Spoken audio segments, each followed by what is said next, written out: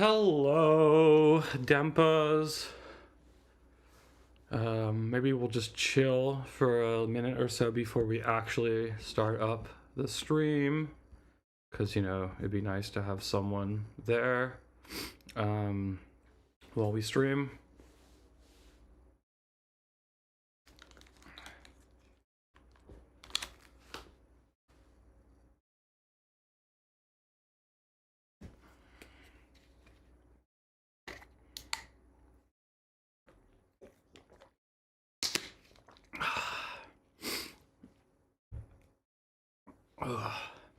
If you're here, please say something so I have a better idea of maybe when it might be appropriate to begin.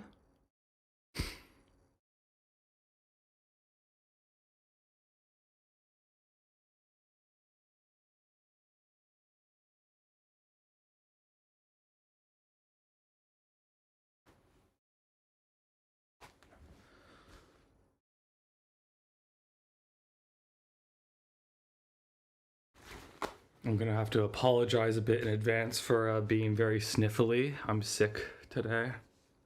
Well, yesterday too. I'm currently sick. Not too bad though, but I definitely have the sniffles.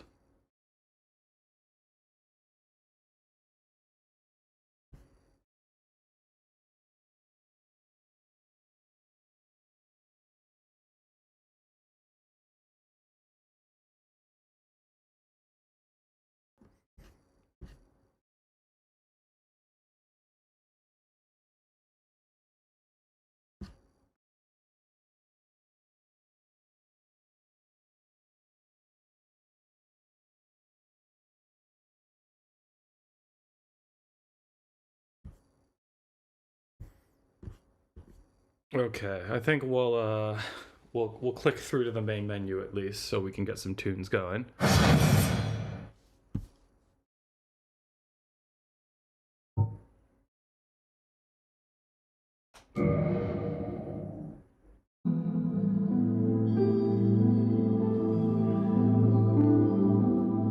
Whoa. Hopefully it's not too loud. Oof. I don't have a capture card for my PlayStation 3 or a way to get the feed out from it to my computer, so we're doing this an old school way.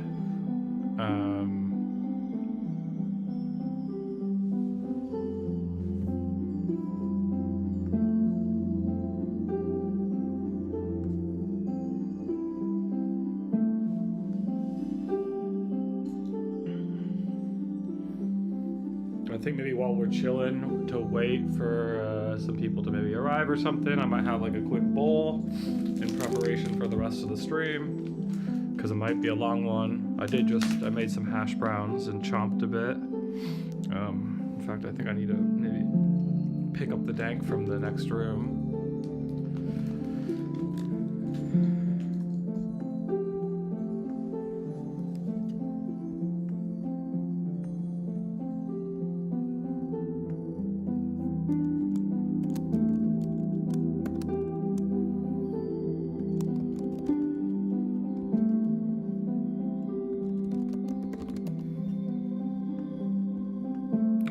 You know what, I think since the whole idea of this was to chat with some Denpas or something, I'm gonna post this on DenpaChan.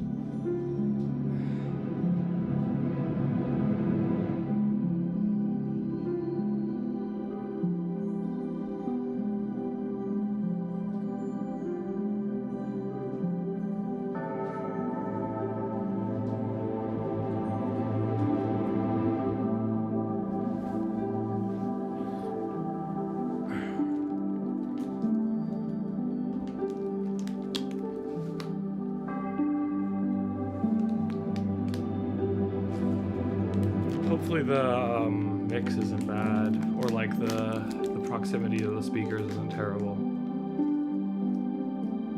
It seems kind of okay to me. Who knows once we get moving? It could be that like I'm a little concerned at the rate that the phone is gonna capture the video at versus the computer. How it'll broadcast it might be out of sync.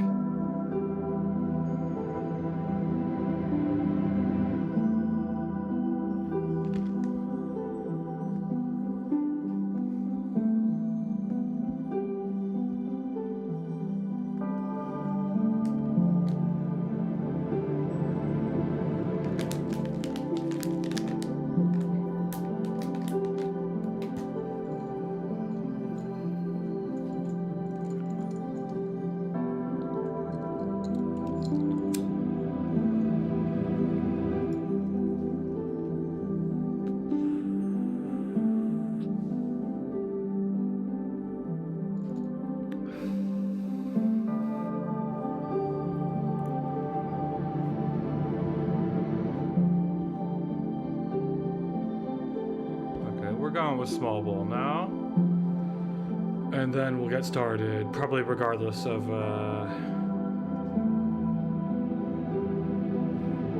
whether people arrive or not.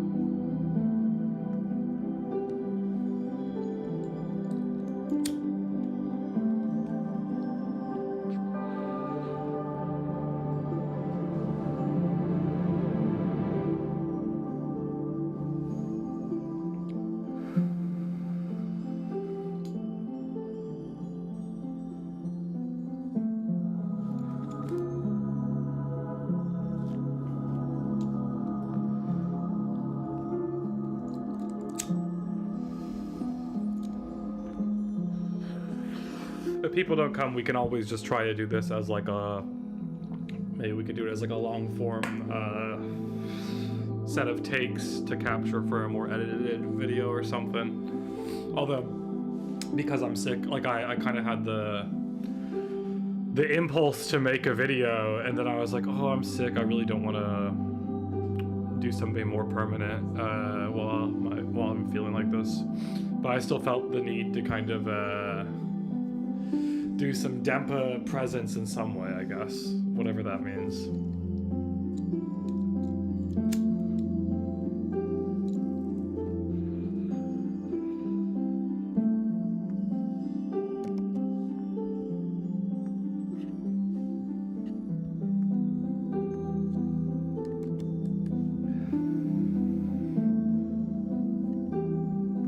Damn, this thumbnail image I got for this is pretty fucking low res. I wonder if there's like a good way for me to...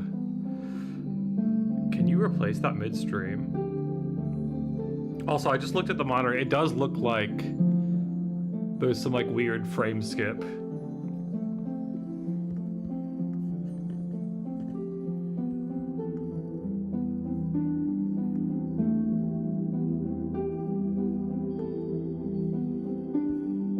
Voice is also doing a little bit of this annoying clippy thing, which I'm pretty sure is to do with the main compressor I have, I guess. Maybe if I take it down a bit, I don't know.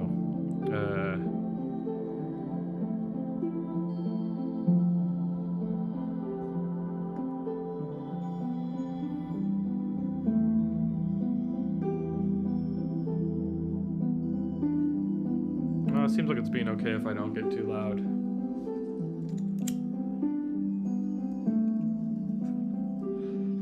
Okay, well, hello, who's ever there. We'll just do a very relaxed intro, I suppose. Yeah, so I woke up today to this video that Osaka Syndrome posted, where he, I mean, it's his first video on his main channel, I guess, in a hot minute. And I mean, I guess if you were like paying attention, you maybe already knew this, but it was essentially just Osaka saying that like he's not, well, he actually wasn't that direct about it. So, but people are taking it like kind of like an end of denpa thing. The title was funny. The denpa situation is crazy. Oh no, it was I think people are taking it a little too definitively, especially because on the recent stream, No said that he was like missing making Denpa stuff, and you know, there's a never say never attitude to this. So, but then I checked out DenpaChan, as you do, and I noticed, maybe this was actually even already yesterday, was it? I don't know. There's been a lot of posts, holy shit. Yeah, I guess this was yesterday. Well, yeah, there was some additional comments about this.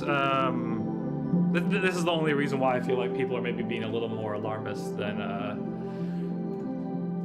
the video would like suggest. But someone had said that they essentially felt like there wasn't anyone to bear the torch, or as they put it, you know, a chosen undead to relink the fire for Denpa, saying that, you know, like nobody who was around for the days of like Digibro After Dark or the Crab Stack or, you know, Jale or Don't Smite. They actually didn't name Jale. That's criminal, man.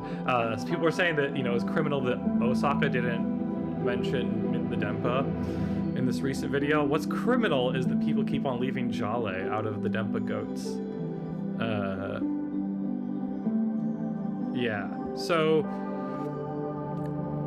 I saw that and I was thinking, well, they said prove me wrong, and I don't know if I could prove them wrong, but it at least made me feel like, hey, I was around in the Digi After Dark days. I know a thing or two about this DenpaTube thing, I think. So, I don't know. I thought I would maybe attempt to take up the call to arms and make some sort of thing. But because I'm feeling sick, I don't really want to make a full video type thing right now. Even though I have multiple like half-baked videos from last year that I haven't published. But I still just don't know if I could ever do this kind of consistent vloggy thing. It's not really, well, for one thing, I don't think it quite hits maybe what I saw as like the primary appeal of like DenpaTube content or videos.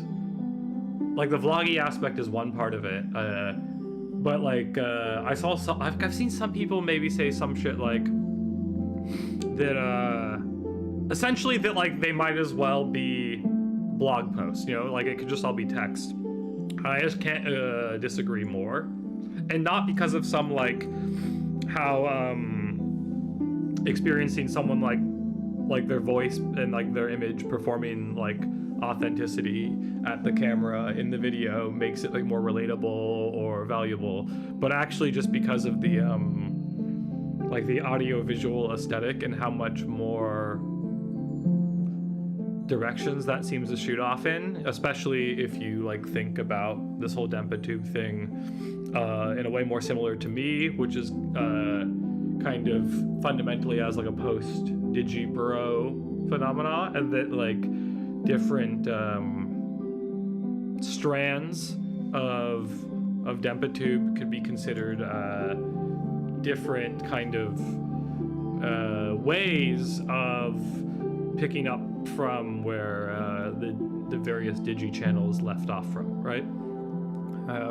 That's kind of, yeah, what, like how I think about the term, the genre, the format, whatever you want to call it. So I don't think of it just as vlogs. Like, I mean, Jale is probably my favorite person who made DenpaTube videos, and a lot of the Jale stuff is not vloggy, really. Like, a lot of the good stuff are more kind of, there's a lot of like miniature, kind of like digital art video kind of stuff. And I would also say that, like, it's kind of interesting to see the direction No has gone in, because I think I definitely won't be the first one to point out that there's some like old school Digi, like the main channel videos in it, right? And to some extent, I think a channel like Artificial Night Sky always had that, where it was doing things with a bit more pomp in the way that the main channel would. And that is to say, not necessarily in the like when the After Dark channel would do something with Pomp, it would be like insomnia analysis, or was the Gecko Estate even on the After Dark channel? I kind of feel like it was on the main channel. I actually want to check right now. Is that true? Is there 2 Ks in the Gecko Estate? Or is it CKO? No, I feel like there must be 2 Ks.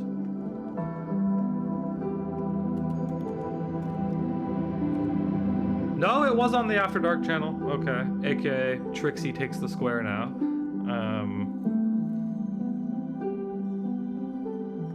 Yeah. Well, I feel a little bad that I posted it on DenpaTube now. That was maybe a little too eager of me. It's a little too much of a shill move. Well, whatever. It was for good reason, I suppose. But we're not going to move off of this select screen until we get someone here. So we might be here a while.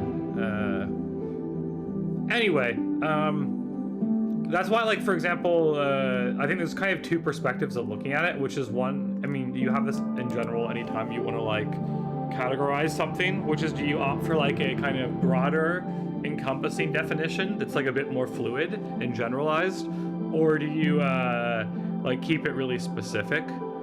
So, like, I noticed that someone like Osaka in the video was kind of lamenting how he is like essentially the feeling bad about the kind of comments that like comparison because of being lumped in with the same term like leads to, and so he's like, yeah, but I was doing a different thing. Like he was essentially implying that, like, you know, I wasn't doing the same thing as No, which is definitely true if you look at it from like a intimate, like magnified way. Even though I don't know, yeah, it's I don't know, it's not so simple because both of them, like the kind of way they're playing with the format changes on a video to video basis. But it's true that the Osaka videos generally have like less emphasis put on narrative. Like a lot of them aren't even multi-clip, right?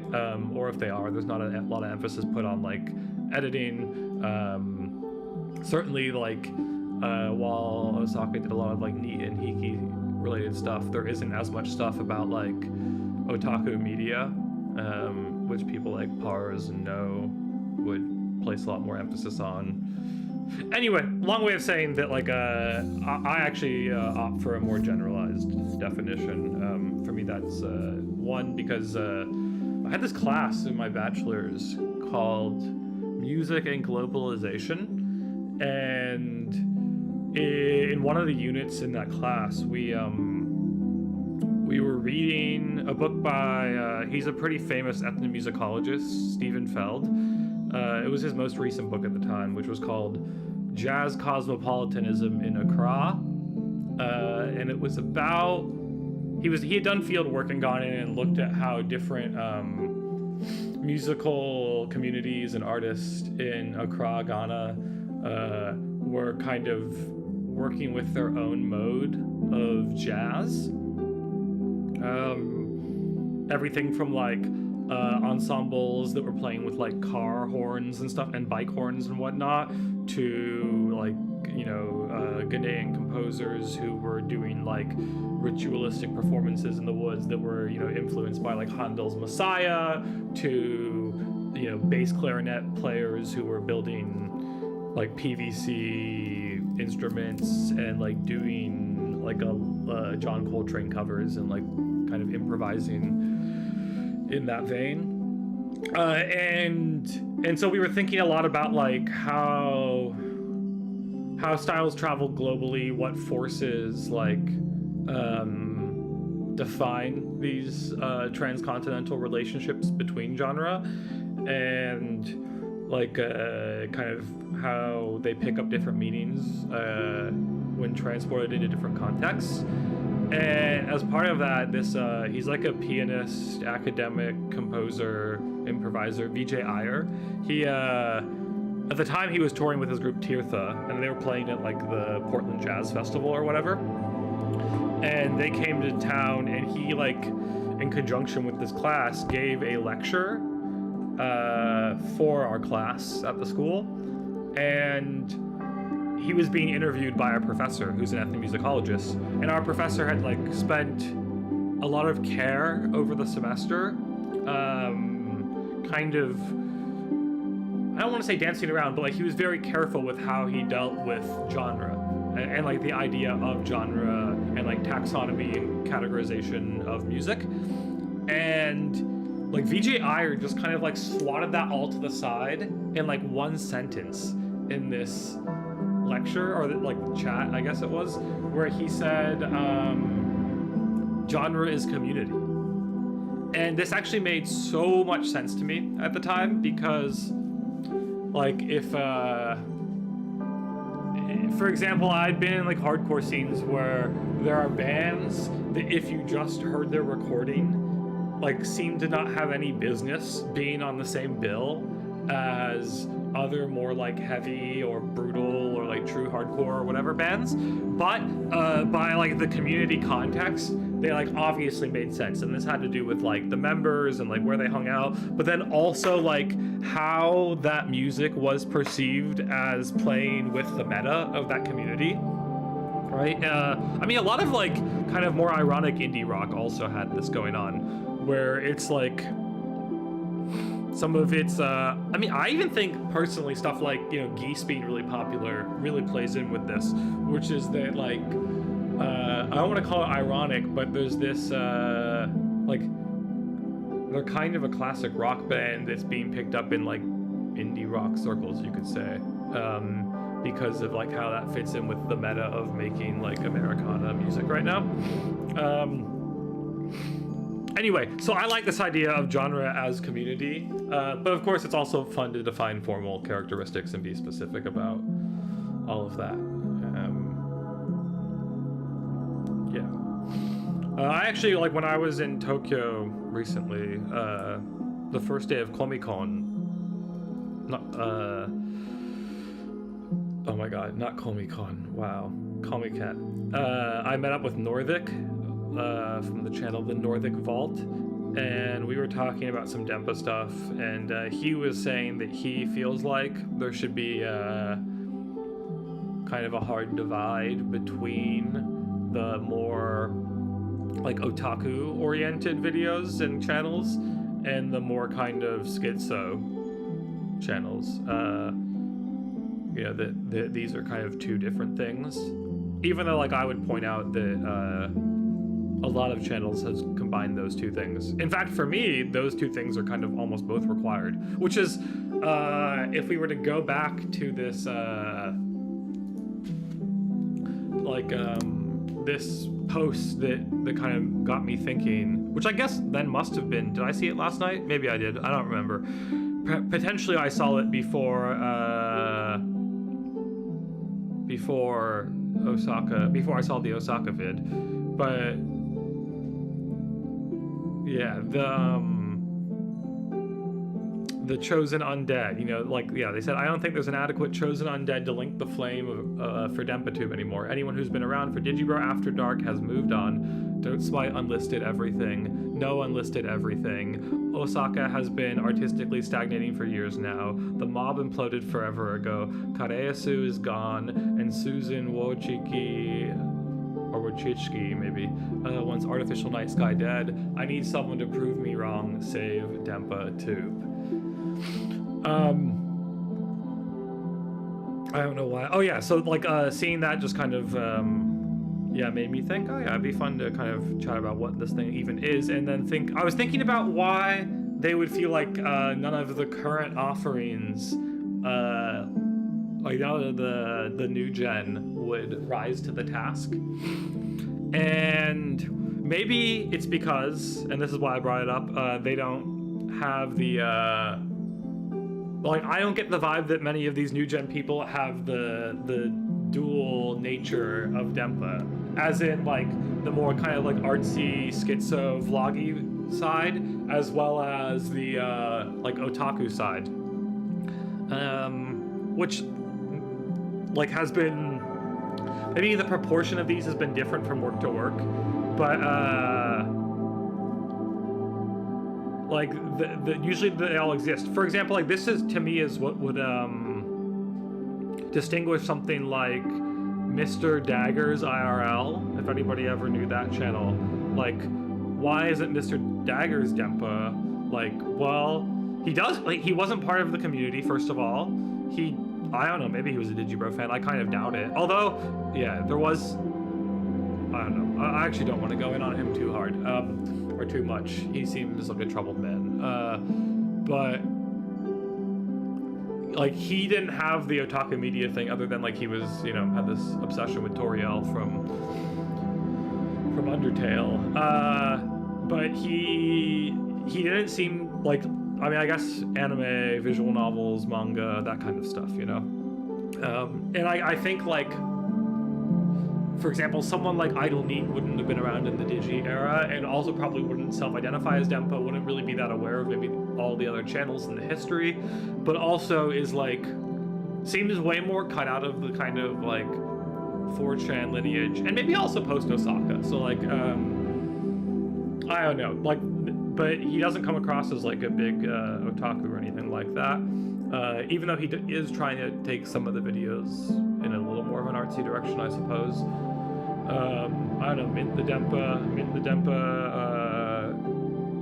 definitely has more, like, kind of particular media preferences, or just different, like, less Japanese, certainly, and often, like, earlier, you know, older stuff. Not just, like, older stuff, but, like, more older formats, too. And then also has a lot more of this, well, I guess Notes might had some of this, but a lot more, like, kind of urbex vibe. Although the furry stuff, which he doesn't make too much content about, but, like, that is, that kind of fits in somehow, I would say.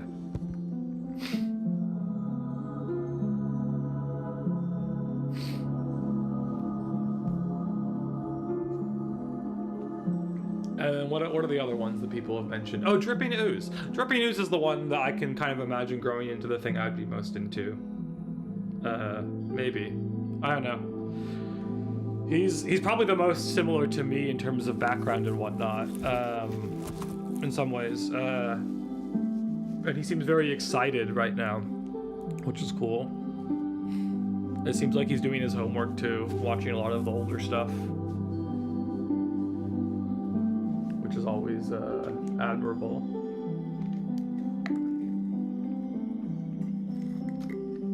I don't know, I guess there's a lot of reasons why someone might be like, man, also just because you get invested, I guess, in certain like personalities who are uploading and like their meta-narrative. Anyway, I don't think it's all doom and gloom. I think it'll be okay-ish. Let's make a character, shall we? What are we gonna call the character?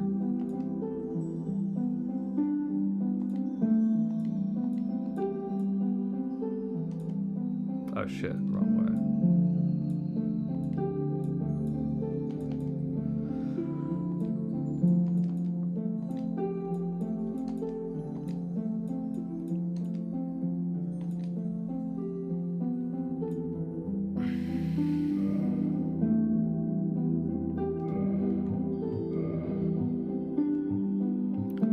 What would the Denpa be, huh? A thief, a bandit, a hunter, a sorcerer, a pyromancer? Deprived, probably. Let's be real.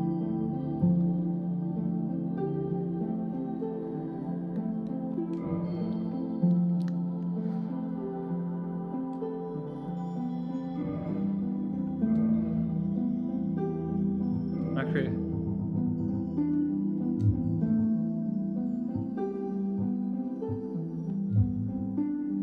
I forget, is there a randomize option here?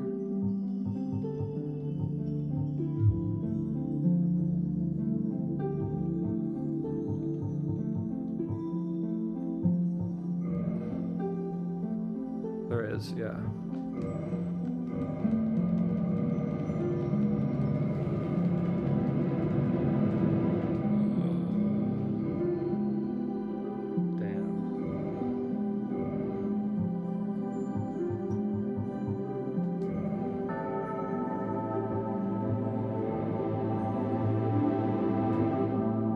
Oh shit, that's just setting it back to the beginning. Whoops.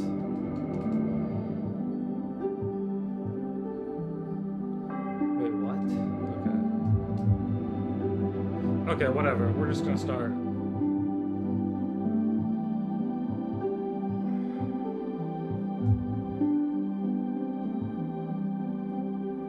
Oh, is this because we haven't chosen the physique yet? Is that why?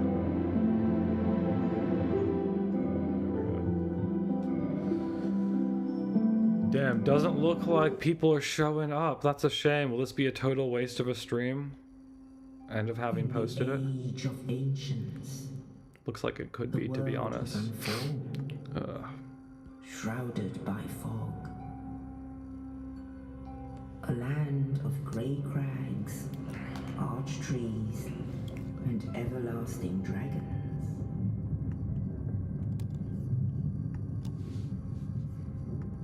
But then there was fire. And with fire came disparity.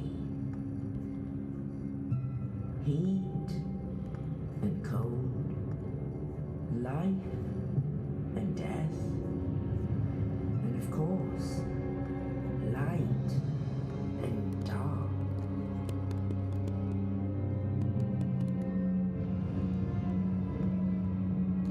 Then from the dark they came and found the souls of lords within the flame.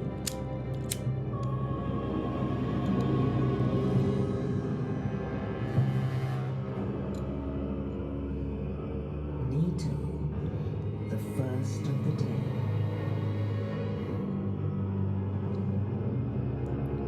Undead, exactly. The witch of Izalith and her daughters of chaos. Hello, the hypothetical man before Big Zor? What is Big Zor? And the furtive pygmy, so easily forgotten. I don't know what Big Zor is. Well, hello. How are you doing? With the strength of lords, they challenge the dragons. Gwyn's mighty If you've just arrived, well, I don't think this is really going to be a Dark Souls stream.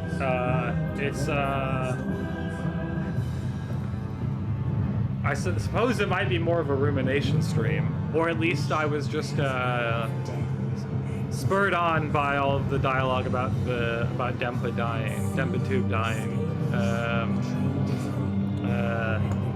So I decided maybe just to throw on a stream chat. I'm like sick right now, so I didn't really want to make a full video or anything.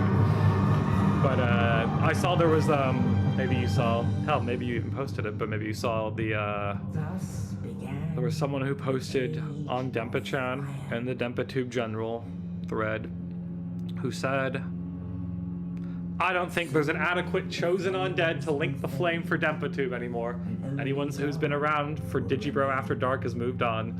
Don't Smite unlisted everything. No unlisted everything. Osaka has been artistically stagnating for years now. The mob imploded forever ago. Kareyasu is gone. Susan Wochiki, once Artificial Night Sky dead. I need someone to prove me wrong. Save DenpaTube.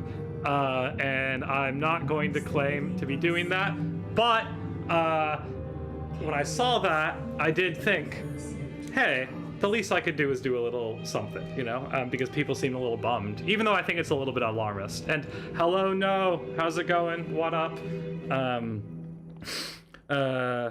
Yeah, so I don't know, I thought it'd be fun to chat with some Denpas, chill. At one point I thought it might be fun to do a whole full day stream, but I realized I had some pretty NSFW Anki cards, so I definitely couldn't stream doing my Anki. And it was actually good motivation because I hadn't set up my my PlayStation 3 at all at the flat I moved into in the fall. So it was cool to get it set up again, and yeah, I don't know, I thought it'd be fun to chat as the chosen undead in response to this post, and looking at, because then when I woke up this morning I watched this new Osaka video, which again I don't think was as like doom and gloom as some people are making it out to be, but yeah, it just got me thinking about got this idiom. People just seem hungry for people to do something. Honestly, a little bit too hungry if you ask me. Like, there's so many hours of content. You could go look at all the awesome unlisted Jolly videos and have a great time.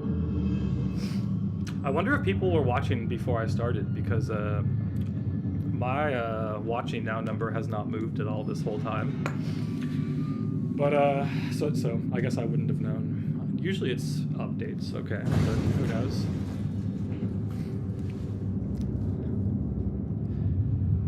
But so yeah, the question, one of the things I was thinking about, which I already ruminated on, but if you're here now, you probably weren't here earlier and you didn't hear me say it, was I was thinking about why whoever made that post on the DenpaTube general thread, why that person wouldn't be satisfied with the new gen offerings, like Mint the Denpa, Maggot Worry Guts, Dripping Ooze, Idle Neat, I guess wouldn't consider himself Denpa, but like some of the same people would watch it. And I was, my theory, which is totally projection, for why they might be unhappy, was I was thinking about maybe this goes back to when I was in Japan and at Komiket. I hung out the first day with Nordic from the Nordic Vault, and we talked a little bit about DenpaTube. And Nordic expressed I don't think he would mind me sharing this, that like he thinks almost there should be two different things. There's like the otaku-oriented side and type of videos, you know, stuff about otaku media, especially anime, visual novels, whatnot, and then the more kind of like schizo, arty, vloggy, also I guess type content, and that these are kind of two different things. But for me, I actually think I like the marriage of these two, or at least having some of both. I think most of the OG channels have this in different kind of proportions, but I was thinking about how a lot of the new crop doesn't have as much of the otaku-y thing going on. That's at least my perception. Maybe I'm wrong. At least in relation to like anime and visual novels and kind of more stuff that like someone who's into moe otaku stuff would be into. I'm just gonna refresh and check the thing and see, maybe let's just triple check also that chat's even working. Hey, it looks like chat's working. Okay, cool, great. Well, the funny thing is I'm actually probably not going to play Dark Souls, because the actual game that I want to play on stream is a game I bought in Japan and haven't opened yet, and it is, can we get it in the shot? Let's see. It's the Idolmaster 2. We're gonna play the Idolmaster 2, okay? Because I haven't played the Idolmaster 2, and I bought the Idolmaster 2, and since I set up my PS3, that's what I wanted to try. So we'll see how this goes. I don't know how the audio will be, because, well, I'm using like a phone to record a screen. But hopefully it's not so bad. Yes, it will be in Japanese. It should be fine. It'll be okay, everyone. So I'm gonna open it up right now. It'd be fun if it came with something exciting, although I think it's a used copy, so I don't think it'll have much. This edition of it, as you can see, I bought at a trader in Akihabara. Oh no, is it on camera enough? Maybe it's not, damn it. Yeah, it was not very expensive, I don't think. Let's see, does it say what it was? It was 980 yen. You're trying to escape from, it says, I'm trying to procrastinate from Japanese and I can't escape. That's okay, we're gonna play some Idolmaster. That'll be fun, that'll be a fun type of immersion. I'm also trying to get just more on top of my grind. I've been on top of my Anki recently, so that's at least nice. Although doing Anki when you're sick always kind of sucks, because there's like a little bit of brain fog there. But I actually did quite well today, so it was pretty good. Although I didn't do new words. In fact, I need to mine some new words for tomorrow, probably from the JPDB deck for Buraban. But cool, let's go and replace Dark Souls with Idolmaster.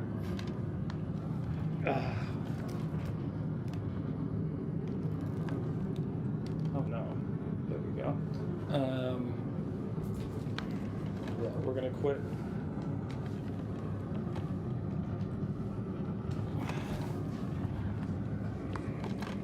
Oh, also, I guess, like, you know, PS3 games were supposed to be, like, not region locked, but apparently some of them are. And so I guess this will be a big moment of truth as well about whether or not, oh shit, did it just turn off the whole console?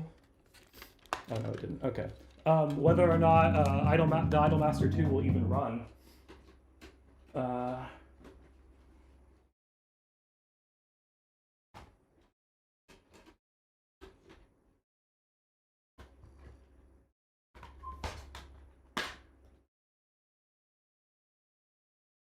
Whoa, what the hell? I've never seen that happen before.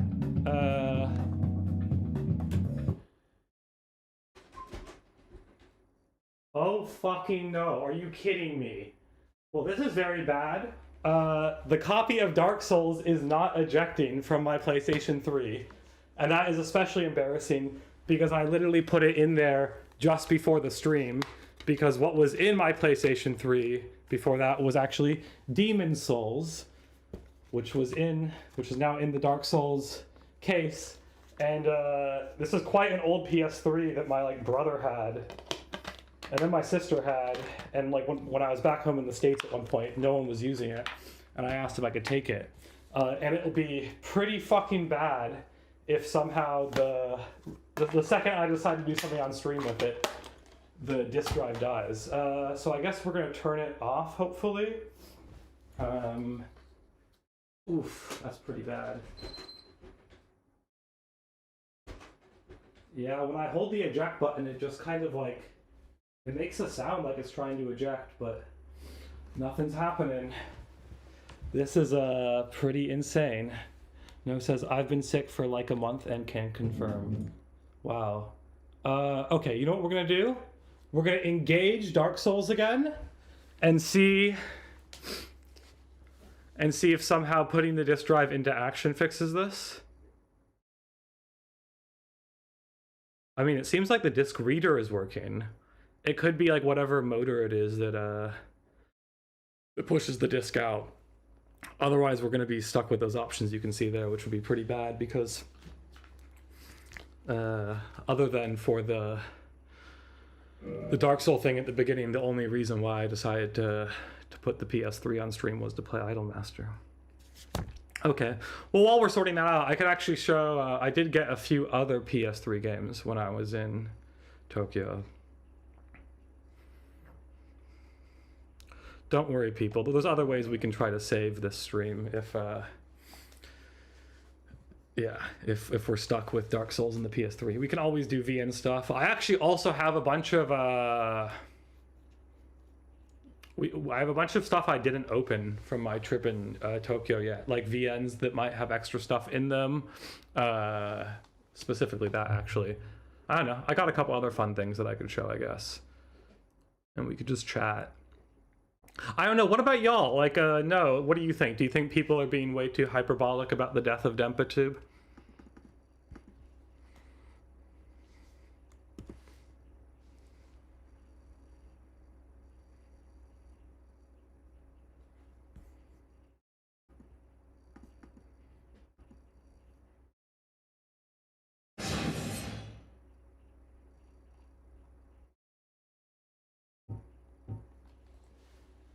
Okay.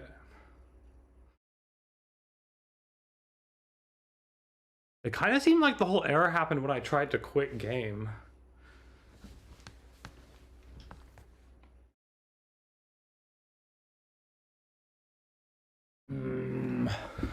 Damn, the disk drive is still being funny. Yeah,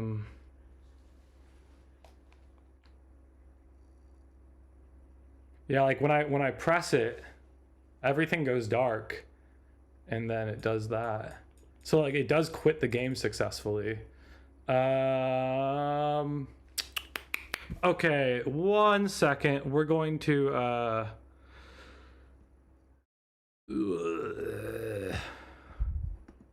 we're gonna fade just to a fun image just for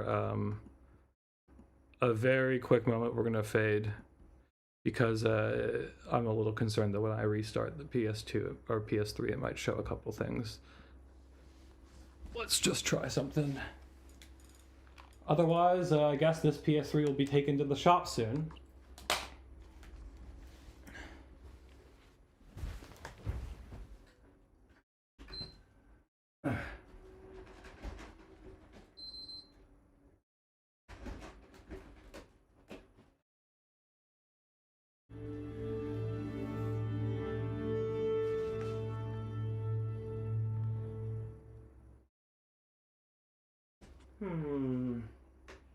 Very sad.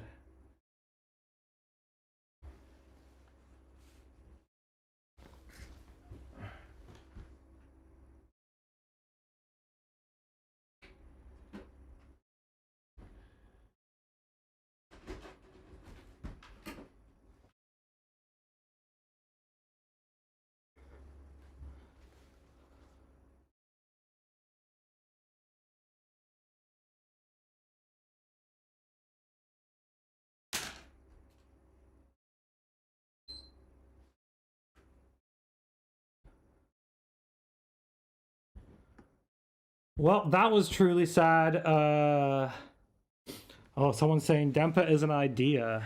Chie. Konbanwa chie.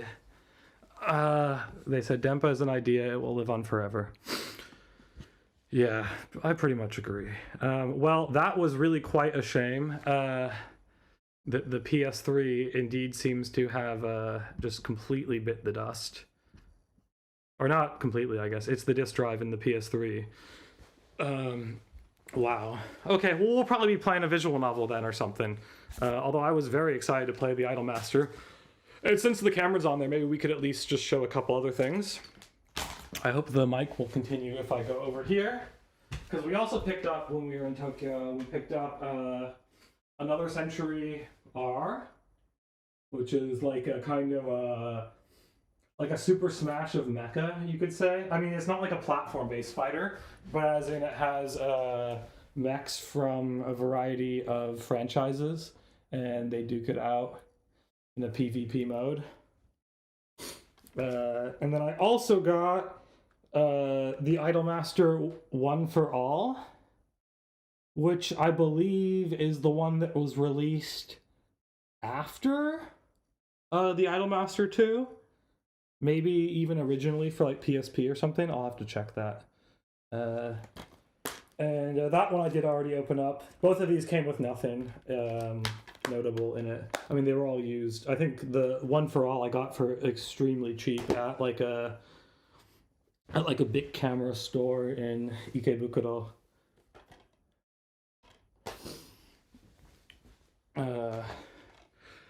Yes. We could also open up some VN stuff. As you can see, maybe over here, we've got like cross-channel.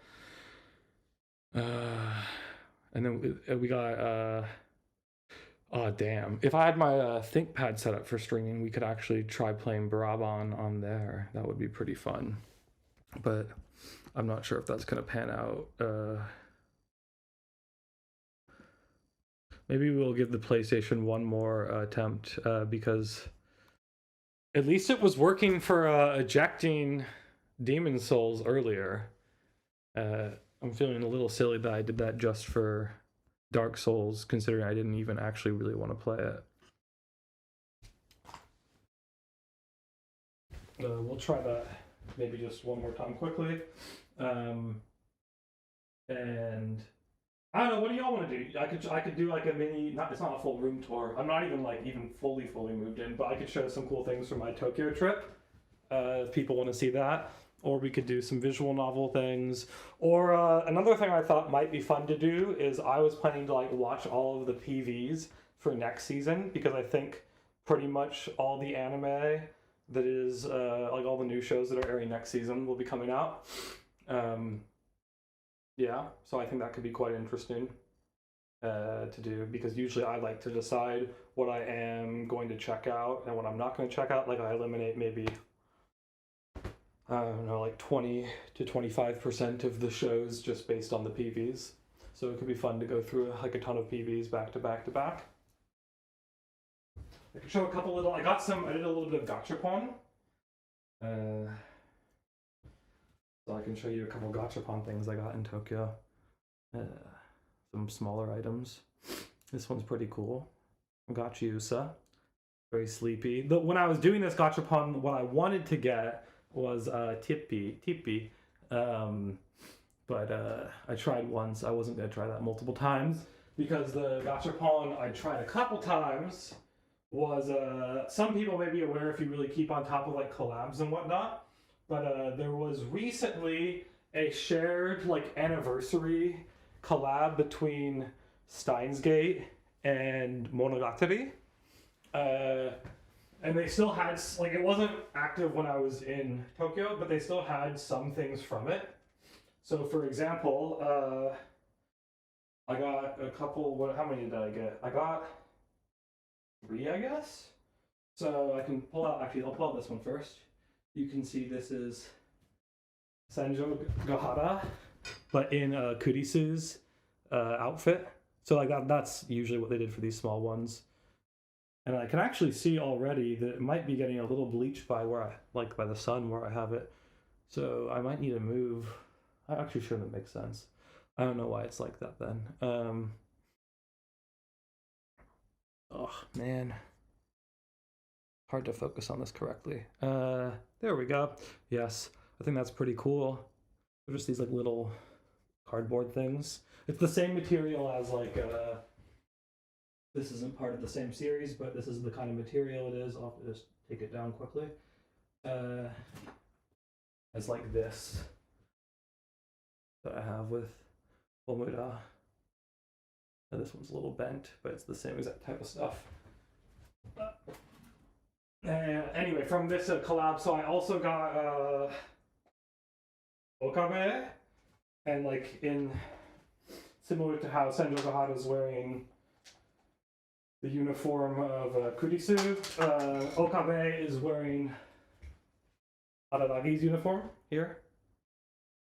Let me get it. There we go. So you got Okabe as Araragi, and then I also got Hanbaru. I guess it's hard to say whose outfit Kanbaru is in actually.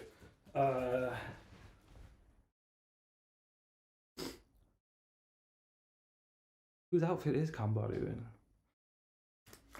And yeah, you can see here it's from the Monogatari Steins Gate collab.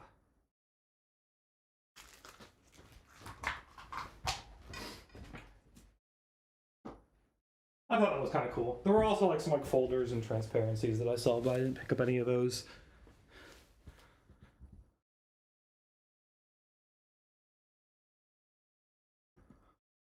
Shall we do some VN playing then? I feel so sad about the PS3. I was so stoked to play Idolmaster on stream. I guess this is what they say about consoles, right? That's why you gotta get the SDs or HDDs or whatever. You gotta replace the drives. I don't know. Maybe I should look up. Does anyone have any tips for how I could reactivate the disk drive and get it to spit out this fucking Dark Souls disc?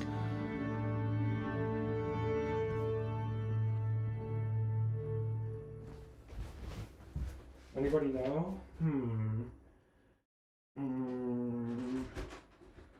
Yeah, it's not fucking working, man. Okay, that's a shame. Well, I think we will go full VN mode then.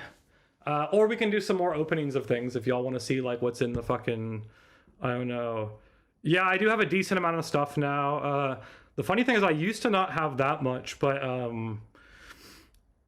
yeah, maybe I'll like walk around and show a bit more because like I have, oh, whatever. Yeah, I guess I can just show it now. Here, we'll do a small little tour of some of the stuff I have. Maybe that'd be fun. The only thing is I'll have to position the computer in a way where I can monitor this. Yes, cool, we can do that, I guess. It could be fun. So, let's see.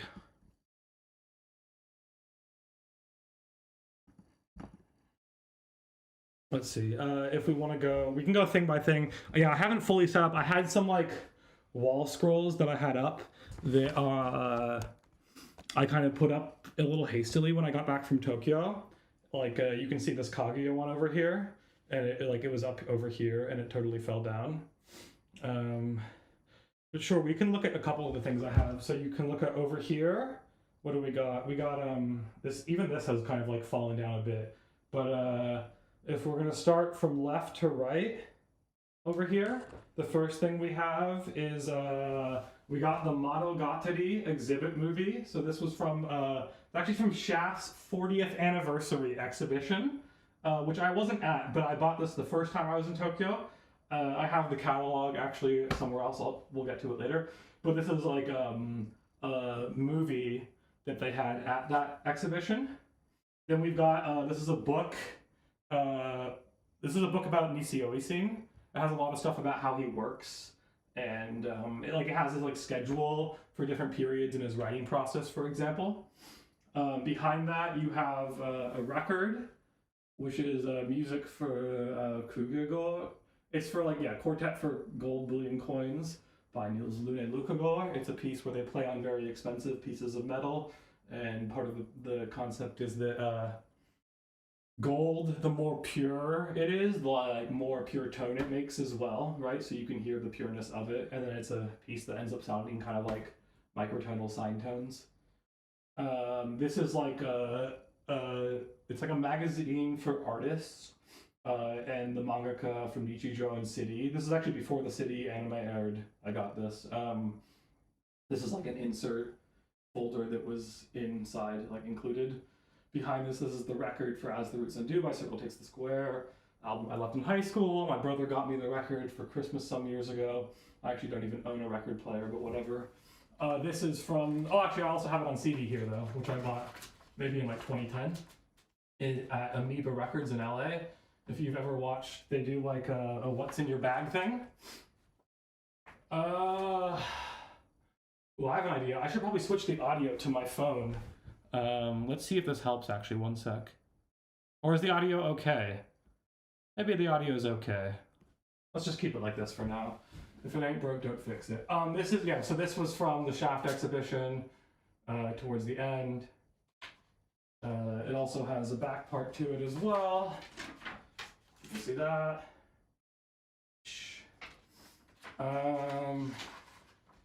Yeah, that's kind of like, we got a couple other things here, I guess. We got this Ikuhara book that has stuff from the different Ikuhara series.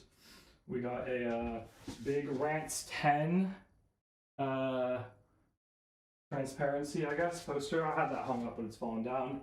It was up over there. We got like a Super Mario Bros. It's like a reactive light that we did in this concert, because we used it for this concert in the fall, because if you know this guy CZR Drums, he's like a speedrunner who speedruns on MIDI drum kit, and we brought him out and we did a concert with him, and we had this light kind of reacting to the audio live.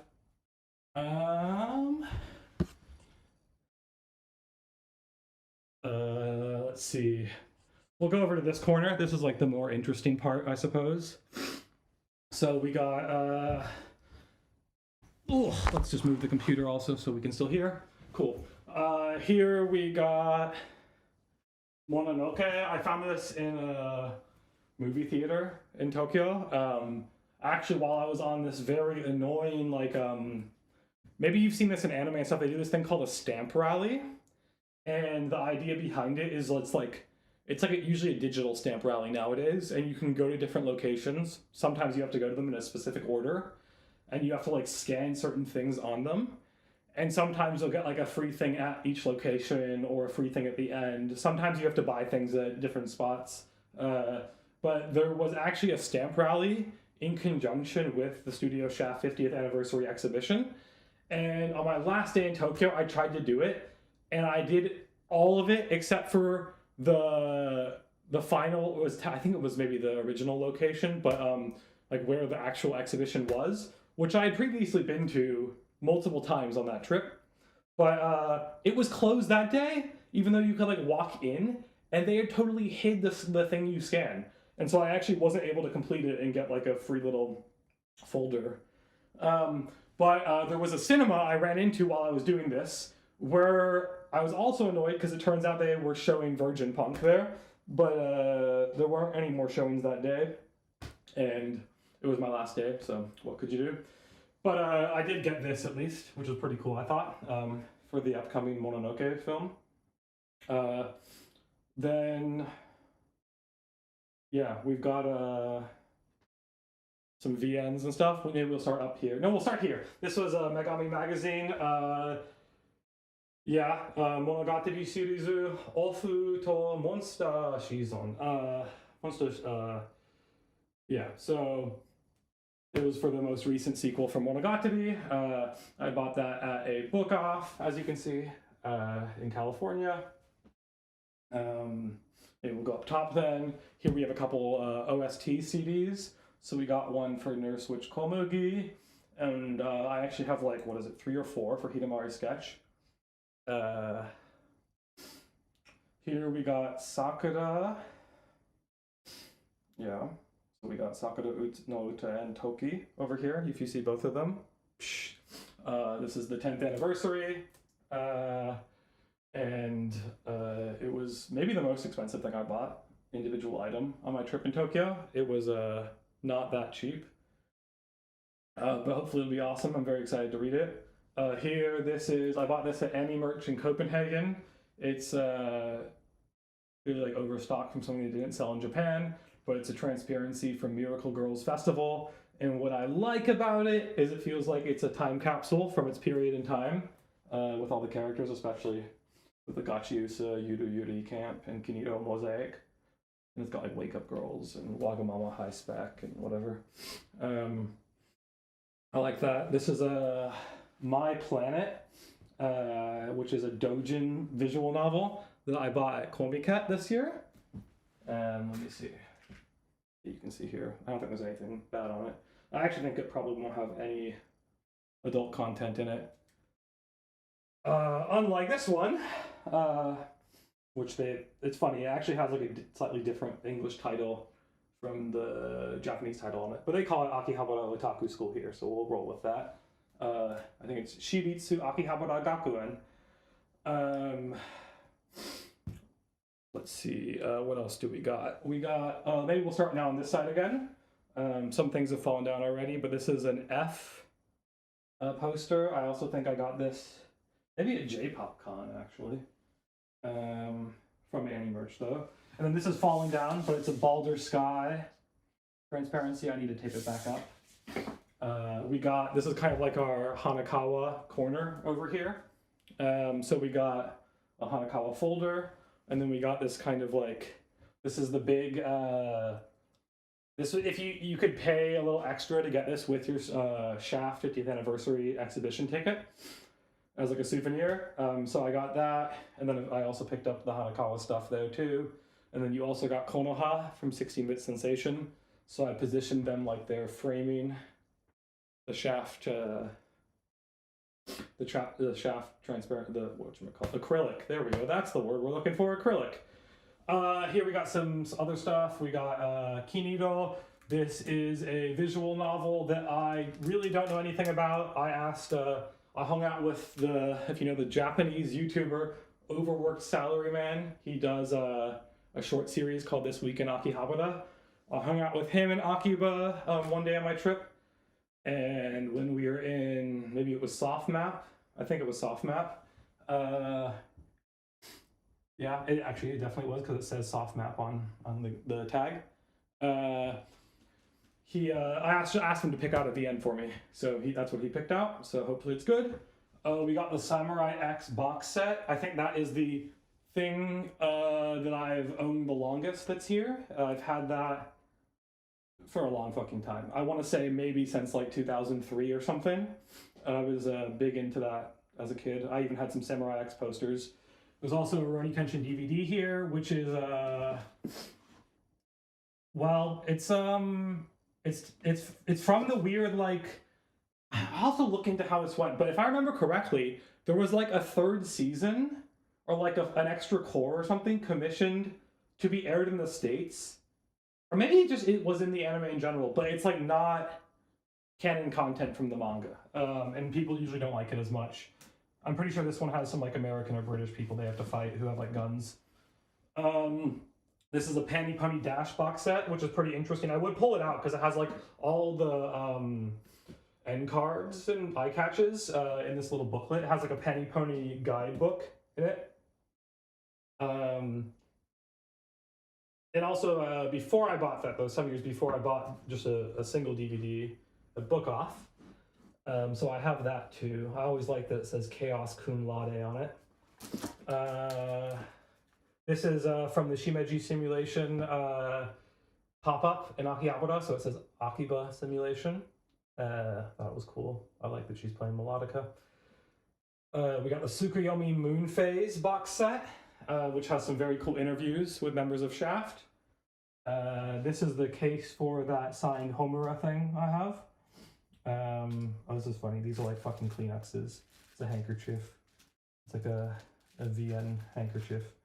This is a sticker from the Studio Shaft exhibition. This is like a production book for Zaragoto, Kubikiri Cycle, which I got on my first trip to Tokyo, I believe. This is an extra official art book that came with my copy of Sakura no Toki. This is one of the VNs I was most interested in picking up on my trip, which is Hello World by Nitro Plus. It's like an early-ish Nitro Plus game, like it's from the early 2000s, but it doesn't have that like really grimdark aesthetic that a lot of their other games have. But it still is supposed to be kind of like an epic plot gay. I don't know, something about it's always piqued my interest. So, and it's untranslated. I don't know, I was pretty interested in it.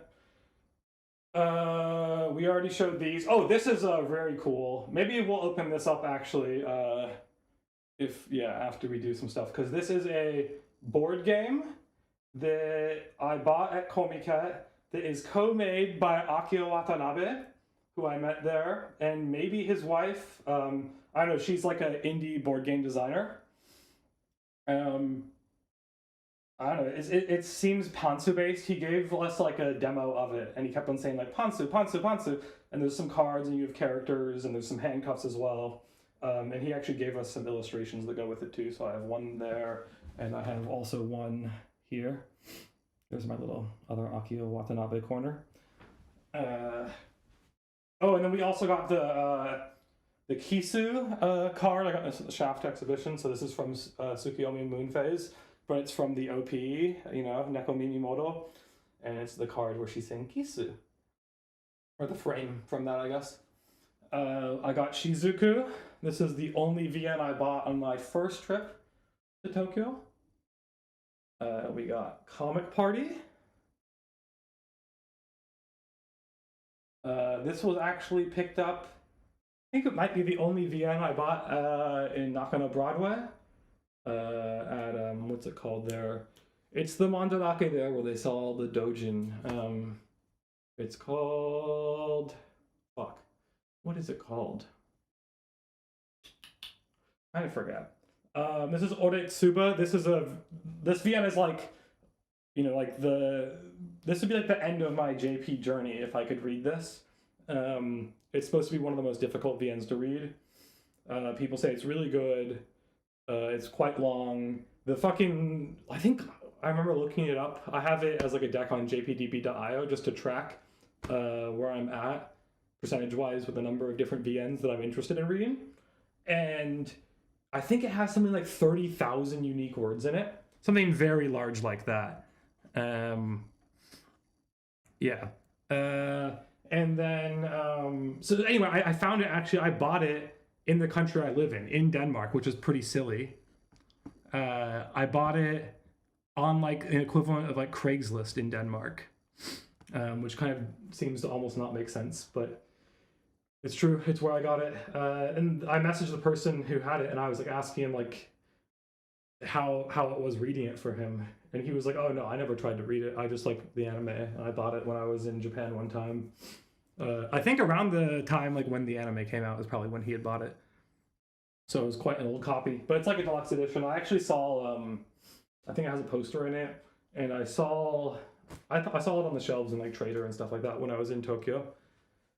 Here we got. This is what I was mentioning earlier. Oh fuck, is it reversed? Can we unreverse this? Is that helpful? There we go.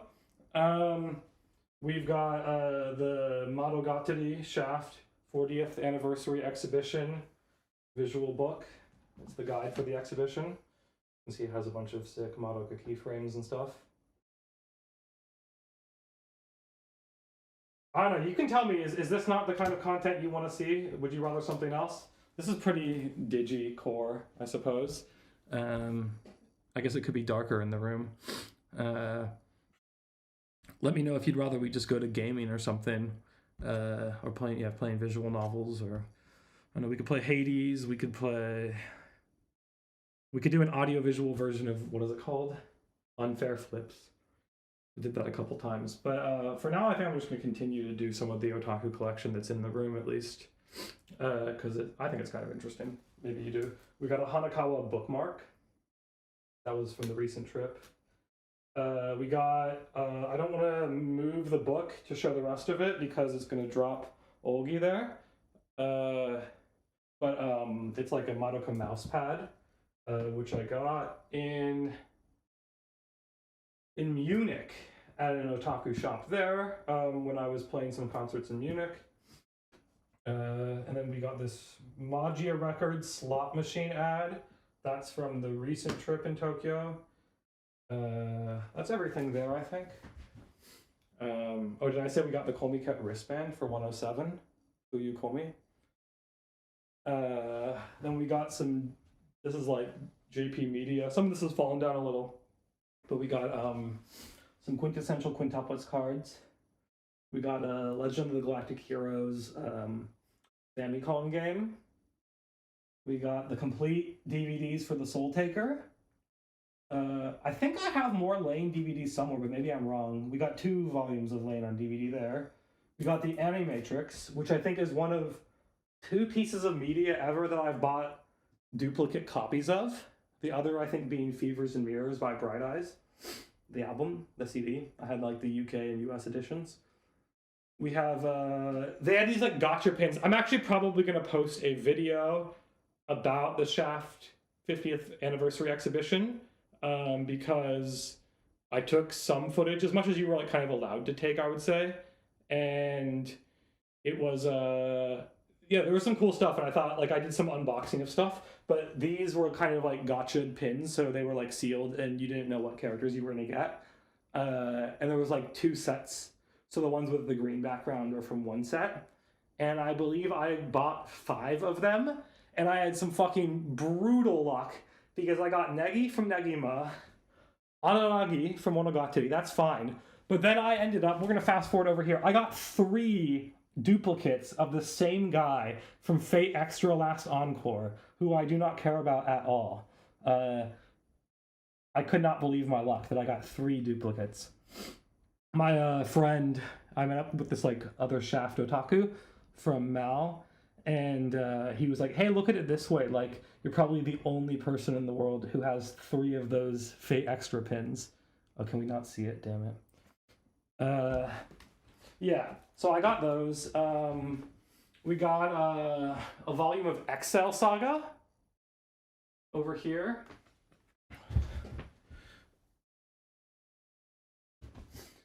There's also some funny things written on that. This is Hibiki no Maho. This is a manga. I'll just pull out a volume. That is written by Jun Maeda. It has not been translated. I haven't read it yet, but it seems pretty interesting. And, well, I bought it because I wanted to read it. I don't have all the volumes. I believe I have... There's only 4 here.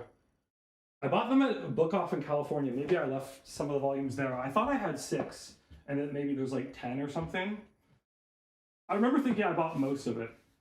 They're in Japanese, of course. I have 2 volumes of Aria in Japanese. One sec. Let me put this back.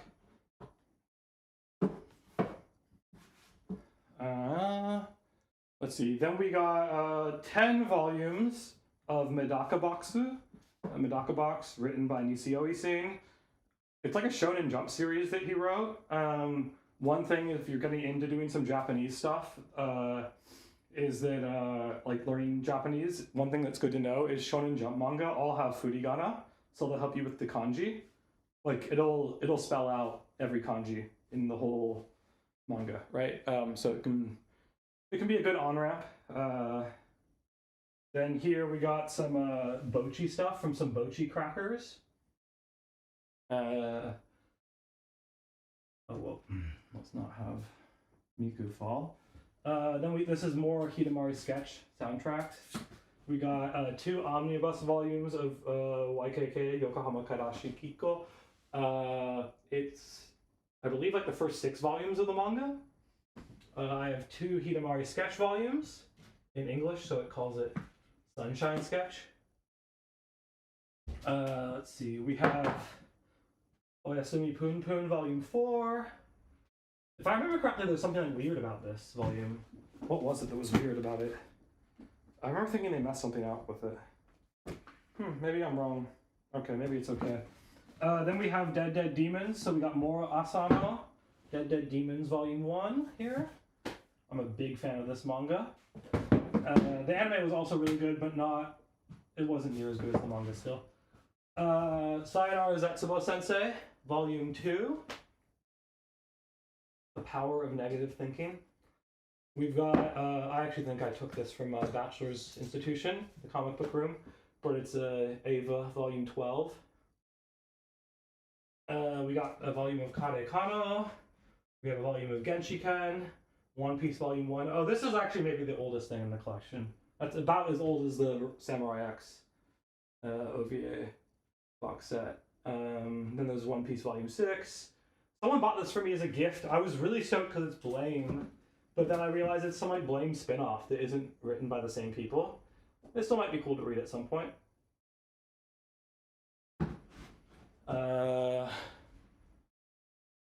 I don't know. Maybe I'll check in with chat. Is this okay, y'all? Is anyone here still? Is this totally unwatchable? Did you come for the unwatchableness? Would you rather me game?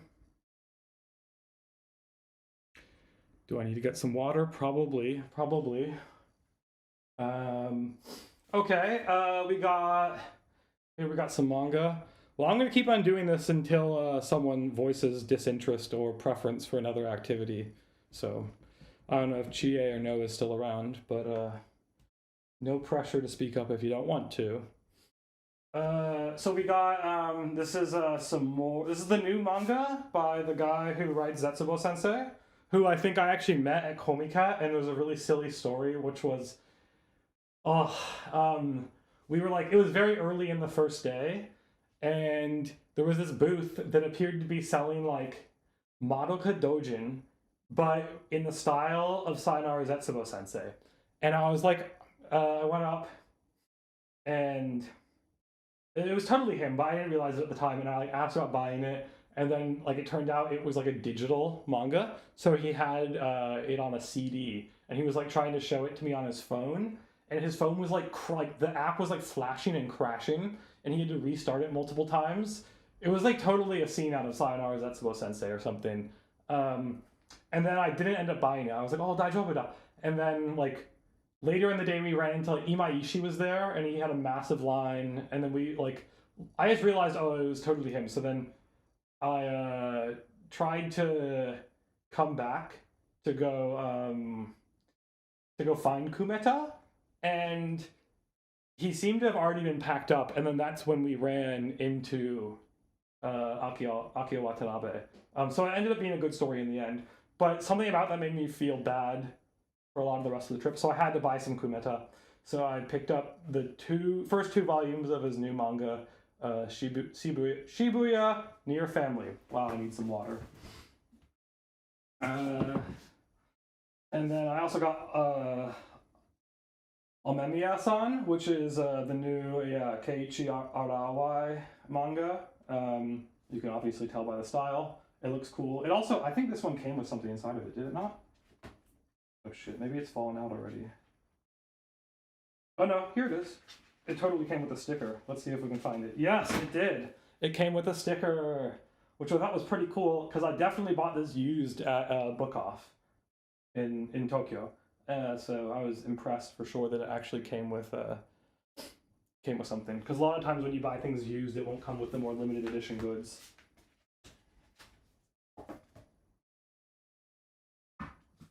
And those are all from my more recent trip. Let's see what else we got here. We got Hinako no and Chaos, or sorry, oh my god, not Hinako no, what? Chaos no to, and Disappearance Diary. Those are pretty cool. I found them on this trip. Azuma Hideo, classic. Some people call him the godfather of lolicon. I also picked up volumes 2, 3, and 4 of Yotsubato. A friend has volume 2 right now. We got a volume of Zetsubo Sensei, which I haven't opened yet. That's from Mandarake and Akiba. This one I've had for quite some time. I'm a big fan. I love taking this when I travel, and it's a yonkama. There's like nothing in English on the internet about this one. It's called Honjitsu mo Akiba Biori desu. It's very cute. Let me just, show you a page or two. Here we go. This is my bookmark for it, where I'm at. But yeah, it's about a girl who ends up hanging out in Akiba. She moves, she starts working there, she gets into her daily otaku life. It's pretty sweet. Yeah, I don't know. I found it at a Book Off in California, and I never heard of it. I thought it looked cool, and there was nothing about it online. I'm pretty sure this one volume is the whole series. Maybe I'll report back once I finish it, although it'll probably deserve a reread, because I've been reading it at an extremely slow pace. Maybe we want to talk about those ones for right now. We got a Comic Party. The manga. I always think it's really funny that it's so confusing. I think this guy, this author, he like tags his things as Studio Ozfest. Studio equals Ozfest. Which to me is just such an absurd name for like manga production. Studio equals Ozfest. What? We got a couple volumes of the Haruhi light novel in English. Actually, this is the little English light novel section. So we got 2 volumes of Haruhi, Boogie Pop Volume 2, 2 volumes of Bake Monogatari, and Kizu Monogatari. We got here some extra Megami Magazine. Yep, I bought that just for Dejiko because it had a big Dejiko poster. What do we got here? Oh, this is I'll play this eventually. This is a it's like a fan book for an Alice Soft VN essentially, but it's not even like the first in the series. It's for like Pastel Chime. Yeah.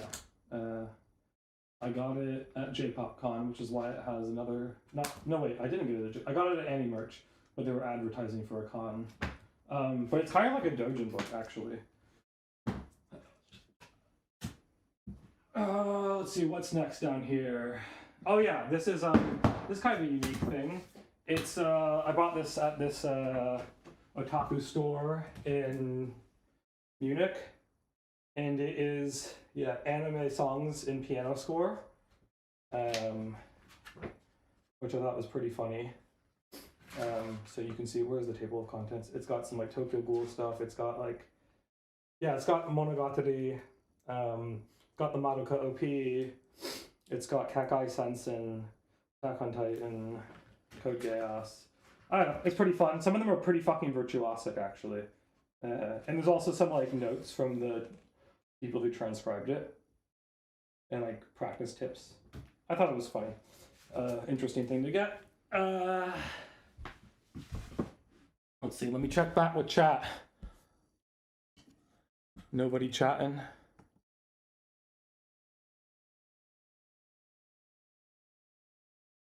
Nope. Okay, well, as I said before, if y'all decide you want a different activity or something, let me know. I'm not seeing any other chats, so hopefully I'm not missing anything.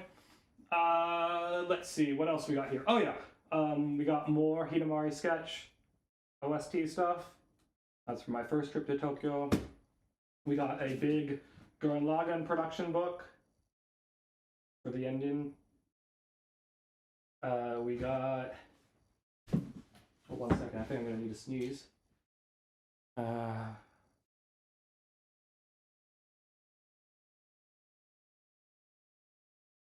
Okay, we got this is from Denpa Ono, Pulsation Otoko. This is another production book for that Shaft series. I think I have some piece of merch from almost every Shaft show. I'm very interested in this, but I probably won't be able to read this for quite a while. And this is a book by Otsuka Eiji. It's called Shin. It made or Shin here is what it says. It's about like Ano's Shin series, and like uses that as a frame for discussing like the avant-garde and otaku avant-garde. Yeah, so it's about the idea like a remake and the otaku avant-garde with using Ano Shin like films as the main thing to look at. I don't know. I thought it seemed really cool. I bought this at if you go to Nakano Broadway, in the Mandarakes on the top floor, there's one called Mania-Con, sorry. And they have like it's mostly like older manga and stuff, but they have like the shelf on the far right corner when you go in there is all production books. So actually most of the production books I have were purchased there on one of my 2 trips to Japan. This is from the most recent trip, as are the next 2 items, which are, this one here is a Utena book. It's a big production book about Utena. I'm also very excited to read this. It looks quite old. I think it's from the 90s. Look at Ikuhara there. One second, let's find that page again. Look at him. Look at him. Oh. And this one's like, look at the size of this one, right? And then check out this fucking Zetsubo Sensei production book I got as well, which is at least 4 times the size. What the hell? Look at this thing. It's a huge Zetsubo Sensei book. And you can see it's like not just like images, it's like almost all text and like storyboards for Zetsubo Sensei. Another pretty cool piece of merch, I think. Oh, I don't know about that on the YouTube stream. Hopefully that's okay. We got some more VNs. This one I never heard of before, and I told myself that I was going to buy at least one VN that I had never heard of, but that I just thought kind of like called to me because of how it looked. And this one I encountered at a few different stores. I ended up buying it at the Soft Map in Akihabara, the one that Tim Rogers always talks about going to in his videos. And probably, I don't think it was the cheapest one, although it's in good condition. I thought in general, actually, their VNs were in very good condition there. It's also where I got, for example, Hello World and Ginido. Oops. But Kokoro Rista, which it says Restarter here, is technically a sequel. But from what I could tell, it's more popular than the prequel. So maybe you don't need to read it first. But I don't know, you can look it up on VNDB. It seemed pretty interesting. I'm not like a syscon type guy, but it does have a big syscon thing. But it also has like a big meta otaku internet thing going on. I think that's everything right here. Yeah. Oh yeah, and then we got my otaku bag. It's got a lot of stuff on it. I don't know if we'll do all this right now. It's also kind of always changing because there's limited space on it, you know? I don't know. I think this Aria piece of merch is pretty cool. Yeah, Hanakawa we got. Akio Watanabe and his, I think, wife asked to take a picture of it because it had Senjo Gahara and Hanakawa on it. We, of course, also got some Ume Aoki designs, Homura and Yuno. Garupan, Kachiusa. Oh, this is funny here. This is actually Skies of Arcadia. Oh, this might be the oldest thing actually here. Because I bought this new when it came out. Electronics Boutique is what it was called at the time. This is one of my favorite games ever. Probably not one of the best games I've played, but I have a big soft spot for it. Oh my, this is something I've actually been looking for, that I actually bought a guitar somewhat recently. and this is supposed to go over here on this guitar to stop these strings from rattling. Oh wait, how do we get this on? It's the other way. Oops. Okay, well that's perfect. I'm so happy we found that. This is my baritone guitar. Okay, what's next? How are we holding on, stream? Well, it says 4 people are watching. What is up, chat? Is there anything I can excite you with? Any comments? No? Otherwise, we'll go to the kind of entertainment unit shelf then. I guess the screen is up on here. Sometimes I take this down. Maybe we'll go behind the screen first so you can see all the VNs back there. Oh, this is kind of fun. This is like, can you see this? It's like advertising for the Alisoft anniversary box set. I think this is from Melon Books, actually. Maybe? This is just the case for like some Gachiusa posters that I have. That I haven't done anything with. I actually have them. I'll get to them in a second, but they're not being used at the moment. Here's a stack of other stuff. There's a bunch of guitar picks on them, so let me move them off first so we can look at them.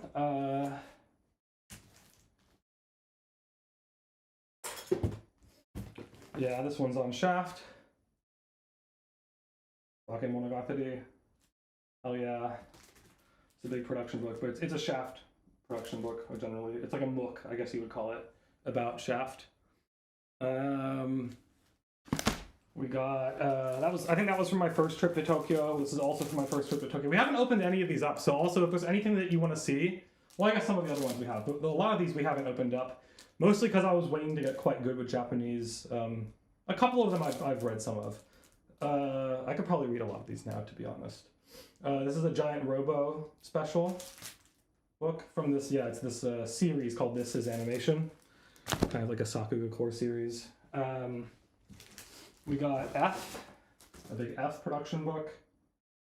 The anime. You know, it's her. I haven't played the FVN. I probably should. Shaft actually did a scene in it.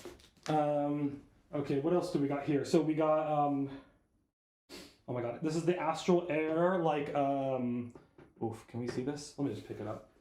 I'm just worried it's gonna knock some other things over. This is the Astral Air, like, Re-Eternity edition, so it has both the original game and the fan disc in it. I don't like the cover of the box as much as I like the one for the original game, but it's nice to have both, so I just bought it. Mono no Aware. This is the author from this game, the guy who wrote the scenario. He's like gotten quite popular nowadays. He did Amagure. Yeah. And he did Jewelry Hearts Academia as well, or Academy or whatever it is. People really like his stuff, it seems. But this is maybe the first game he wrote. It's before he started doing stuff at Cabbage Soft, which is I think where all the other games he's done have been. Seems interesting. I remember checking it out on VNDB and thinking it seemed exciting. And because it seems to be the least popular out of the stuff he's done, still well received, I might add though. I thought it was probably, if I was going to buy one of them, it'd probably be this one, because I think it has the lowest likelihood of being translated.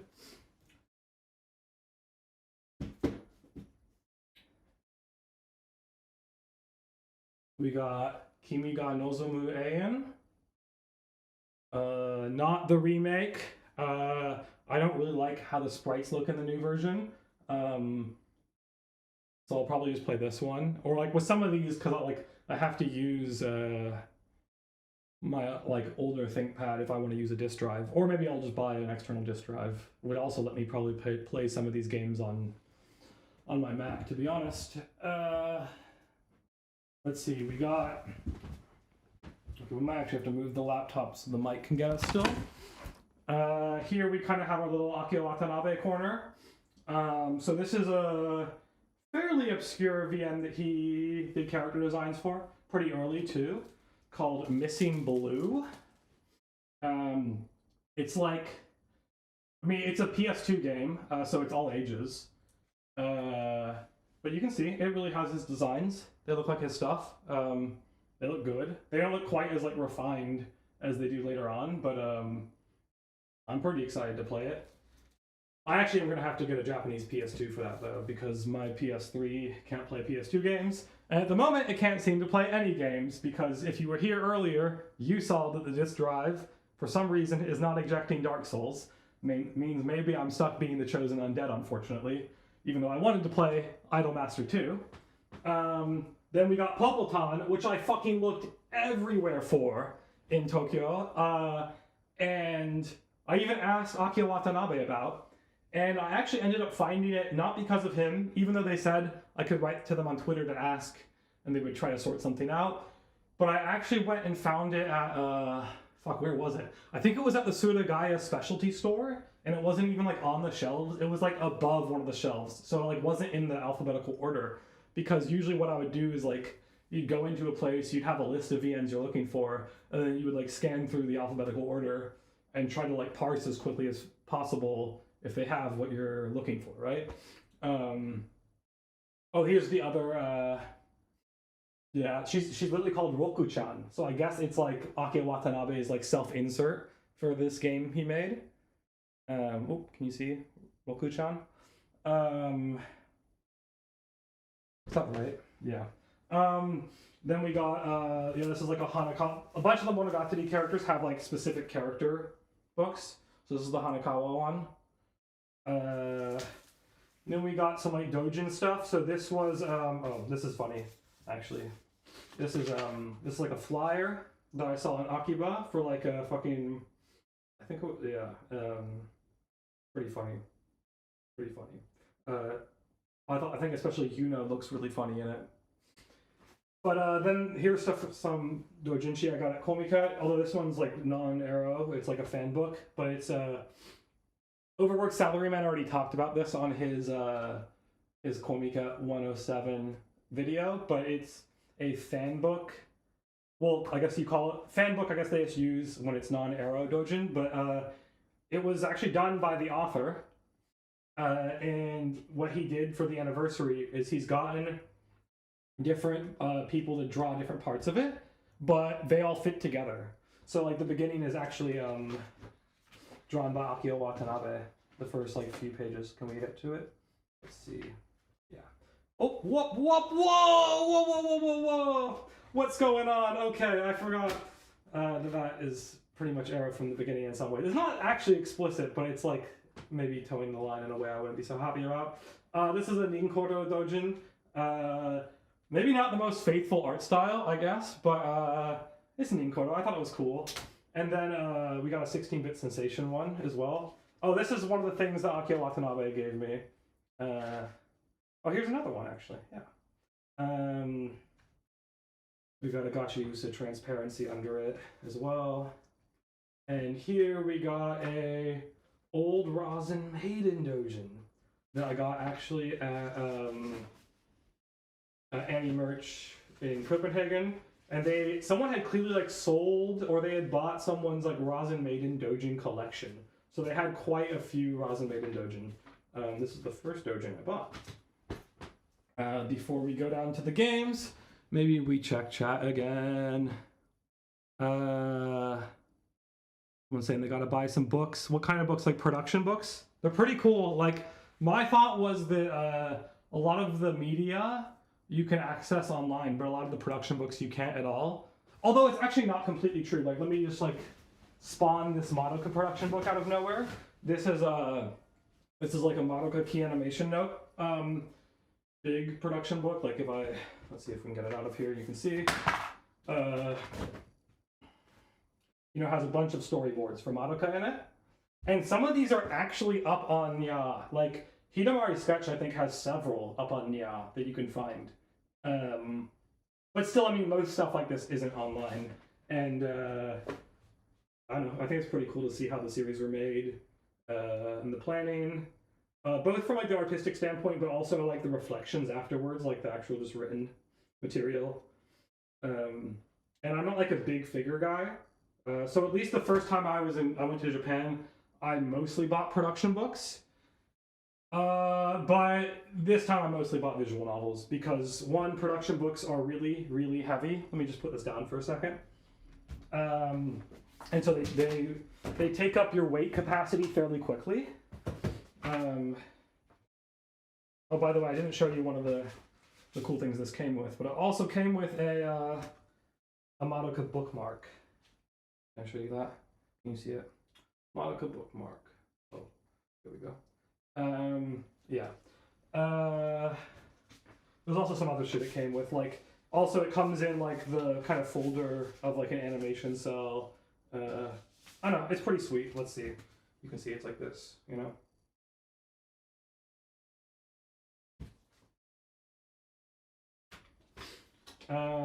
But yeah, they're heavy as hell, man. And I actually didn't hit my weight limit for my 2 bags on this trip. So actually maybe space ended up being a bit more of an issue than weight. But yeah, I don't know, man. They weigh a lot, but they're pretty cool. But also VNs, untranslated VNs are another thing you can't get unless you just want to get them. Like I guess you get some digitally, but not a lot. A lot of them you can't even get digitally. So that was kind of what I focused on this recent journey. Okay, now we'll move down to this area. So here we have Sakura Moyu, which I feel like nowadays you see a lot of people, like Japanese people, calling this the greatest Nakige ever.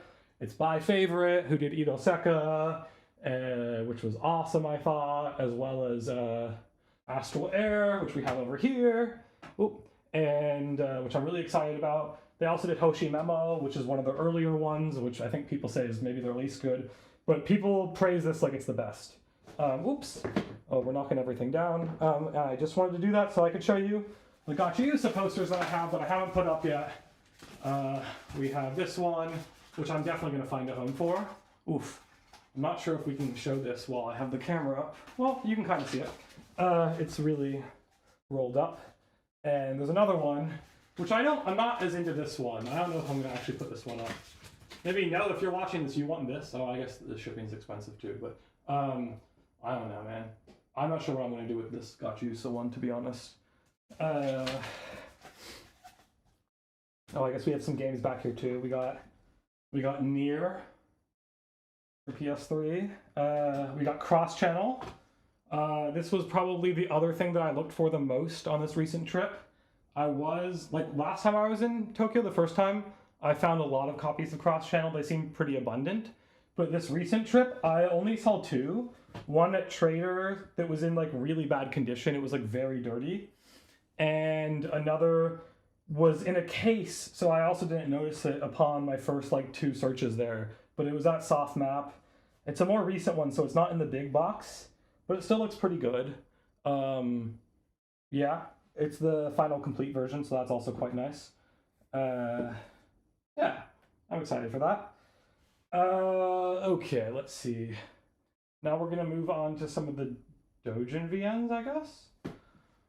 This one, Masan gave this, what do you call it? Low price visual novel of the year. Because you'll, like, sometimes instead of calling it like full length, you'll see the term like full price VN. Like, for example, the recent key one, what is it? Anemoi? I think it's Anemoi. It's like a full price key VN. But Stellar Code is, yeah, it was Masan, who's a Japanese VN streamer. It was his low price VN of the year last year. I think it's like sci-fi. Well, I don't know, they had a booth at Comicat in the Dojin software area, so I got it. This one, I think is pretty interesting. This person was like the most Denpa person I saw at Comicat. He had this booth and he looked really depressed. And he had like a tapestry suspended for like this game above. And he had made a couple other things, but this was on sale for 100 yen. And on the like front, it says that it's going to be 3 games. Yeah, I think his name, or like the developer name, is Paraphilia. He calls it N Heaven here, even though it kind of is written as N Heaven, like with an E here in katakana. And then like I feel like it's probably in heaven with an I is what it's supposed to be. And heaven sounds fucking weird. But if you open it up, like the guy looked really depressed, was like looking downwards. And if you look at it up, he apologizes for not having finished the game. Apparently there were supposed to be 3 stories, and he only finished 1 of them. And I forgot, maybe he said it was also the shortest one. I haven't played it yet. It could be fun to read on stream. I don't think it'll have any arrow stuff. It seems like it'll be interesting. I don't know. Certainly the most different piece of media I bought. I just thought even the like really minimal branding was kind of interesting and very like DIY. Okay, so those are the 2 Dojin games. Then we'll go to let's see. Oh, someone wrote in chat. Let's see. Given all the small Neo Denpa channels I've been finding, I feel like Denpa is merely in a small dark age between a renaissance. There certainly seems to be a hunger for it. Hello, Mint the Denpa. How are you doing? Yes, I mean, I'm literally the motivation for doing this stream was just that it seemed like people were eulogizing Denpa already, and I thought maybe we shouldn't do that. And not that I can say that I will be the chosen undead who shall light the fire for Denpa, but I thought at least I can do a very small part by doing a stream. I can't say I'll do stuff regularly, but we were supposed to be playing Idolmaster 2, except for the fact that the disk drive on PS3 decided it wasn't gonna open. So we ended up with Dark Souls stuck in the disk drive, which is quite the shame. Okay, let's go back to the collection, shall we? Unless y'all want to go to play some VNs or some real gaming. Maybe I'll get some water also very quickly. Yes. What do you want to look at while I get the water? Maybe you can look at some sick Akio Watanabe art. Can you see that? Fuck. That's not going to stay up. Okay. Well, one sec.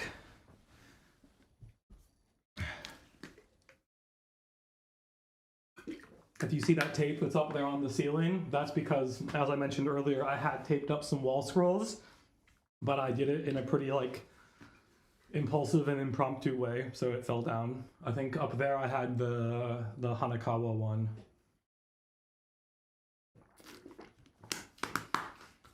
Okay, we got a little water. Let's get back to it. Where are we? Oh, yes. Okay. We talked about this fucker from Fate Extra before, and we actually have Fate Extella.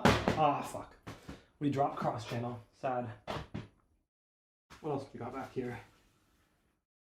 Nothing interesting. Okay, we got Fate Extella for PS4. This is the first VN I ever owned. Maybe some of you have seen, there's like a YouTube video about this company here, Hirameki International Group Incorporated, and they're an American company that at one point in the 2000s were like attempting to market visual novels in America as interactive DVDs. So you could play it on a DVD player. They would take out all the H scenes. In fact, I think you're missing even multiple routes, because I think there's maybe like a teacher route in this, and maybe also like an Emoto route. So I think maybe you only get like 3 of the 5 routes in the game, and you don't get, maybe you get 4 routes. I think you get 4 routes. And you don't get the H scenes. I did 2 of the endings of this game. I bought it also because I think the art looks very cool on the cover, but in the game the art actually doesn't look that good, even though I think some of these stills look pretty fun. They have a very like chibi-esque vibe, very super deformed. It's also just very interesting to see the way the companies were trying to like market some of the more moe stuff. Like, when was this published? 2004, right? So imagine being this company that's trying to sell VN DVDs in America in 2004. Like, it can't have been an easy job. Yeah, so they also say, of course, it can work on a PS2 and Xbox and all that. But it's just made so you put it in and you just press a button to advance, essentially. And instead of having saves, you get, just like you would on like an old like NES game or something, you get like passcodes to skip to certain places. Like to a choice or whatever. Yeah, there's a whole video about it. I forget which channel that's on, but it's some years ago. They actually say here, like, Hirameki International Group Incorporated's anime play technology is an amalgam of the classic choose-your-own-adventure novel in Japanese animation, which empowers you to make crucial choices that affect the story's plot and outcome. Experience the phenomenon that has taken Japanese otaku by storm. So they're even marketing it like, you know, like you should be getting on the level of the Japanese otaku.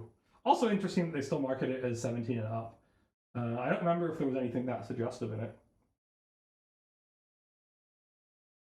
Yeah, I don't know, pretty cool. First VN I got, ooh no, we just knocked Roku-chan down. This is Budaban. Let me just check the back cover before I show it to you. Is it? It's not okay to show. Sad. Yeah, this is the first Ubisoft VN. It's like a brass band setting, so think like Hibike Euphonium, but it's a Ubisoft game. I'm planning to read it. It's in fact the next VN I'm planning to read after I fucking finish the current Ubisoft game that I've been going through. Let's see, we got... Okay, now we got the PS3 games that section. Maybe I'll go through this a lot faster. Let's see, what are people saying? Mint the Denpa, good, just got back from a job interview. Damn.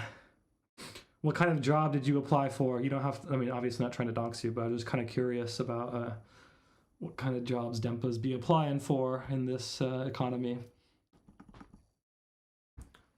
Okay, we'll probably do the PS3 games kind of fast. We got Zone of the Enders. It's a Kojima game. I think it's a Kojima game. I was very annoyed because unfortunately there's no Japanese voice acting in this edition, which for me makes it pretty much unplayable. I did not know that when I bought it. And it was $15, so that's kind of sad. We got Street Fighter 4. We got Dragon Ball Xenoverse. I've had this one for a long time. I bought that new, I think. Mirror's Edge, I haven't played this, but I bought it very cheap at one point. Final Fantasy 12, 13, my bad, sorry. It's the one with lightning, the one that a lot of people hate. Skyrim no mods, we got Ni no Kuni, the Ghibli core game. We got the what some people say is the best PS3 RPG, Trails of Cold Steel Part 1. I know No said he was going to try the first Trails game. But this is certainly one of the most well-regarded ones. It was quite expensive. Yeah, people really love it. Like I said, I think I usually hear it talked about as the best JRPG for the PS3. Tales of Symphonia, the remaster for PS3. Well, no, it's like the PS3 port, I guess. It has some quality of life things. It's different than the original GameCube version. I played through all of it. I really liked it. It was great. But it's not the same as like the recent remaster, which was from what, like 23? Disgaea 3. This is a very tuny core Disgaea. Pretty fun. I didn't play all of it, but what I did play I've enjoyed. Blaze Blue Chrono Phantasm. This is like, people don't realize that Blaze Blue is also a VN. It has like a whole VN story mode where you do some fights, but it's mostly just talking. It's pretty fun. Yeah, it's a cool game. I haven't played this yet, but Valkyria Chronicles. People say this is also really great. Making spicy ramen. Karai ramen! Damn, I like me some karai ramen. I had quite a lot of karai ramen when I was in Tokyo. Valkyria Chronicles. We got Valkyria Chronicles. This is like it's like a mix between a JRPG and like an FPS game. I think it's supposed to be a little complicated, but people really like it. I foolishly bought not one, but two entries of Hyperdimension Neptunia for the PlayStation 3. These are the original first two Neptunia games, not the like remaster whatever ones. And I could not make it through the first one. In fact, I couldn't even make it more than 5 hours through the first one because the fucking walk animation and like the way moving feels is insane. It felt so fucked up. I'm not a fan, I have to say. Even though I think the character designs are amazing and the idea of this like meta game JRPG thing seemed very appealing. But yeah, I gotta say, I wasn't digging it. I'll definitely give it another try because I bought it and it's the kind of thing that I really thought I would be into, but I was not into it. We got Eco and Shadow of the Colossus back there. Obviously classics probably need no introduction. I haven't played Shadow of the Colossus yet. I need to though. We got some Assassin's Creed. This is a very old game. We got Akiba's Strip. Oh, this would have also been a fun one to play on stream, actually. I actually haven't played this yet, so this would have been cool. Sad. Maybe we'll give another shot at getting that PS3 to spit out Dark Souls again. We got Red Dead Redemption. I don't know why I got this. I don't know what I thought, actually. I don't think I'll like it. We got Marvel vs. Capcom 3. I was a huge fan of Marvel vs. Capcom 2. This one is a lot less good. Sad. Final Fantasy X. Classic. Dark Souls 2. I'm going to play this year. 2 years ago I did Dark Souls 1. Last year I did Demon Souls. And this year I will do Dark Souls 2. Or Elden Ring. Who knows? Oh, actually that's not true. Or Sekiro, because the anime is coming out. Maybe I'll do Sekiro.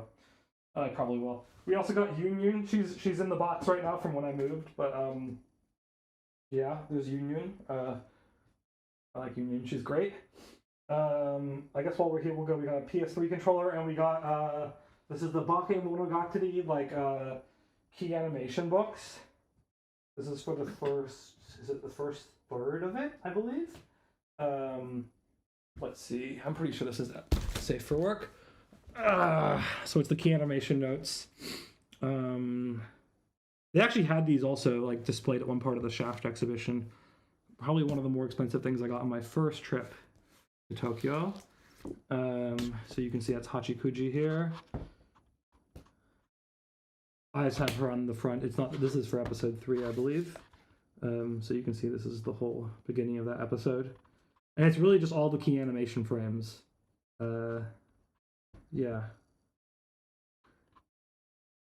I don't know how much of this we want to look at. Oh, yeah. Look at the fucking snot rag and the hummus from earlier. Let's move that out of the way.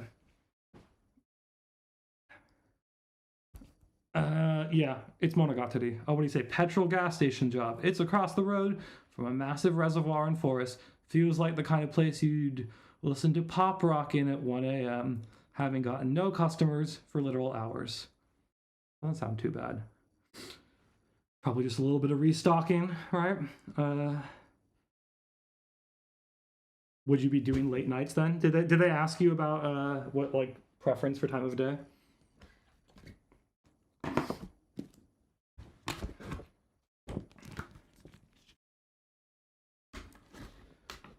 Let's see. Oof, this is I never love getting these books back into their cases. It always scratches them up a bit, but hey, I guess that's what they're there for. Let's put that back. Let's see, what else are we gonna do? I guess we're just doing this full, collection in this room vibe. So, what's next here? We got the Marx Engels reader, an old Marx Engels reader from my bachelor's. Yeah, we got a book, an autobiography of Igor Stravinsky, although it's actually written by Robert Kraft, not Stravinsky. We got let's see, a little intro book on Arduino, an old one, probably pretty outdated at this point. We got 2 books by the German composer Johannes Kreidler. We got sentences about musical concept art. His essay is from 2012 to 2018. And the essays before that, music with music. Some classics. And yes, they are all in German. The funny thing is, even though my German isn't very good, I know the lectures on these so well that I can actually read them pretty much, which is kind of funny because I have them almost memorized in English.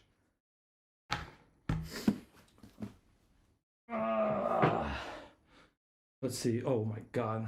Dirty pipe from the pizza earlier too. Let's see. We got After the Media. early media theorist book. We got, this is like a Reverberations, the Philosophy, Aesthetics, and Politics of Noise. It's like a collection of different takes on noise in a more academic context.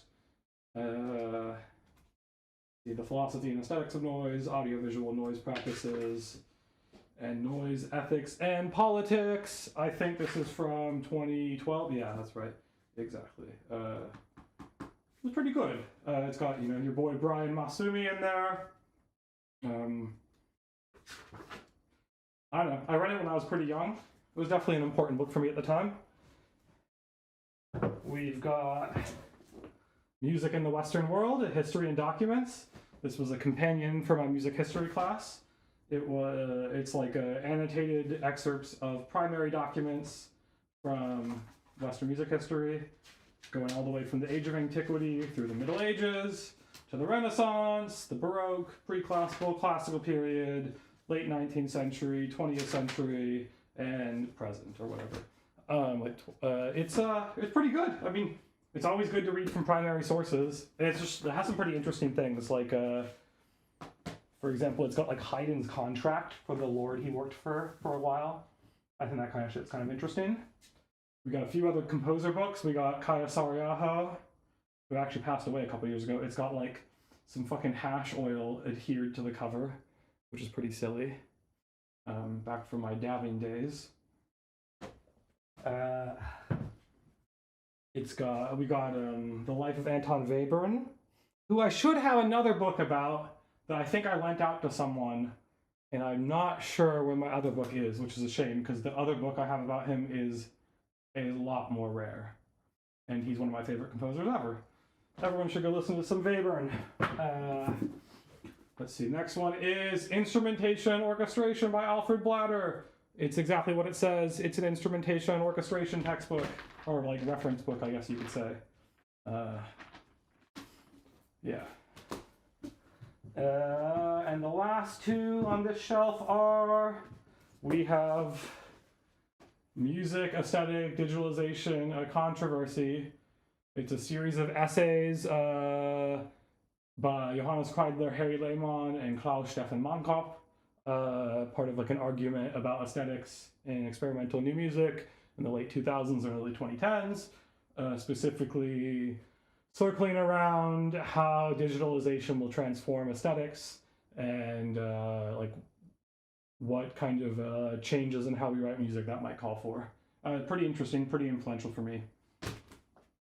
And lastly, we have a catalog for the first ever sound art exhibition at MoMA.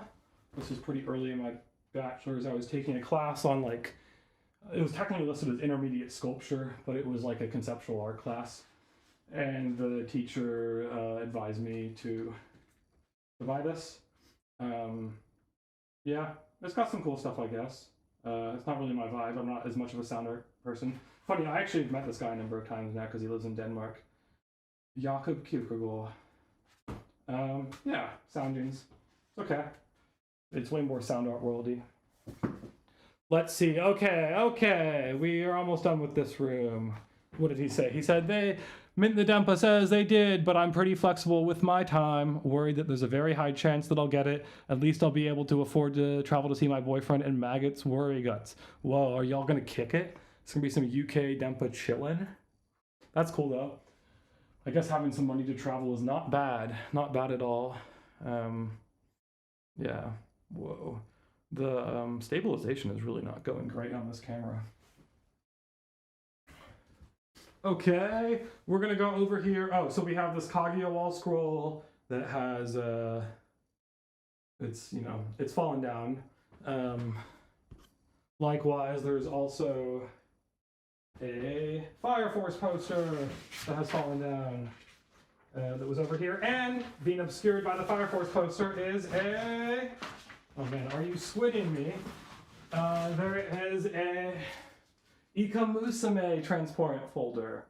We're gonna leave it right there for now. Usually it goes down on the bottom there, but again, you can see it's like falling off. Damn, this tape really was bad. I knew it wouldn't damage the wall, which is why I used it, but it turns out it wasn't strong enough to keep the stuff up. Okay, what else do we got here? We have some kind of drink souvenir things. We got Nami from One Piece and some iced tea. The funniest thing about this is that they call it red fruit, and if you know One Piece, you know that like many people get their power from devil fruits, and the devil fruits will often have like names of things like something something fruit, usually like the same word repeated twice, right? So the joke you could be is it's a devil fruit, but Nami doesn't have a devil fruit, so it's kind of funny. We've got one of these ocean bomb drinks, but with Chun-Li. Chun-Li would be my main, and Street Fighter, well, particularly in Third Strike. We got Ayanami from the rebuilds, from 3.0 plus 1.0. We got Toad, Luigi in Luigi's Mansion mode. We got some books. We got a book on complexity theory by Melanie Mitchell. We have a book on algorithms that looks like it's a music book, but it is actually a book for a data science class, like a data structures and algorithms class I took in my bachelor's. It's really just a computer science book. We have Deleuze and Guattari, difference repetition, how surprising. We got more Deleuze and Guattari, 1,000 Plateaus, again with hash oil adhered to the cover somewhere. We've got some Nietzsche, like a Nietzsche reader, a pretty basic one. We've got, I call it Q-Teen84. I don't know how other people say the name of this book. I call it Q-Teen84 by Murakami. We got some Sophocles, some classic Greek tragedy. We got more Sophocles, more classic Greek tragedy. We got Richard II. What else we got? Oh, I'm a big fan of the Oresteia. This is maybe my favorite Greek tragedy. So we got some Aeschylus, some Greek lyric. Wow.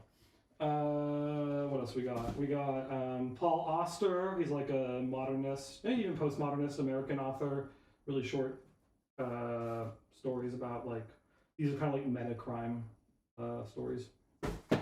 We got List of Consonants by Manuel Arturo Abreu, who's a friend of mine who is like a poet and artist. And in this book, it's like a book. Oh my! It also has hash oil all over it. Goddamn. At the end, it actually has like all the consonants listed, like used in the book. So all the list of consonants. I don't know if you can see that here. Wow, there's literally hash oil everywhere. I must have just been dabbing it up while reading this. Yeah. We got, this is not, we got the importance of being earnest. I feel like this is kind of Mint the Denpa core, right? I could see Mint the Denpa being an Oscar Wilde fan. We got Land, okay, this is not Nick Land. This is from a piece of music by the composer-artist duo, Hannes Seidel and Daniel Kutter. They did a trilogy of works, Fluss, Stadt, and Land. I saw all three. Land was my favorite. We were supposed to give these back, but these are like, you're supposed to read a chapter in this every hour while the performance is going on. And they're like not exactly related. It's in German and English. You're supposed to give it back after, but I kept it because I saw it in like multiple different countries, and I don't know, I was a big fan of this like cycle of works. We got some Borges, Ficciones, not in Spanish though, in English. Sorry, Osaka. We've got more Borges, also in English. Everything, nothing. And we've got, someone who was like living with me at the time just gave this to me for free. It was actually before I was learning Japanese, but it is a novel that is in both English and Japanese about Fukushima, so I probably will get to reading it eventually. And, oh, let's see, what else do we got in this room? We got a couple more things. We're thinking about doing a multi-day Denpa vlog in the late... Whoa, that sounds pretty awesome. You should totally do that. Definitely. Multi-day Denpa vlog sounds good. Gotta bring back the 12-hour format. We got a couple pillows, too. Let's do the pillows. We've got the Osaka Time pillow. And we got the quite dirty, need to be washed, Aria pillow as well. And I think that's probably a tour of this room. Maybe we'll show one more thing, like the entrance to the room quickly, which has this Hanakawa wall scroll thingy. Cool. Okay, well, now that we did that, there is a question of which activity we shall proceed to, and personally, I would like to take one more stab at getting this PlayStation to spit out the disc. I'm kind of curious and even looking up online and seeing if there's any tricks I could do to jumpstart this this, like, the motors in this disk drive or whatever. Let's try. Let's see what happens. Oh, yo! It worked! Woo! Okay. It turns out when I completely powered off the PlayStation, like with the back and everything, I turned it back on, it ejected Dark Souls. And that means that we can do Idolmaster. Hell yes. Okay, well, I'm sorry for that very long room tour if that's not what you are here for, but now we can actually do some cool Idolmaster chill. I think I'm gonna have to take a hot minute to reposition the camera.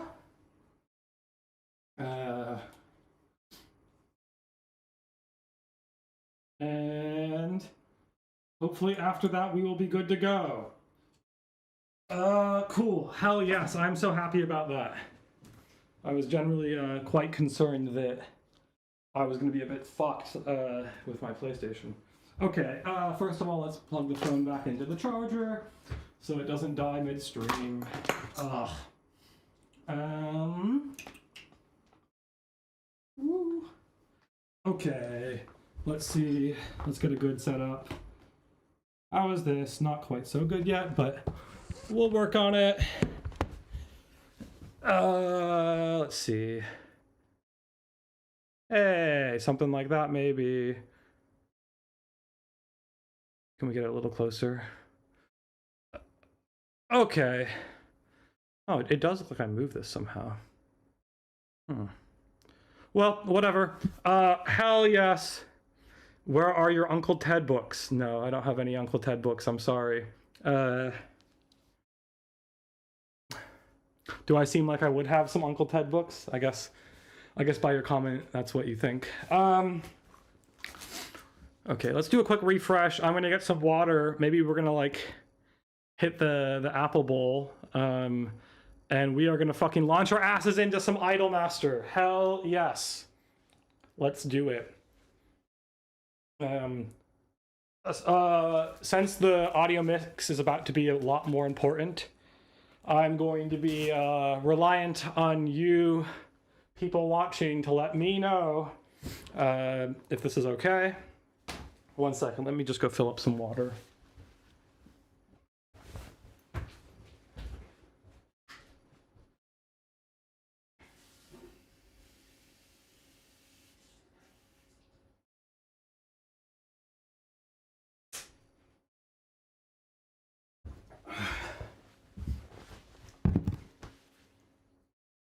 Okay, chat. Are y'all ready for some Idolmaster?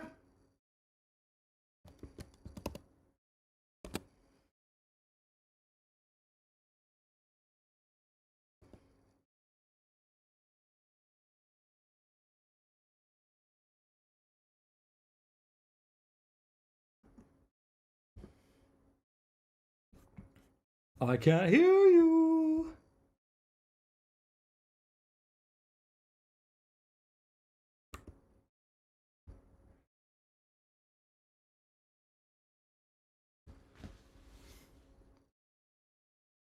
Okay, let's do it.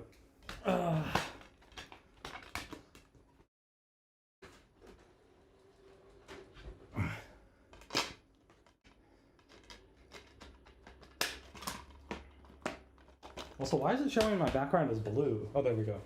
Oh, hey, let's do it.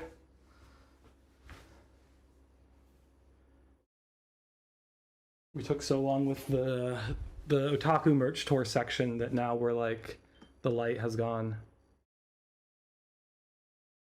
I think, I don't know, unless I'm getting a different number than you. For me, it's saying, I just refreshed. It says 4 people are watching, Mint. If I can refer to you as Mint. Oh shit, it's gonna try it. Let's see. アイドルマスター2のゲームデスクデータをハードディスクにインストールします。Install. Okay, so it's installing the game. I didn't click that, but whatever. I guess a lot of PS3 games do just auto-install to the hard drive. Well, that's okay. Don't feel awkward. You're chilling. You're keeping the momentum going, I suppose. I appreciate you hanging out here. Let's go check this DenpaTube general thread that I posted and see what's going on there.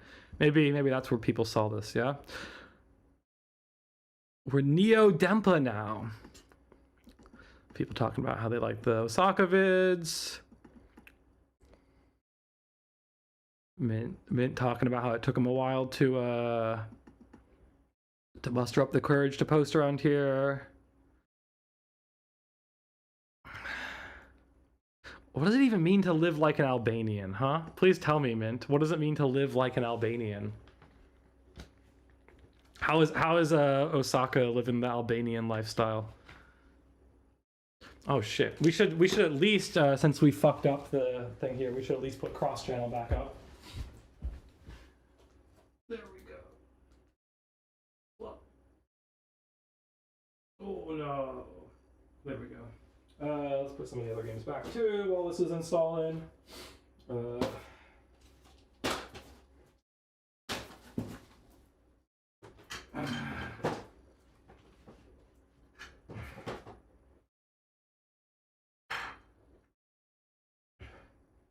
So, in case you didn't get the message, we are now embarking on an Idolmaster 2 journey.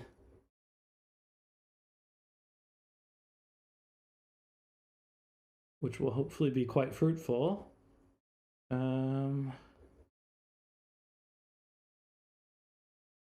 After this fucking thing decides to actually install. These, apparently this PlayStation doesn't just have a pretty janky disk drive, but also a very slow hard drive. Which I had noticed when I was playing Dark Souls, where it was like, you'd hear all these clicky sounds when you'd enter a new location and whatnot. I think, as I said before, we'll do maybe bowl time. Should we put on some like tunes or something? The thing is, I just have like the what to do about that.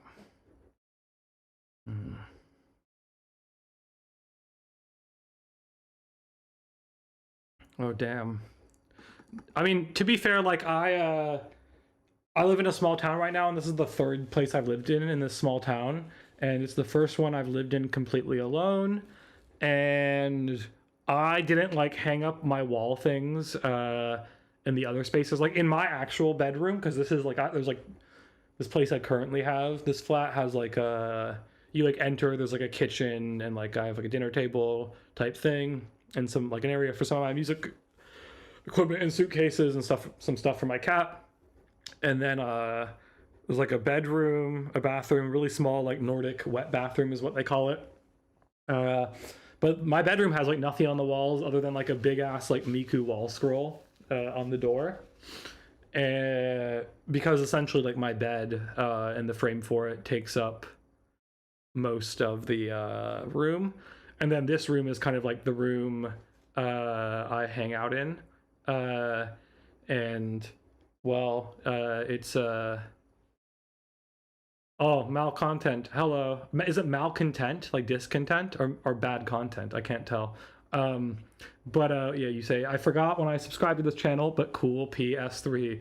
Maybe you subscribed because of some other link that got posted on DenpaChan, like maybe like the DenpaTube Metamix sonography, or maybe when I posted the Kareyasu archive stuff. Those are all possibilities. Maybe if you don't recognize it from any of the other few videos that I've uploaded. I'm the person who did the DenpaTube Metamix as well, but that's not uploaded on this channel. Yes, I'm sorry that you're just looking at the installation screen for Idolmaster 2. We will get to it eventually. The story of this stream is that to check back in, because I don't know how many people got the memo, what happened was yesterday someone posted in the DenpaTube general thread talking about how they didn't necessarily think that there was any suitable... You do remember seeing my site though? Oh yes, well it's been not updated for a long time. I should do something with it, but it's yeah, it has been in the web ring, I guess, for a few years now. But I saw this post about they're not like. Let me just read it so I'm not paraphrasing it incorrectly. I don't think there's an adequate chosen undead to link the flame for DenpaTube anymore. Anyone who's been around for Digibro After Dark has moved on. Don't Smite unlisted everything. No unlisted everything. Osaka has been artistically stagnating for years now. Don't know if that's true, but whatever. The mob imploded forever ago. Kareyasu is gone. Susan Wojcicki or Wojcicki or whatever, once artificial night sky dead. I need someone to prove me wrong. Save DenpaTube. And well, I can't say I can save DenpaTube. Yes, I did do the meta mix. That was a very long project, and I had it screened in a live location. And in fact, it's actually one of the reasons I didn't have a lot of otaku merch before then, but I did buy some stuff explicitly for the staging for that. And I had some merch before then, but that kind of got me more of the bug. And then of course I've been to Japan twice since then. I actually did make a multi-hour Denpa video kind of. It's a little less vloggy and more field recording-y, but there is some vlogging in it called Tokyo Trip on my channel. It has a bit of a filter at the beginning, as in it's quite boring for maybe the first half hour. Or I mean, who knows? Maybe you don't think it's boring, maybe you do. But yes, I was the one who made the meta mix. And yeah, that got me in the habit of buying more merch. And then when on the trips to Japan, you just you end up buying quite a bit, and especially because I got more into VNs and stuff. Yeah, so that's kind of partly why I accumulated lots of stuff. But anyway, I interrupted myself because I was saying about what precipitated the stream, which was that this post saying that there was no one to link the fire. And so I can't say I can do that, but I just saw a lot of people being very yes, Mint the Denpa. This is the meta mix that's linked on the DenpaTube thread. That's correct. The channel I believe it's uploaded on is one called Uniminu. And it's actually not even the full version of it, because I tried to upload it to this channel a few different times, and it kept on.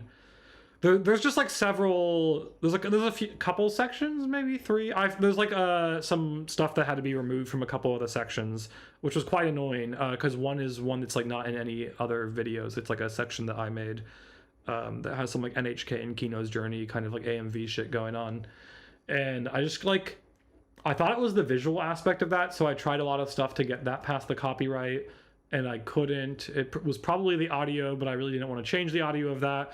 And anyway, I took about 3 different stabs at uploading it over a period of time, and none of them could get through. And I felt I had already kind of altered it more than I had wanted to. And so then I just I did this upload. The one that you have there was for something else, just to show it to someone else, I guess. And then I saw people asking about it on, or it was around the time when Denpa 2 came out last year, I guess. And I forget exactly why, but there was some reason why I linked to it in that DenpaTube general.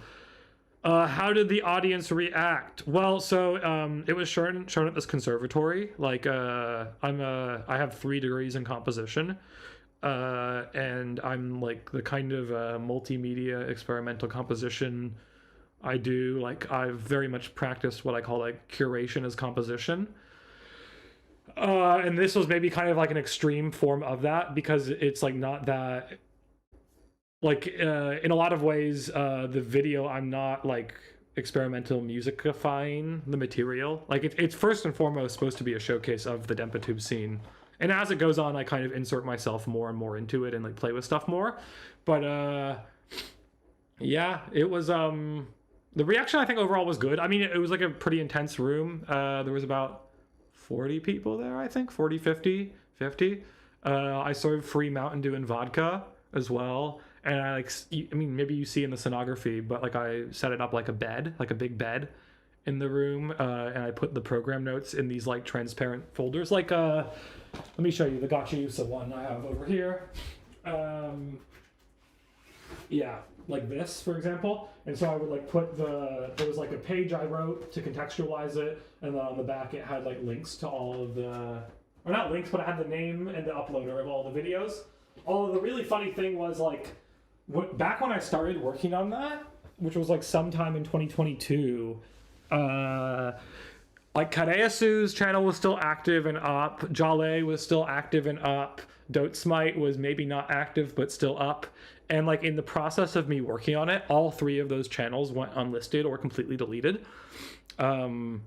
In fact, the first time Artificial Night Sky got deleted was even while I was working with it too. So there was one point where I was like working on it, and a pretty huge chunk of material was like not easily accessible on YouTube anymore, which I guess is maybe still the case, although I think a lot of the Jale videos got put back. Yeah,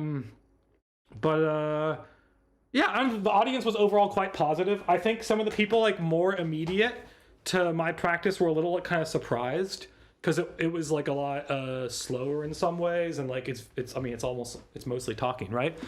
A lot of the kind of more general like electronic music audience really liked it, I think. It was definitely somewhat polarizing. There was some interest in it being put on again, but in Copenhagen, but that never manifested, sadly.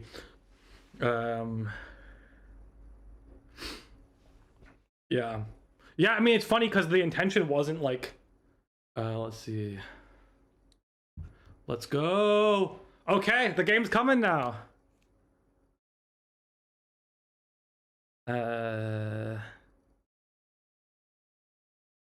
Attention. Okay, let's get this bowl going. Let's hope the audio is going to be okay as well. Are y'all ready for some fucking Idolmaster?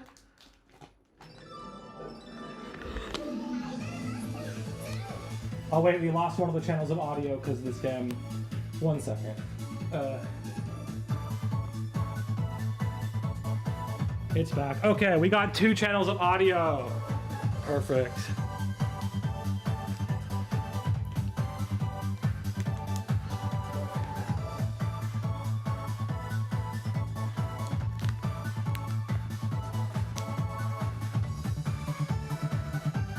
But yeah, Chie, to answer your question, like, oh whoa, shit keeps on auto starting. What is going on? Oi, sogore! Oh wait, what the fuck? I'm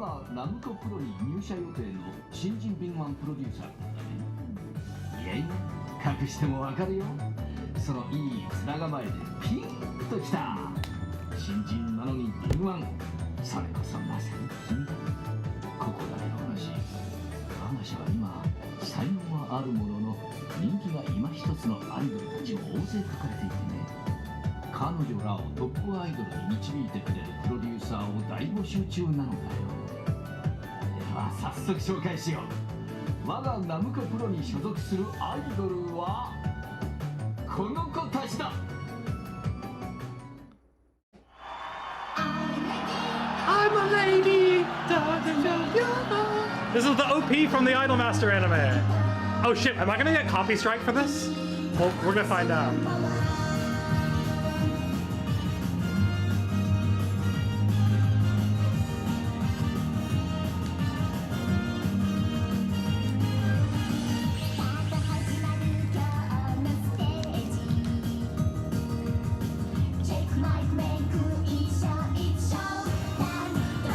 Oh no, I can see it's not really streaming at the best frame rate. Damn.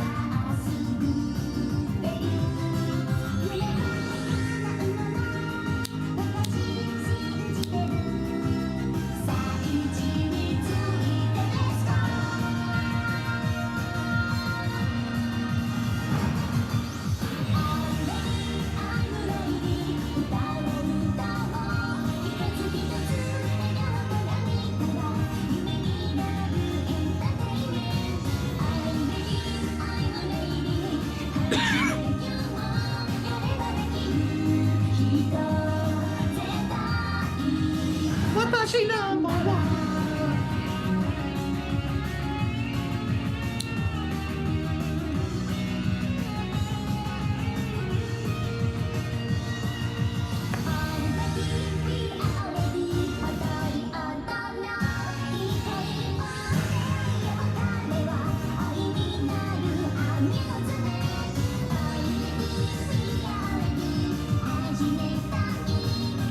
It's Mommy, the most moe of them.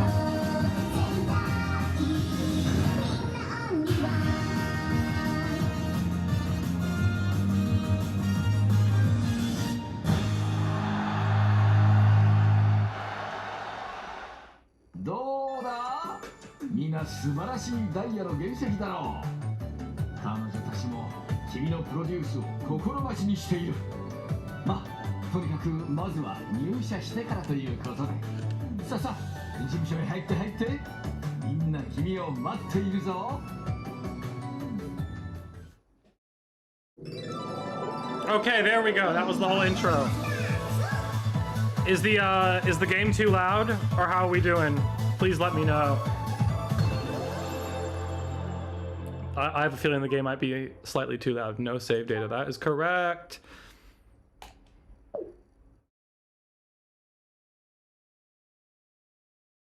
What's our P name gonna be, huh? Oh, actually, fuck. Can I don't even know how to get to inputting Kana on my PS3. I've never done that. Let's check out. If I go to select, do we have... No, do we have multilingual support anywhere? Let's see. What shall we call it, huh? Do we want a P name? I mean, it just says here, Aimasu. Love Master, but also an abbreviation of Idol Master, I guess. I would have written it as Denpa. Shall we just write it as Denpa for the stream? Let's just fucking go. We'll do that.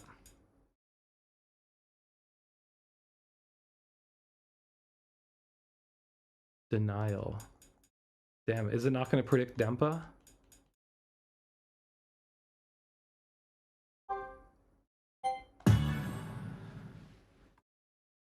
Hi! Producer! I guess that's what we're gonna do. We're gonna go to the P mode. Let's go. Hajime mashou ka. Let's go. Alright.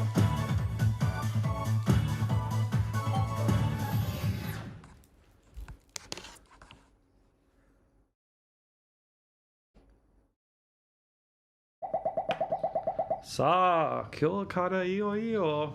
Oh, wait, oh, hey, wait. Okay, shit. We're gonna be reading fucking fast, I guess.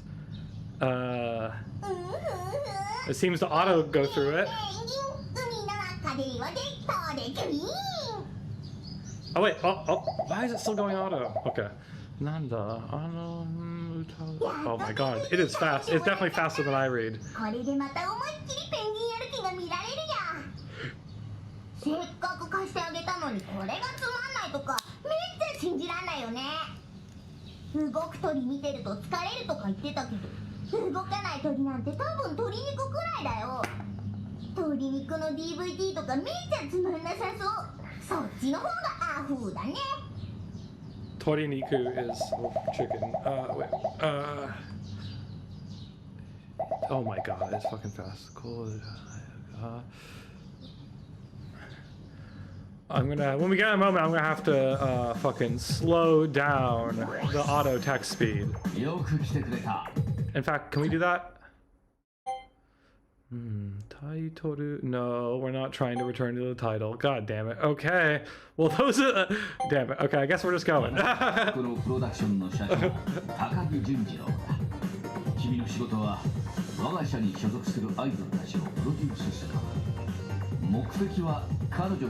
We'll find out. I actually don't know what the track list for the game is.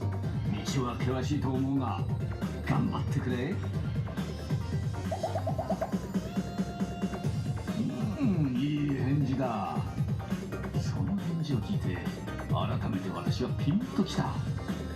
君は将来有望そうだな。ぜひ活躍して我が事務所の救世主となってほしい。実は今回君に担当してほしいアイドルたちは数ヶ月前のデビュー以来どうもパッとせんのだよ。だから彼女らには若手のすごいプロデューサーを担当に使うと伝えてある。みんなとても期待しているからよろしく頼むよ。はい。ではまずプロデュースする女の子を選んでくれたまえ。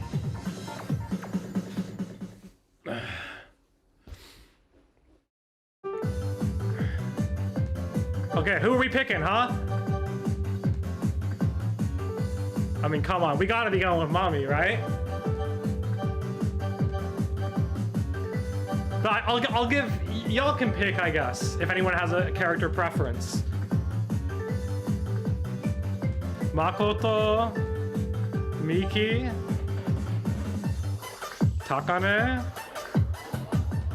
Yayoi, Chihaya, Haruka, Yukio, or Hibiki, or we go mommy. We go full mommy for the moe factor. Traditionally, mommy and her twin sister Ami, who are distinguished by the side that their tail is on, their ponytail, they're traditionally like thought of as maybe the most moe. In the first game, at least, part of the joke is like in the memes about them is that they have the lowest vocal. They have the lowest vocal stats. I actually wasn't paying attention to the stats here, or at least the lowest starting vocal stats. Let's see. So Hibiki is very good. Hibiki is good at dancing. Okay. Chie says Hibiki o mommy. Mommy's dance stat isn't bad either. Is she actually still the worst at singing? Yeah, she is, I think. Okay, let's go with mommy. Hi. 彼女でよろしくですか? はい。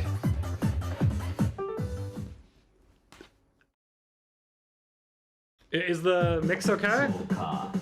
二見真美君を選んだか。彼女は最近大人びて美少女っぷりがぐぐっと上がった感じだぞ。美少女っぷりか。denpa。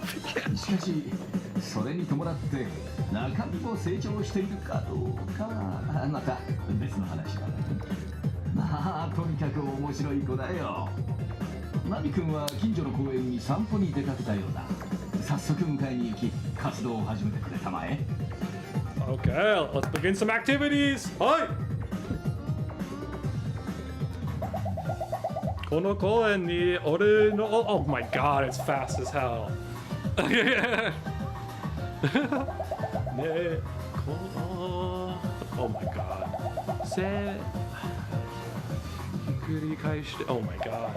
It's too fast for me. When are we gonna get a chance to slow it down? ほらほら、そんなことしたら子猫がかわいそうだよ。確かこの子がさっき Oh my god. It seemed like they were gonna take pictures. 動物に優しくしてあげなきゃ。優しく撫でてあげたらお腹見せてくれるっしょ。その好きに足の間を見ちゃえば。オスだね。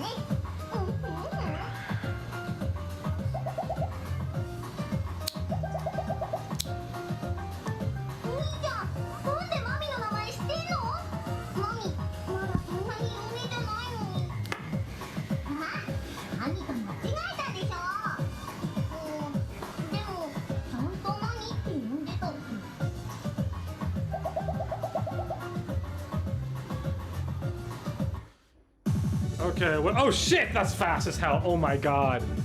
What's gonna, oh my god, wait, oh, it's the...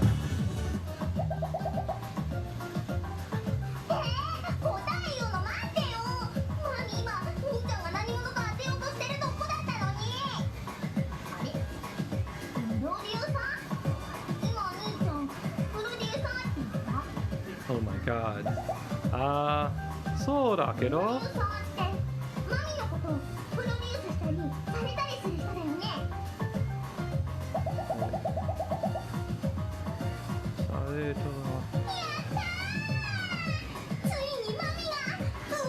I'm sorry, has the Nihongo alienated half of the people who were here? Is that what went down? Hopefully we get to the tune sooner than later. Oh no, it says we're up to 5. Oh my god.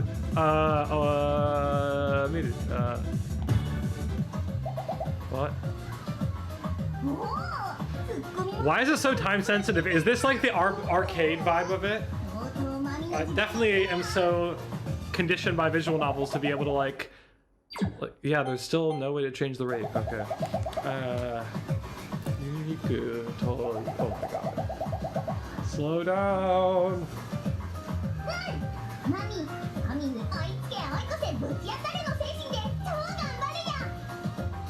It's at least helpful when it's voice acted. Gambaru tsumori na no wa suta.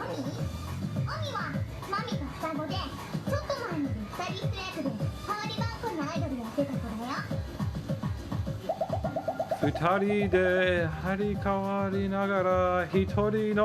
Oh my god. Yeah! Well,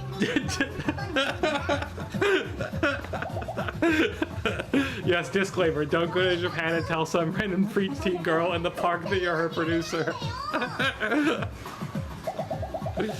Yoku wakaranai kedo.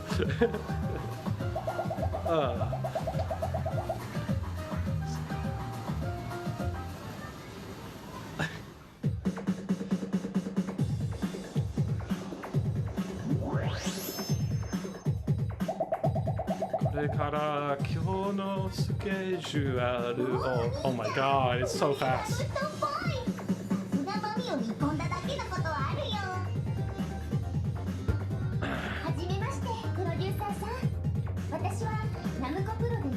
This was also the problem I had at the Shaft exhibition, which is that there was so much text and you were getting like somewhat shuffled around and I was never able to finish all the text in time. Because I'm a slow reader. In JP at least.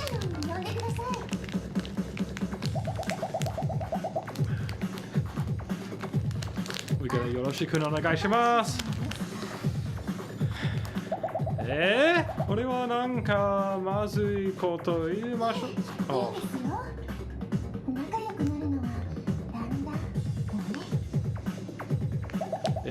Ima nanka?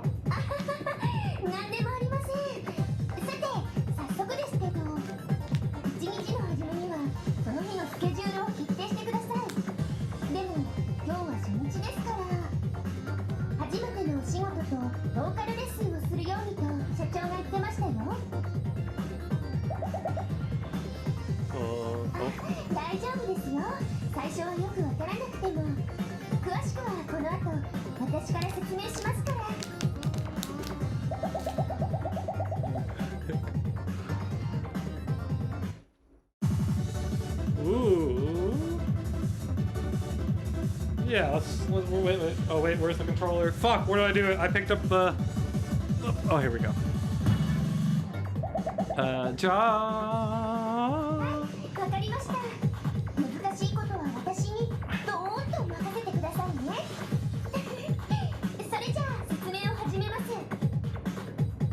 We're beginning the explanation. Let's go. Come on.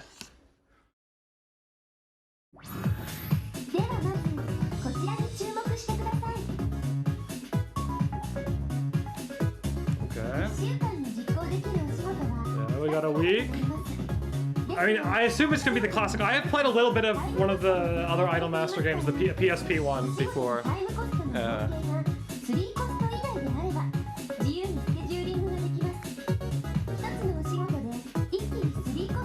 But it's still good to have this little tutorial.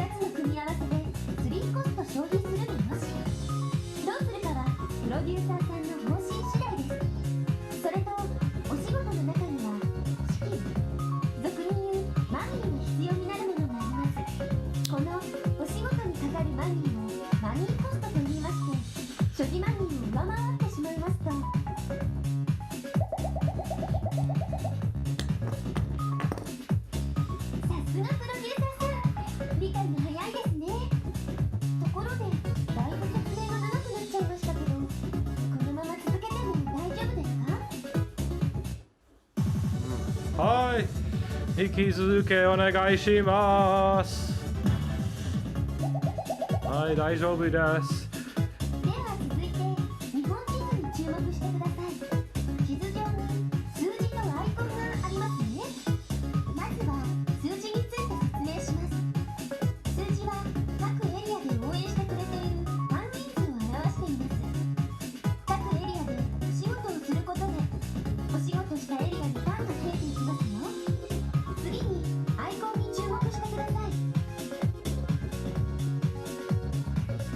アイコンの色はファンの注目度を表しています。注目度はファンがどれだけそのアイドルに興味を持っているかを測るものになるんですよ。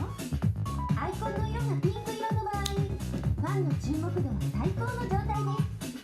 ですが、何もしないでいると注目度は毎週下がっていって、それに伴ってアイコンの色も黄色、緑、青とどんどん変化していきます。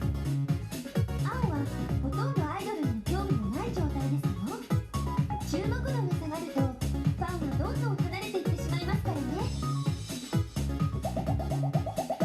ということは、oh my god, it's too fast when it's not voice acted. I mean, even when it is voice acted, it's a little too fast for me. But it's...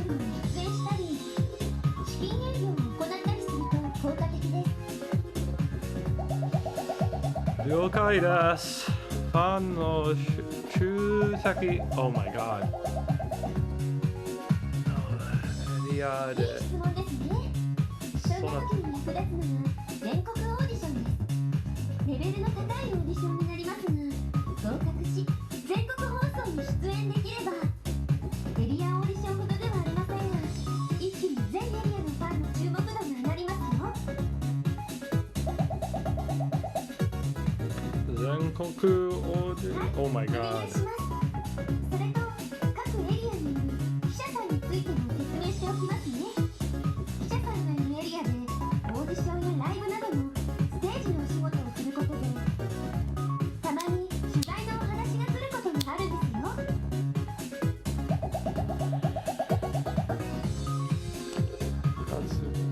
い、その通りです。記者さんから取材を受けると、取材効果でファン人数がより増えたり、お仕事でもらえる報酬、つまりマニーが増えるなど、さまざまないいことがあるんですよ。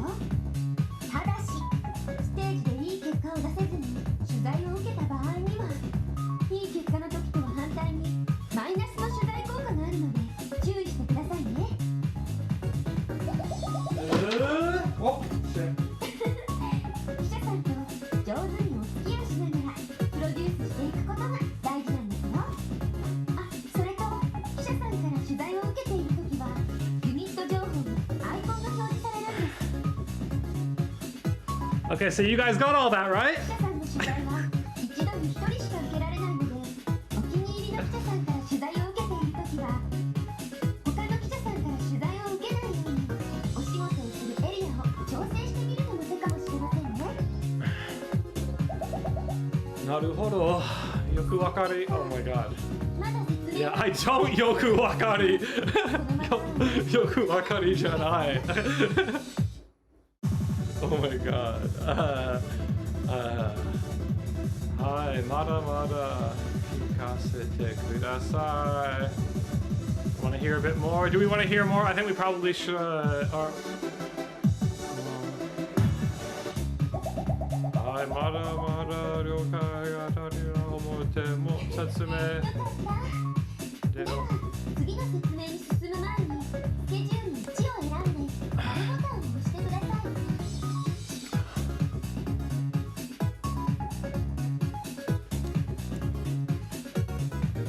はい、 Okay, お仕事のリストが表示されましたね。今後このリストの中からお仕事を選んでいくことになります。現在表示されているのは首都エリアでオファーが来ているお仕事のリストになります。お仕事はエリアごとに分類されていますので、L1 ボタンと R1 ボタンでエリアを切り替えて各エリアのお仕事を確認してみてくださいね。ただ今週は首都エリアのお仕事が来ていないんですけど、 obviously we need to go to the vocal training お first. 仕事の種類ボーカルこのような種類があります。 vocal lesson. ボーカルレッスン。Oh, look, there's different image things for the different ones. Yes. Okay. Yeah, except for the first one we got up there is not. It says hajimete no oshigoto, so we'd be starting the job. Which so we probably need to do the vocal lesson. Yosh. それじゃあ、ごめんなさい、プロデューサーさん。もうちょっとだけお付き合いいただけますか？あともうちょっと説明したいことがあるんです。我慢して聞いていただけませんか？Oh, shit. Hi. さんの気が重力でI think we still need more. 説明してこれいくら？プロデューサーさんから。では説明を続けますよ。Damn, we're getting a lot of explanations. There's a lot to explain in Idolmaster. What do you think? Maybe should we just say no next time and just go guns a-blazing into the sunset? That's not what that means. That would be ending. Also, I turned the game down just a little. I had the feeling it was maybe a little loud. なるほど、ところでごとする。基本的にどのお仕事でもマニーが得られます。クライアントが報酬を支払ってくれますからね。オーディションは合格してテレビに出演すれば出演料としてマニーを得ることができますが、オーディションで不合格となりテレビに出演できなければ出演料は発生しないのでマニーを得られません。あと先ほど言った資金営業ではクライアントがナムコプロになるのでやはりマニーは得られません。ライブも主催はナムコプロになるので開催にはマニーコストが必要となります。ただしライブが成功すればその分売り上げが上がってたくさんマニーが得られるかもしれませんよ。お仕事で得たマニーはアイドル活動を行っていく上で不可欠な運営資金になります。例えばアイドルのみんなの新曲を発表したりステージ衣装を買ったり I know I pressed the more explanation button. I intended to do that. ライブを開催する I wanted more explanation, but that's why I was asking y'all if because I've done that a few times now to get more explanation about everything. But should I just like nix it next time? Is what I was asking. Is that the preference? Because I started to feel like maybe we've extended the explanation a little farther than we should have. あとオーディション、ライブ、フェスはその結果によってファン人数やファンの注目度、得られるマニーが変わることがあります。全力を出せていないステージには誰もついてきませんからね。では最後にレッスンの説明に行きたいと思います。どのレッスンを選ぶかはプロデューサーさんの方針次第ですけど、今週はとりあえずボーカルレッスンに挑戦してみてください。本来レッスンはマニーコストがかかりますが、今週は I hope you're enjoying this very detailed tutorial for the Idolmaster too. それではプロデューサーさん、実際にスケジュールを選んでみましょう。Hi. Oh my god. Okay, so now I know I wanted to decrease the text speed. It was not obvious. Like the only other option I had was to return to the main menu when I paused it earlier.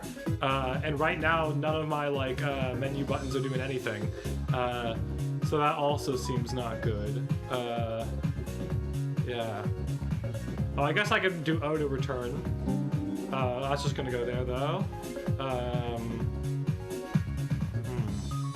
Yeah. I don't know. We definitely do need to figure out how to slow down the text though. It is like too fast. Whatever. We'll go to the vocal lesson. That's what we need to do.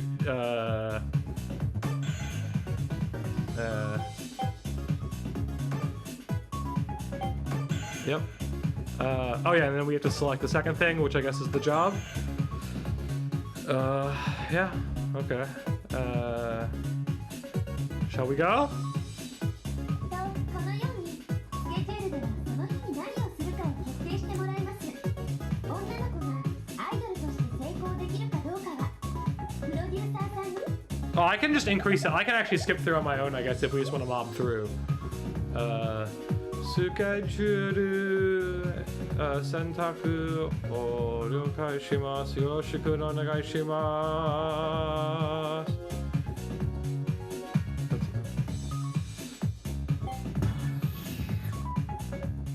Let's go. これで決まりだ。Oh my god, it's so fast. Wait, okay, can we try again? See, I'm just concerned that, like, it's unclear if I've saved it all. And so, like, we could taitoru, you know, taitoru gaman modoru. We can return to the title screen. But I'm just a little concerned that if we do that, to attempt to slow down the text, that we're going to lose all the progress we've made. And I would rather not lose all the progress we've made. So I was hoping to wait to try that out until it was like clear that we had saved, you know?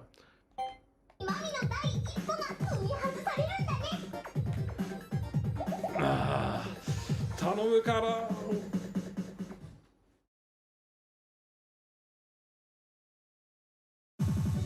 Oh my god, is it gonna be a rhythm game thing?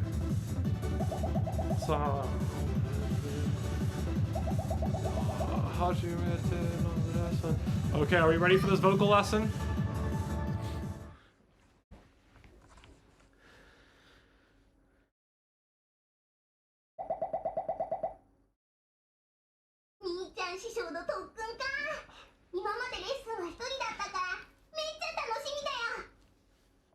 Yes, it's gonna be mecha tanoshi. Yes, we are some kind of master. We are a certain scientific master.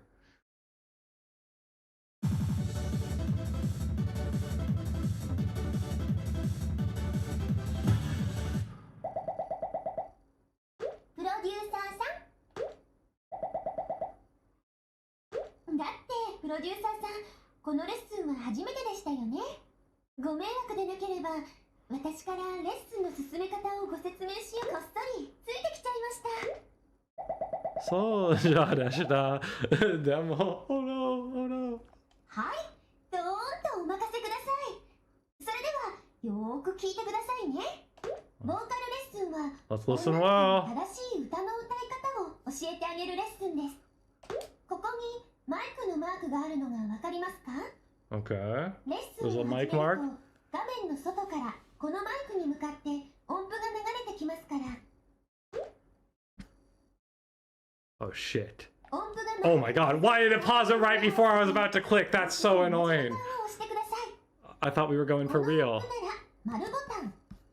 この音符なら四角ボタン。この音符なら三角ボタン。この音符なら×ボタンです。どうですか、プロデューサーさん。これでボーカルレッスンはバッチリですか？ Yeah, okay. I think we got it. Okay, we don't need another explanation, right? I think we got it. お役に立てて何よりです。それじゃあ、私は先に事務所に戻ってます。 Alright, let's begin the vocal lesson! 2, 1. Oh, well, it's on the other side. Yo. なんかいい感じ。 What a good feeling.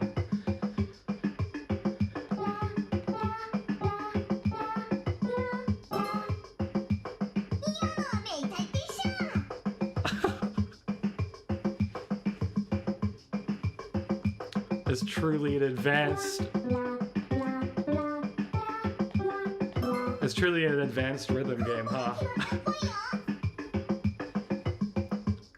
How's the mix, people?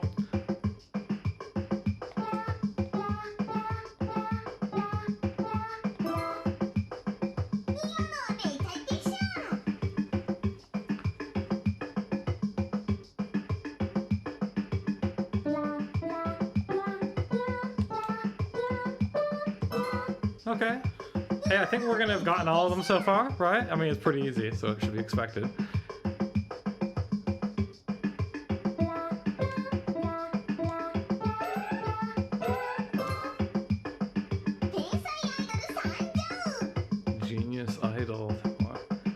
that genius idol talent. Oh, fuck. Oh, wait. How could I have done it any faster? I'm so confused. How did the time run out? Is it because I missed one?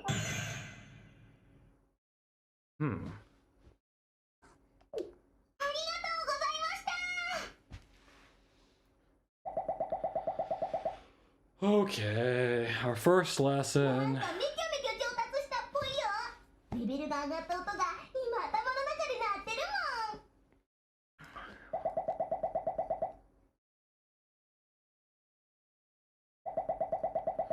今回は完璧. Okay, so yeah, we gotta get it perfect.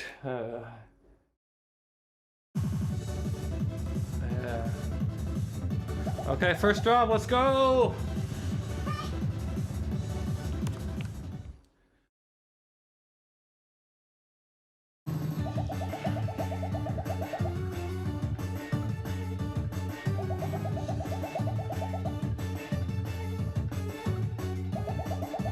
Sorry, my throat's a bit parched, so I wanted to drink water instead of... Did I fail? I missed fucking one! How was I supposed to go faster, though? I'm so confused. Didn't I get them perfect, or was my timing really bad? Is that what happened? It felt like it wasn't in sync with the music at all. Oh shit.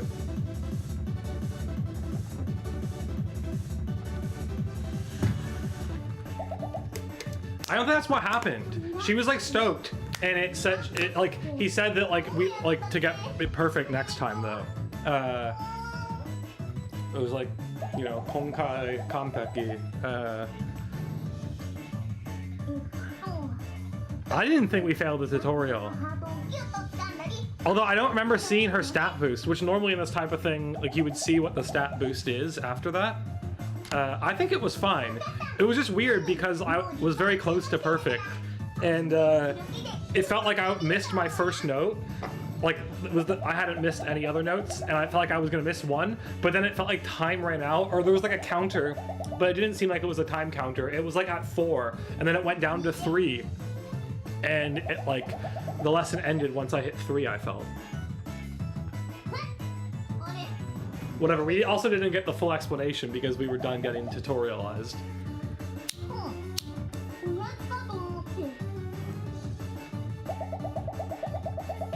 Nanていうことをしてくんだろう。育ち盛りの女の子にお菓子を渡したら普通おやつと思うっしょ。でもマミの育ち盛りのせいで初めてのお仕事がもうダメだよ。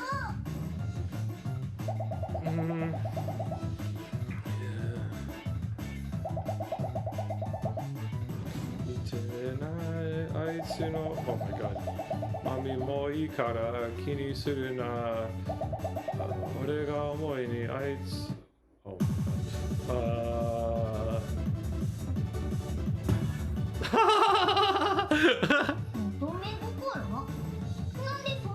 乙女心. I thought it would be a funny choice to go with.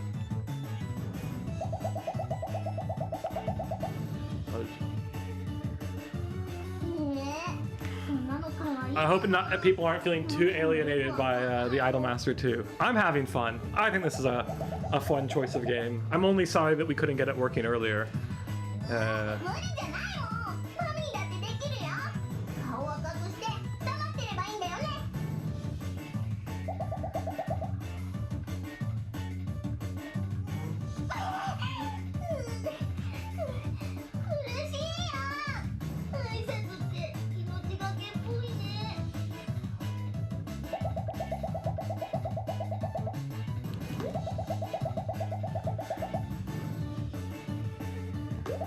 Did this one also release in the arcade? There's a lot of fucking text for an arcade game. So I did a bad job with my choices, and I was too goofy with my choice. Is that what happened? Yeah, I seem to have definitely bumped her out. Whoopsies! Probably shouldn't have dropped the Otome Kokoro.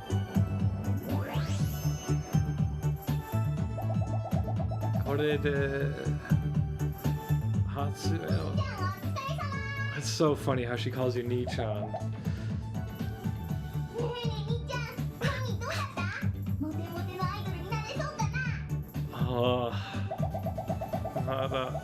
The text is too fast. We really gotta slow it down. At least after this first day, we should be able to go back to the title without losing the progress.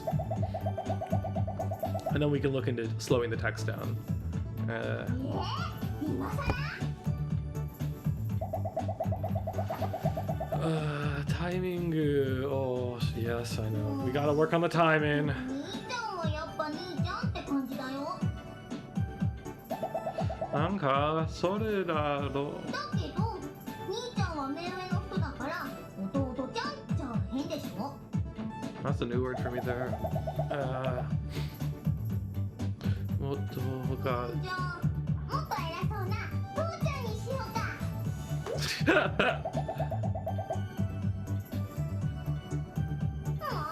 もう兄ちゃんわがままだよ。 There's gotta be a way to turn off the auto. That's the other thing. It's not just the speed is fast. It's that like if this was a visual novel, auto continue has just been like permanently on from the beginning, right? And like at least if we could get that off, that would be great. Either of those things would be great. Now it's possible that it's made this way because it's an arcade game, maybe originally. 今日の仕事は全て終了したようだね。 And you don't want people to be parking forever without paying more at the arcade. また来週も頑張ってくれたまえ。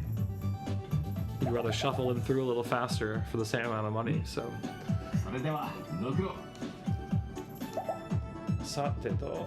社長、純一郎前社長から絵はがきが。ああ、プロデューサーさん、お疲れ様です。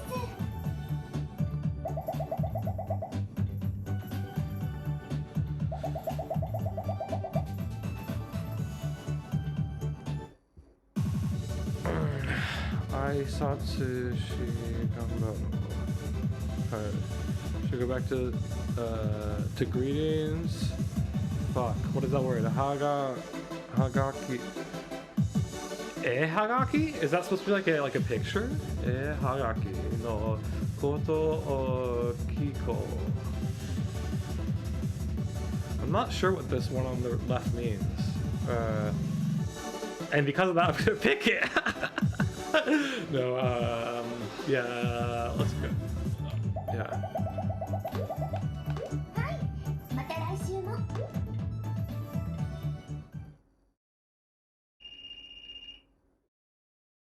Wait, oh yeah.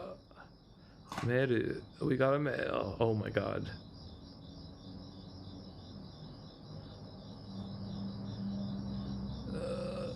Kyocho. That word was postcard? Oh, interesting.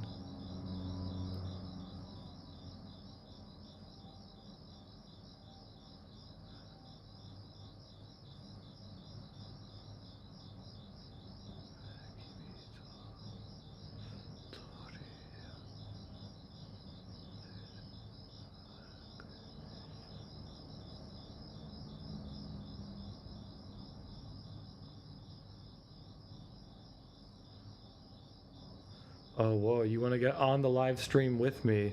Might be a little tough with the current setup. Let's see. Yeah, there might be a way to do that. We can probably find a way to do that. What, like, are you on, like, Matrix or something like that? Or Discord or something? Mint the Denpa? He said, Mint the Denpa said, would there be any way for me to get on the live stream with you? I'd be interested in discussing the chronology of Denpa. I watched Osaka on and off for 6 years without realizing it was a scene. I mean, it's not like I am the expert or anything, but I think I do know a decent amount, and I spent a decent amount of time watching a lot of the vids. I mean, I'm someone who like was a Digibro fan before the DenpaTube thing really popped off. So I'm someone who like found out about people like No and Osaka, and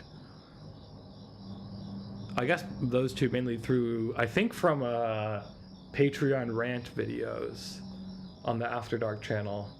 where you could just pay Trixie for like a rant back then. I think that's probably where I heard about both of them. Yeah, that would be my guess. I don't know, with the current set, yeah, I mean, I guess maybe there might be a way for you to add me on Matrix or Discord.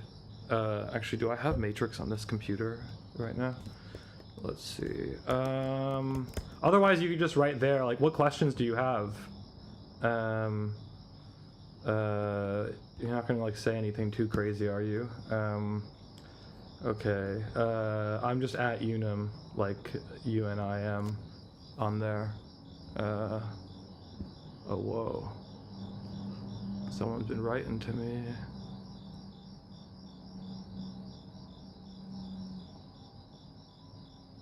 Damn.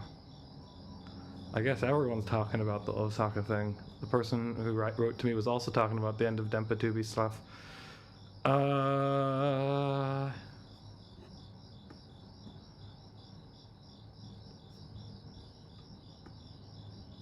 But, okay. We can talk about that, yeah. I mean, I'm also playing the Idolmaster, which I was having fun doing, so I don't want to completely lose that. But of course, yeah, it's fun to talk about some Denpa stuff. Let's see. Let me add you. Didn't work for me. What's up with that? Didn't work for me. Do I need to put @ in front of it? Does that work then? Nope, didn't work for me either. I think you probably need to add me, because definitely did not work for me. I just copied it out of there, so I don't think I could have messed up typing it. What's up with that, huh?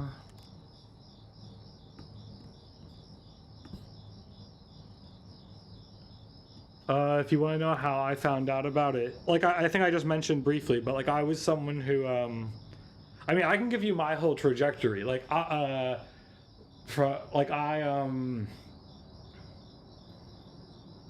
I was living in Berlin, yeah, you could add me. Like when I was living in Berlin, that's kind of when I started watching more and more anime. Like I was into anime as a kid, and then like intermittently would watch it like in my bachelor's and whatnot, and towards the end of that I got more into stuff like 2010s anime. And then I was living in Berlin and I was watching a lot of long-running series, like mostly like highly rated anime that were over 100 episodes long. And I got around to watching Monogatari, which I like didn't think I would have liked. Like I had watched like shows with all female cast before, like Hibiki Euphonium. I had also watched like some VN adaptations, I guess, like Chaos Child and Steins Gate and Fate, Unlimited Blade Works, and I don't know, but for some reason Monogatari, I didn't think I would like it, but I was like, oh, a bunch of it's really highly rated. At that time in the top 100 on Mal, there was a ton of Monogatari entries, and so I ended up watching it, and I thought it was like one of the best anime I'd ever seen, and I was fucking stoked about it, and I watched it, and then I wanted to look up a video on YouTube about it, because I knew that people talked about anime on YouTube, but usually I didn't watch a lot of AniTube. I kind of watched some. Anyway, I found the classic Digi video called Mindful Self-Indulgence, which a parody on the band name Mindless Self-Indulgence, or just the term. And I watched that, and that's how I found out about the Digibro channel. And at that time, maybe that actually it might not have even been on the main channel. I think it might have been on like the Digi Does Anime channel or some shit. But I remember thinking it was quite a lot more interesting than the other AniTube stuff I had been exposed to at the time, which was quite lame, like for Neverworld and like Chibi reviews and like I don't know. Anyway, so I was into I got into a bunch of the Digi stuff, I guess. And I like became a patron and would watch like a low patron. Yeah, and I would watch like pretty much all the content, all the videos. So that's how I found out about No and Osaka. And I have to say, I was actually like more of a main channel fan than oh whoa, sorry, I just realized chat hadn't been updating for me. 1 second, let me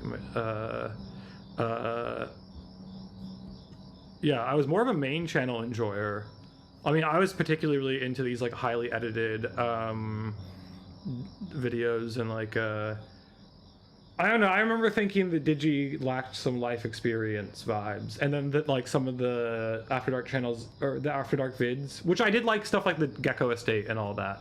But I just had a bit of the feeling that I wanted some of that stuff to be a bit more like extreme. And oh, I guess I would have also found out about Plunder back then, also through some of these rant videos, I believe. Yeah, so I would have known at least about Osaka, Plunder, No. And then I guess through No, I would have found out about Dotsmite. I don't remember exactly how I found out about Jale. And Pars, I also think I found out about, like, because Pars actually did a video, like, explicitly about Digi with Digi in the thumbnail. Well, Osaka did too, but, yeah. And so, like, that was just something I kind of knew about for a while. But then I became a lot more invested because, well, I just had the idea to kind of like, I think it was specifically getting a bit more into Pars's channel, to be honest, that kind of reconfigured how I thought about it a bit, because Pars was like a little more detached and like not like part of the friend group, like that Crabstack core friend group. Whoa. Sorry, I'm sick. Big sneeze. Oh, I'm also sorry I totally just put the Idolmaster on hold. We can, let's see, can I get you on here? Did you add me? Doesn't look like it. I'm just Unim on there.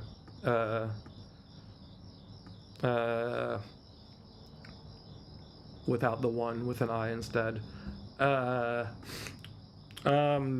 but as I was saying, also I'm gonna, there's actually even fucking more in this message that I didn't read. So I told, oh my god. This is gonna be very hard to multitask between. Oh my gosh.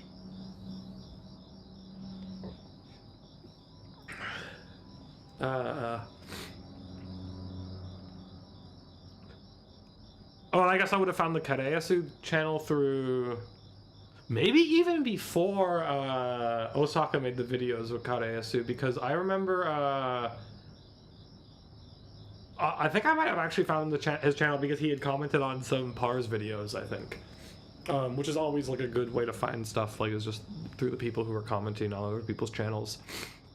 Yeah, I just had some point I realized that, like, oh hey, I kind of have like a particular perspective on this, and like I do this whole curation as composition thing, and like I don't know, I just thought it was a kind of interesting sub-scene that I felt like I had a particular way to think about. So then I kind of was like, oh, maybe this could be a cool idea as a thing to do. And then in kind of accepting that project, ended up like watching thousands and thousands of hours of stuff, and like kind of cataloging some of it, and all that sort of stuff. Let's see, I think that probably is what happened. I think you did add me. Let's see. Let's see, we're gonna get Mint on here. We're gonna have to figure out how this is gonna work. Will this be fun for people? Who knows? We're gonna have to get the audio from Discord too. Oof, it's probably gonna take it actually from my whole browser, because I just have the web app thing. Okay, let's do the call.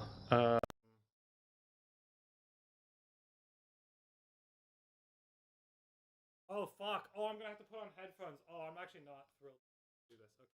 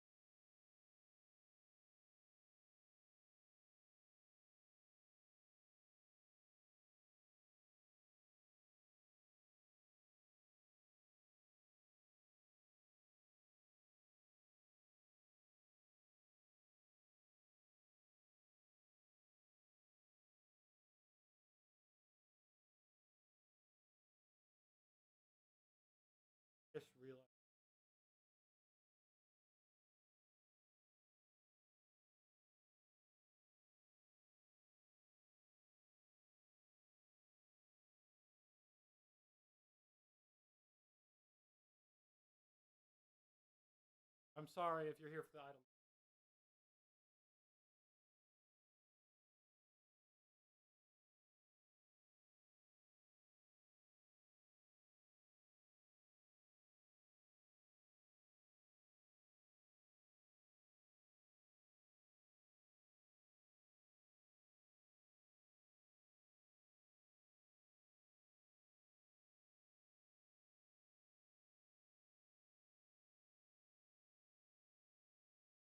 Okay.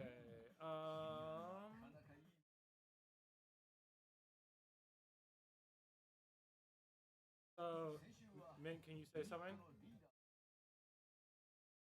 Yep, there you go. Is it working? Yeah, I can hear you. Also be audible, I think.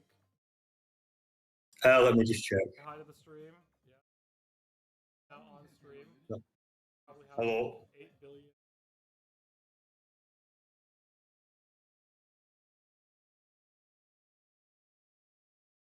The audio is completely out? Oh no. I just checked the audio on my side and it seems to be fine. Oh yeah? I can hear it through the stream at least. Okay, Yeah. interesting. This happened the last time I streamed where someone was saying that the audio had like crashed, and then like I had restarted the stream a couple times. After the stream, I went back and checked the like archive. The audio never crashed. So I don't know if. Oh yeah.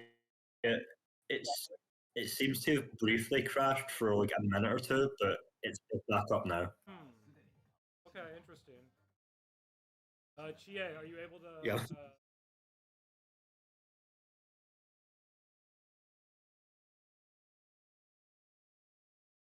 Type so Chie can.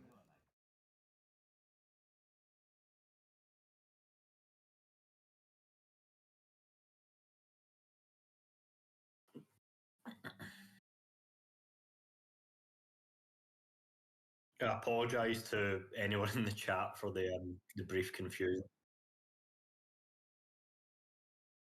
It was assertive of you, but maybe it'll be fun. Yeah. I guess it seems like you have some questions. Or just general Denpa chat.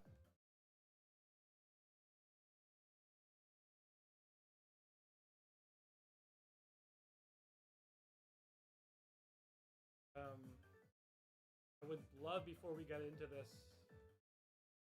I'd love if we could. It's just for me now. The game feels quiet or very loud. I'd love to get a confirmation. Okay, I can fix that. Try again. Say something, Mint.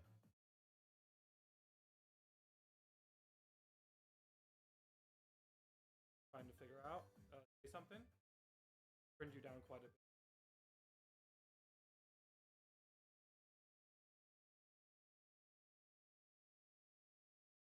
But I also feel like it lost my audio count. I'm not seeing it.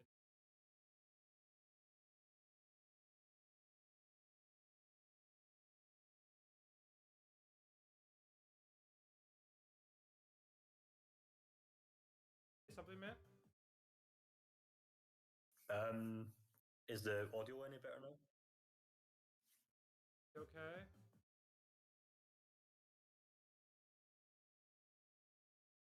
Back. You can hear me, yeah? I'm just we're in the chat now. 2 seconds. See if the audio is better.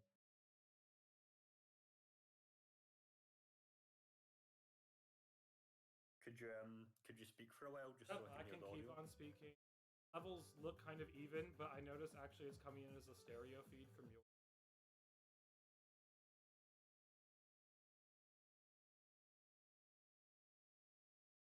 Could be okay, but it also seems like maybe it looks like my noise gate is behaving. I've just been listening to it there, and it seems like the audio levels are roughly equal now. Okay, great, cool, awesome. Okay. Let's just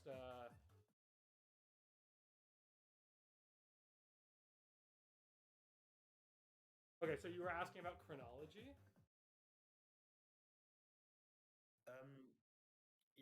I originally got into Osaka syndrome in 2018 after 8chan was fully taken offline. I can remember they made I think it was called an ode to 8chan, but after that it took me another like 5 years, like 2023, 2024, to realize that the whole Denpa thing was even a scene. I originally thought that it was just Osaka. You hadn't encountered. Well, I mean, yeah, I guess there was a lot of channels in that. Yeah, maybe I don't know. I don't how much Osaka was. I feel like Osaka talked about Noah.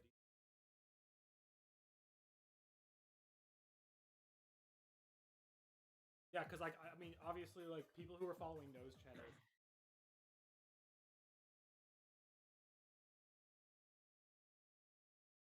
But also then like the way a lot of people heard about it, because I had heard about these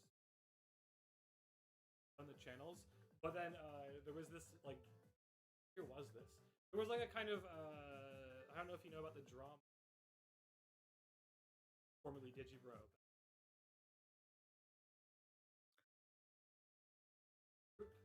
type thing. Digi essentially like this album. I forget exactly what the story is with the album. Like wrapped on it, but it ended up that Digi totally like published. I think is what happened. Kind of like without approval. It was kind of like claimed denpa mob. Because of course a lot like everyone was pretty Digi influenced, or at least Endless Jest, this channel. I'm not familiar with Endless Jest, but I have watched some of Digibro stuff. Okay, because like I don't know how much you know about Digi. At least as a YouTuber, well, there was a number of early channels. The main channel was at one point Digibroni. This is how it first got.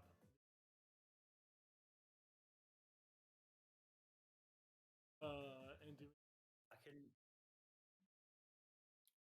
It's interesting because I can very vaguely watching some of his videos like a way back in the day. I'm talking about like 2012, 2013, when I was first getting into the MLP fandom.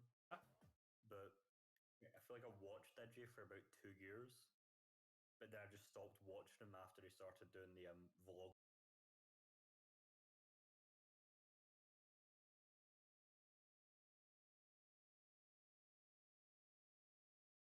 Yeah, I mean, Digi was really for the type of channel that Digi had. Digi was very.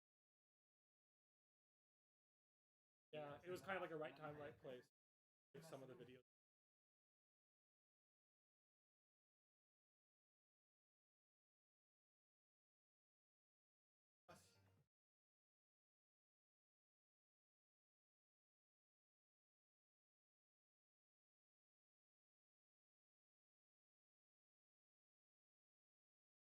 I think that's a pretty standard.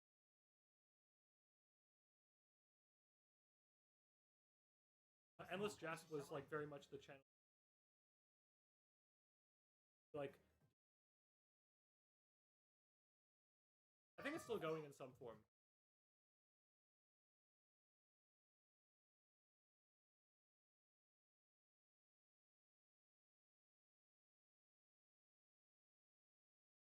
Endless Jest.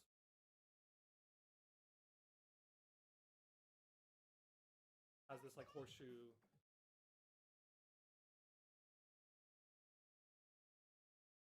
And it's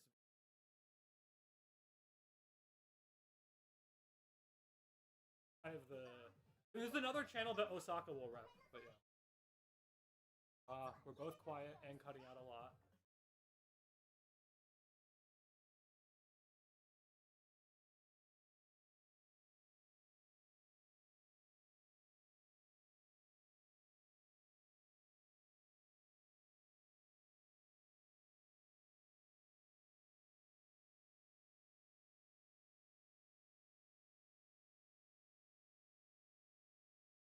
I don't think Osaka was ever on it.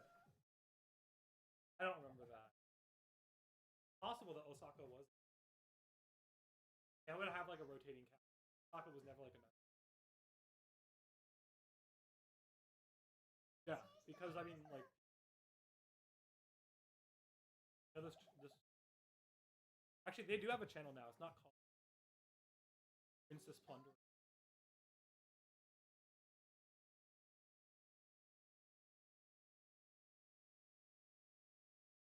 Definitely a different take. Endless Jazz is a good place for you to check out. And there's like another channel that I'm totally.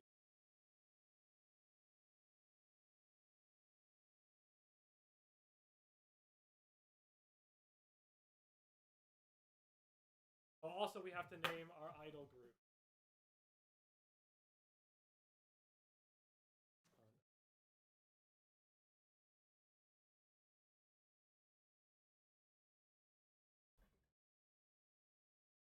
I don't know if this is working with. Like something is.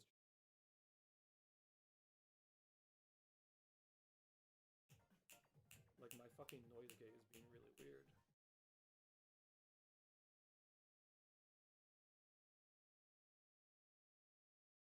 I have an idea. I can do this. This should fix the audio from my side, even though it probably sounds really weird. Chie, are you still there? Is the audio from my side okay now? I switched it to the audio that's coming from the camera, where it's like mounted in something, so who knows how great that will actually be. But it looks very consistent. Mint, can you say something? Let's see how consistent your audio is now.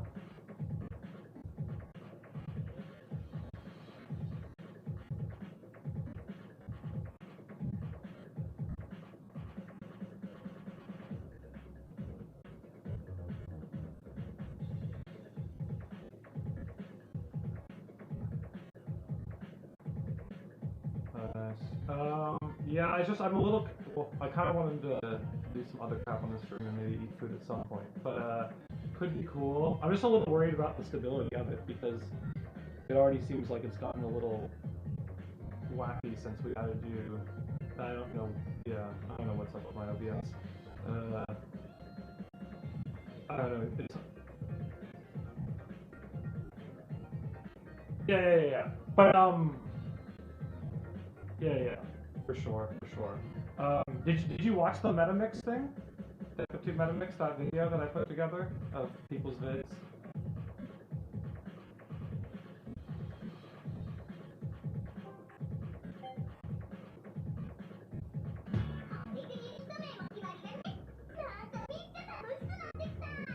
Well, that will at least like that's more from the horse's mouth than hearing it from me in terms of like I mean, it's a little like schizo in presentation, I guess, because it kind of goes all over the place. But that has like some kind of self like explanation, you know, and also from different perspectives, because there's like people who are kind of. Well, I also maybe have a slightly different definition of the scene than like some people, and I think some people are a little more like have a more restricted definition, especially like it only being kind of vloggy videos, but also that like for me, Denpa would generally be post-digi content, specifically the After Dark channel, but it could be kind of amplifying any aspect of that. So it wouldn't have to be like a vlog channel, right? Like a lot of the Jale Lane stuff, who like IMO Jale has the best Denpa vids, but a lot of those are not even like vlog vids, you know, they're kind of like artsy, kind of digital video stuff. Yeah. I think, I don't know how much they would like me giving out this info, but I think you can find them if you find the channel, like, in some playlist, probably. There's a lot of Jolly content you can find if you look around.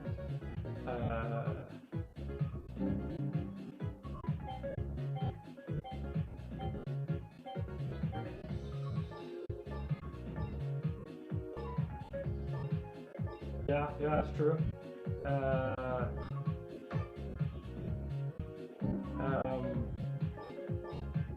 Yeah, I mean, mine is definitely a bit more from like a non-producer perspective, because of course everyone who makes stuff it's like somewhat clouded by what they're making.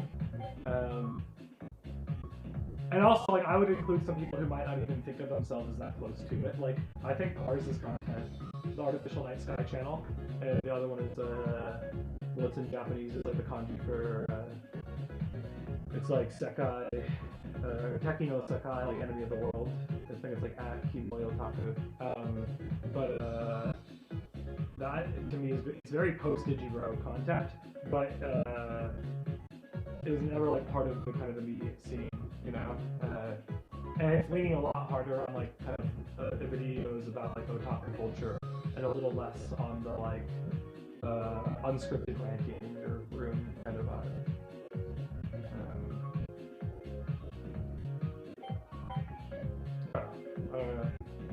But I think I just define it as kind of post-Digibro YouTube content, YouTube videos. There's a lot of it. Like people are like, this is actually one of the reasons why I wanted to do this stream when people were talking about like, oh, is Denpa dying? It's like, regardless of whether or not more comes out or whether people think the stuff that comes out is good or anything like that, like there's a lot of existing stuff you can find. Like that you can, I mean, there's so many hours of vids, right?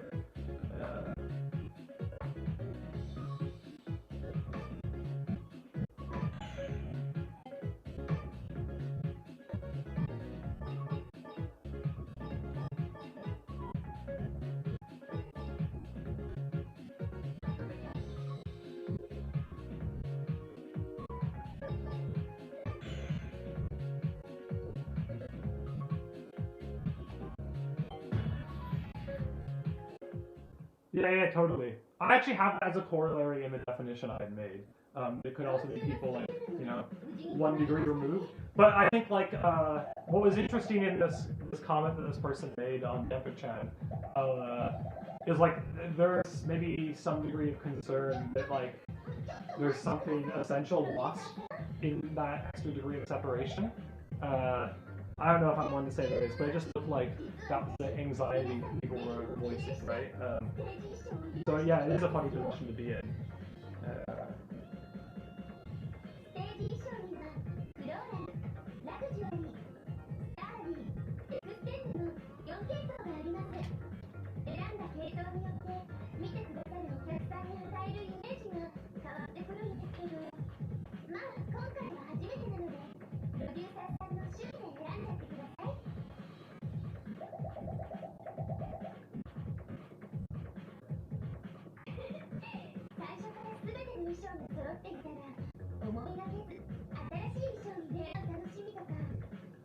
I feel really bad for saying this.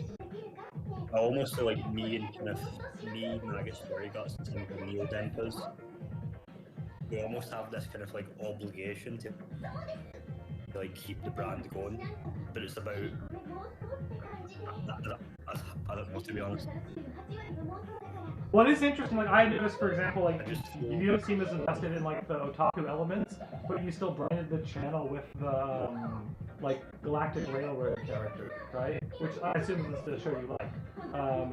But I was thinking about that in relation to like also certain aspects of like the iconography that you feel compelled to kind of carry on. I would say Night on the Galactic Railroad is, yeah, I'm interested in anime, but I wouldn't say I'm an otaku like most Denpas seem to identify with. Oh, not at all. I mean, it's old anime, you know. I like old anime, but a lot of the Denpa people aren't as into old anime. But I was more just bringing it up as like even though, for example, you don't really talk about otaku media on your channel, it's still like in some of the like iconography, right? Which is maybe you could say a holdover from yeah, a certain kind of aesthetic obligation.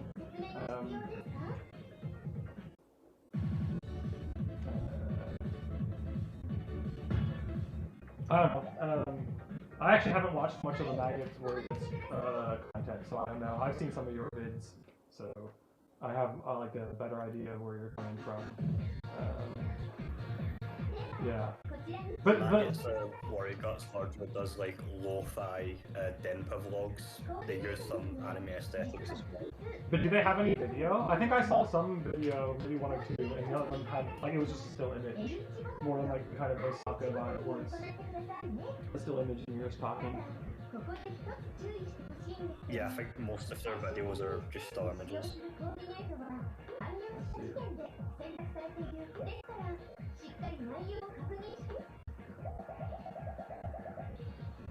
For me, one of the and it's really hard to define denpa specifically, but one of the things that I think does define denpa is an almost kind of like anti-YouTube aesthetic.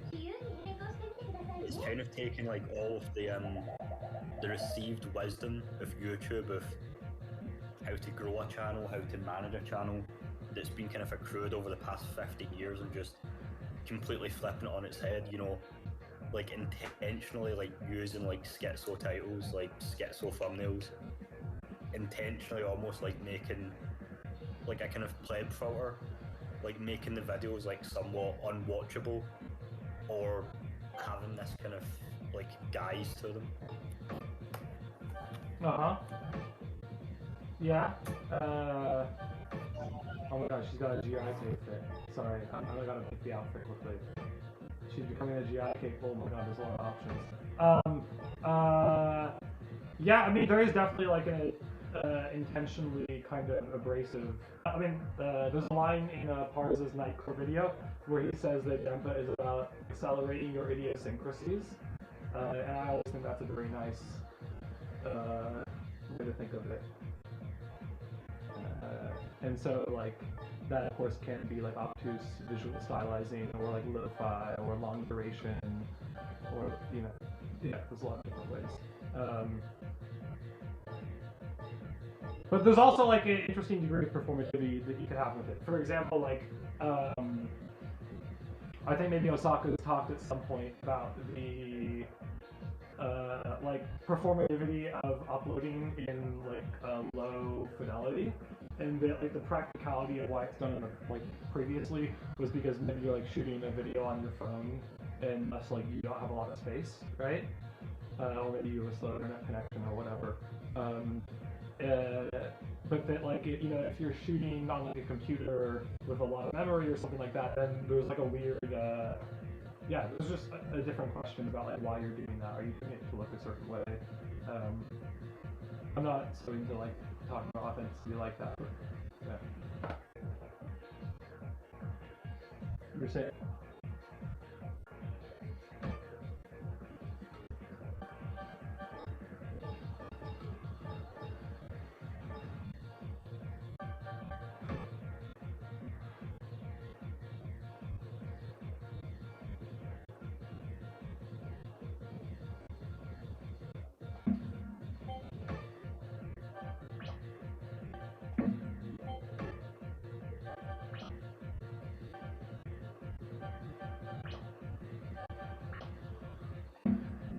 Wow.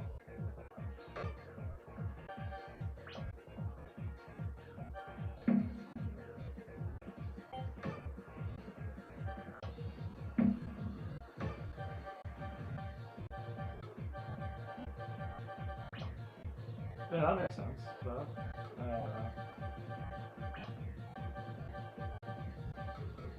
there's some funny unintended things. Like I have a video where, like my Tokyo trip video, which was like initially uploaded unlisted, in a kind of like unfinished version, and then like the computer that it was on broke, and so then I had to like download the version that was uploaded, which was like in lower quality than my previous version, and I didn't think it was going to be like the online release, and then I downloaded it into this like lower resolution, and then like re-uploaded it, and it has a bunch of like insane YouTube compression artifacts on it that look really bizarre in some sections. It's cool maybe sometimes, but it actually quite bothers me at times, especially there's like some shots where I'm like walking through some stores and it just things become a lot more illegible. Yeah, there's definitely pros and cons to it, but yeah, of course you just use what you have too. Like, I mean, right now I'm just streaming with an iPhone camera, which is what I have, right?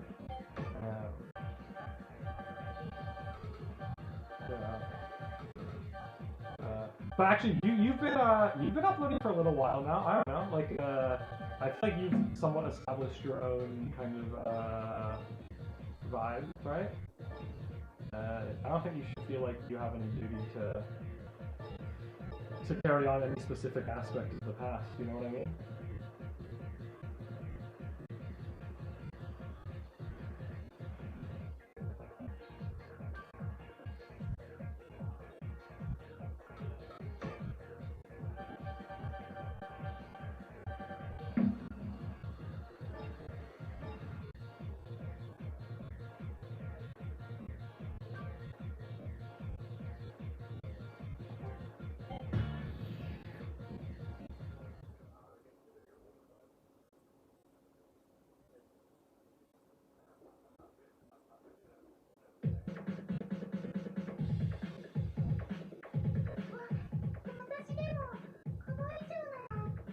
I don't know. I don't think you should be so self-conscious about it. I don't think anyone like is. Yeah, I don't know. You're chilling. I wouldn't worry too much. Yeah, so, like being self-conscious about it, I think isn't like. Yeah. It seemed like I don't know what's going on, but like the fucking audio capture of the browser seems to continually be going out. I really don't know what's up with that. Yeah. I have no idea how much people caught of that, or if it sounds like I'm just talking to myself on the screen. Yeah, no, I don't know. I mean, another interesting question, when you, for example, if you go through some of the names, because when I posted this link to the MetaMix, there's also like a link I posted to like a text document that has the various like channel names and videos, right? And you'll see quite a lot of them are gone. And there was a lot of like small channels that would make like a couple vids, or like people who would comment and like, you know what I mean? So people come and go. Like a lot of the old people who might have come for a certain thing aren't even around now. You know? Like you see, it's not like there's a massive like user base on DenpaTube.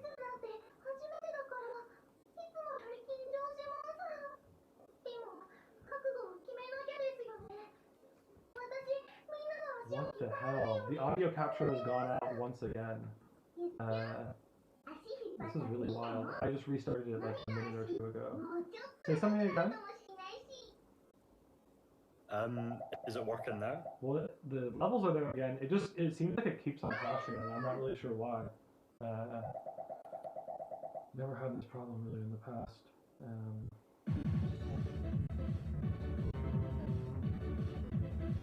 We'll do it without the explanation, whatever. Yeah, I don't know. What older channels have you been watching? What have you been excited about? It's mostly been some of Dotsmite stuff that I've been watching, both the kind of shorter like video essays and some of the. I mean, some of their live streams make no thank you stuff like so. I was watching the tree live stream the other night. I've also had phases where I've watched kind of some of Noah's older stuff as well. Yeah, what do you think about that? Like, which ones?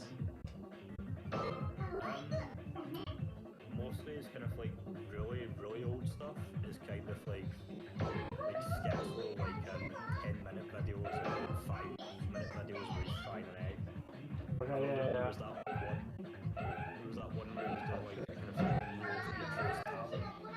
Oh yeah, I don't know if I've seen that one. There was quite a lot of cooking content at some point. I feel like we don't get the cooking content very much anymore. That's cool. I mean, have you ever, like, I don't know if you know how much about the No lore you know, but he actually has like, he has like so No is like the Backwards channel is kind of like the second channel, right? Because he has like a music channel, right? Under No Thank You. Yeah, I can remember Asaka Syndrome saying that he originally got No to start posting the vlog videos. Oh yeah, maybe that's true. Actually, on No's like music channel, at one point it was actually a cardistry channel, and there are some videos from that era. If you go really, really far back, maybe they're even unlisted in like a playlist or something on that that music channel. But there was like his first attempt at doing kind of like a big denpa, like kind of more satisfying video, called Cardistry Thesis. In fact, some of the stuff that happens in his denpa video is just like redoing stuff from that Cardistry Thesis video. But also, if you really want to go like, you know, and see some of the really early works from people, you can check that out too. I mean, it's not that exciting, maybe, unless you're just like interested in kind of where stuff came from, you know. I'm interested in the lore more if it's an archaeologist. Yeah. It's a dental archaeologist. I don't know. Let me see. What are some other? I mean, there's other channels that, in my mind, when I was making the metamix, I kind of like actively looked around a lot for little things. Like I kind of found the group of people I was more interested in including, and then yeah, there was a lot of peripheral stuff I was interested in, and some of it couldn't really like find a place there, and isn't actually really related, but has some similarities in my opinion. Like there's a channel called Haibane Lane. Do you know this channel? I'm looking for the Megamix archive you have right now, and you mentioned them there. Yeah. But there's a channel called Haibane Lane. They're not in the metamix at all, but it's they're like they're just like usually pointing the camera at like an old like Japanese language like PlayStation game or something, and it kind of has some similarities. There's also channels like there was someone called Mr. Daggers IRL who isn't really denpa, but like if you took away the otaku elements, has like some very like, I mean, it's very like schizo-porn videos. That stuff's not on YouTube really anymore, or maybe some of it's re-uploaded, but some of it's on archive.org. He had the most like, I would say the most unhinged YouTube video I've ever seen was a video by Mr. Daggers IRL. It was like scary, I would say. He's like ashamed of it now. It's not even in any of his archives. I think it was during a particularly troubled period in his life. But it was like a legitimately frightening video.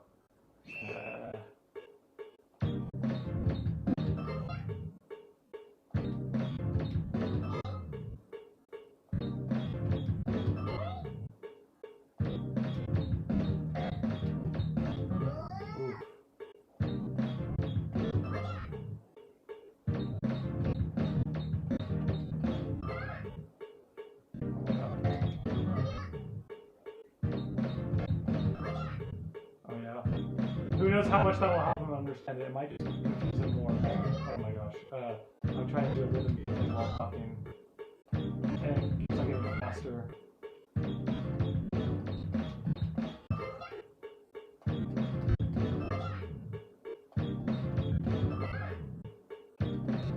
Oh my gosh.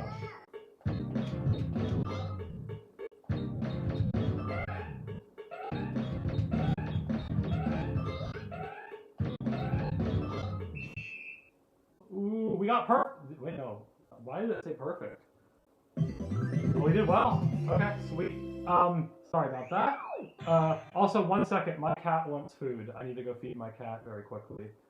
Mint, maybe can you say something? Let's make sure we're still capturing your audio. Oh my gosh, has it crashed out again? Man, something is really not going well with the capture on that.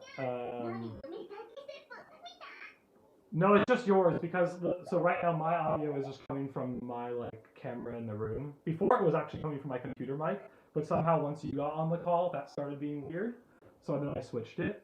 But your audio is coming from like yours is coming from a browser capture that I restarted maybe 5 times, and like every time I go to check, it's crashed, and I don't really know why. Because it's a very basic. you know, application audio capture. It's probably okay. I think I know why. It's probably because I have like 400 tabs open in my browser.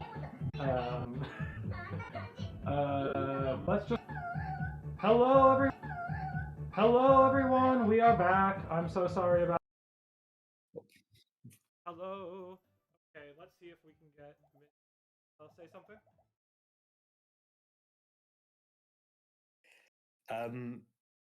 Yeah, I was actually just going to ask if I could possibly upload the metamix to archive.org without advertising it.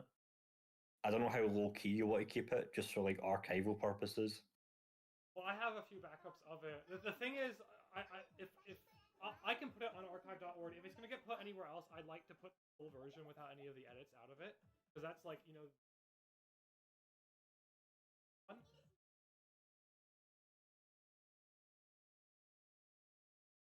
That version wasn't really supposed to be published for everyone. Then I just never got one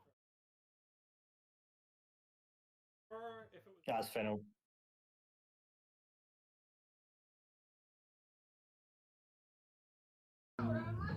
But I'll just leave that one be then. Yeah. I'll just leave that one be. Maybe I should do that probably, to be honest. And of course, because at some point I thought I might get around to fixing it so it can actually be uploaded to my own channel. I'm going to turn on the light so that the text is visible in the game. No, it's still totally.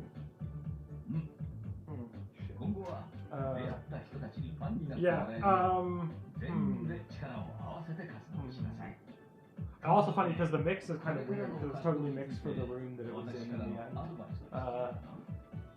Like as in it's mixed to have a very loud dynamic in a room for like a speaker system. We're gonna skip the explanation. But on that no video, Denpa, have you watched that big no video? The one that intro clip is from? 全国オーディションが開催されるらしいので、ぜひそれにチャレンジしてみてくれ。オーディションに合格すれば、テレビに出演して番組で歌を披露できるんだ。Okay, because this video Denpa I know is like it's the video that has the most material in DenpaTube Metamix. There's probably over an hour of content just from that video, because that is like a more than 3-hour no video. And one of the reasons why I felt the need to make it is that No's video, Denpa, which is great, but begins with just like a really misogynist like joke, I would say. And I know it's like there as a normie filter, but I would still say it's pretty unsavory. And it just kind of like paints a bit of a stain, I would say. Not only that, the clip that I begin the metamix with happens like 3 hours into No's video. So I just remember thinking that it was kind of criminal that there wasn't a video that began with that. Because it is kind of like the Denpa manifesto. Or at least it's performed that way. Is No's Denpa video on his I Don't Mind Rotten YouTube channel? Yeah, absolutely. I mean, it's not public, but you have to like go into the playlist. But yeah, Denpa and DenpaTube, which DenpaTube is like kind of, it's made post the metamix, and like, I would also say, I don't know, No's never said this, so I could be wrong, but there's also a video he made called Agoraphobia Analysis that is made like not long after he saw the metamix, and I kind of think there's also a bit of that in there, because it has some like audio cue callbacks to his original Denpa video. Anyway, I would say you should watch that. That's like, you know, No's original Denpa video is kind of the classic vid, I would say. It's very much in this genre of like the large kind of artsy, satisfying vlog vid, which is like this Endless Jest video I was recommending to you, Horseshoe Finale, or the Horseshoe Saga, which ends with Horseshoe Finale, as well as Insomnia Analysis by Digi. But these are like all examples of these kind of attempts at making like a multi-hour kind of epic YouTube vloggy video that's nerdy, but also like has a lot of details and maybe kind of like a pompous persona in a meta way. And then, so the idea with DenpaTube Metamix was to make a video in that genre, but make it out of existing DenpaTube videos as kind of like a way to show people what the scene is, or not even exactly that, just to show them kind of my way of looking at it, because there's very much like I am a composer, and so there's very much like my composer goggles on in the video, I would say, in a way that I don't think your average Denpa would do.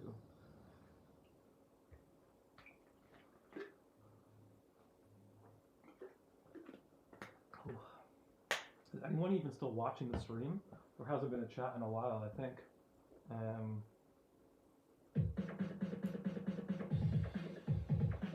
Oh my god, no commented. When did no comment? He said, this reminds me of DenpaTube. I suppose so. I suppose we are in DenpaTube. No, you could jump on the chat if you want. If you, I don't know. Maybe you can give a better explanation of these things than I can. You're more qualified.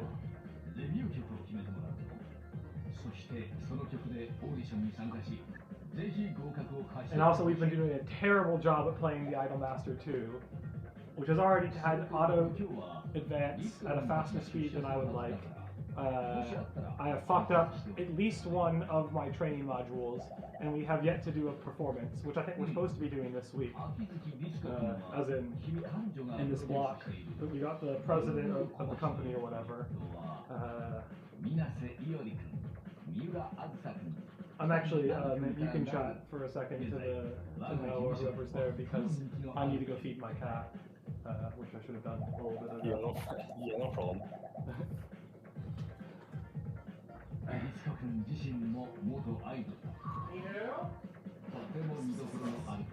I feel all flustered now. I'm all flustered and embarrassed that one of the greats is watching.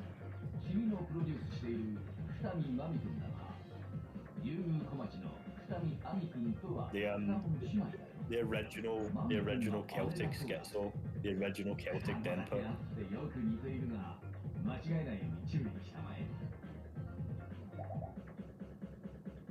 彼女らは以前一人のアイドルとして交代で活動していたのだよ。竜宮小町の二見亜美としてね。そうか。彼女らがどうして別々の道を歩むことにしたのか私は知らないのだが。いや聞いたかね。I've actually seen anyone in the chat, but no, I don't know if it's loaded up properly or not. I'm back right now. What's up? What were you saying? There we go. I'm saying, I don't know if the chat's not updated for me. Oh yeah? What's the last thing you see? I see it now. I see it now.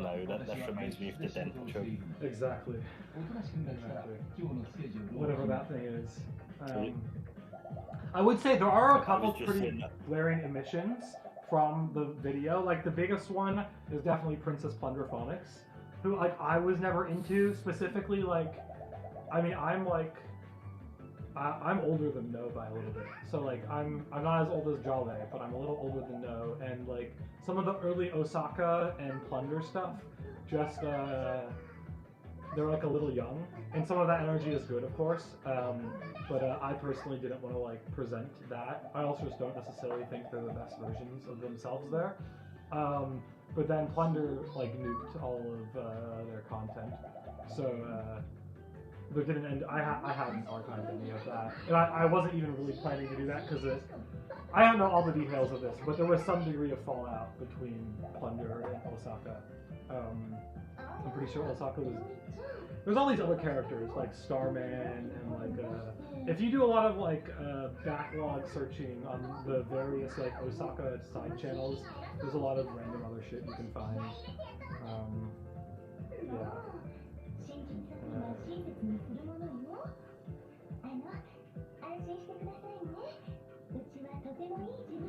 Oh nice. Oh my god, the audio from you crashed yet again. I can't tell if this stream is more Denpa with me talking and no one hearing you, or like because then it seems really absurd. Okay, let's try to restart it. you should do a stream where you're doing like a Discord call with like 5 different people, but none of them are linked to the stream. Oh my gosh. So it just sounds like you're talking to yourself. Yeah. I'm almost certain it's happening because I have so many fucking tabs open, and it's sharing like the audio from all of them.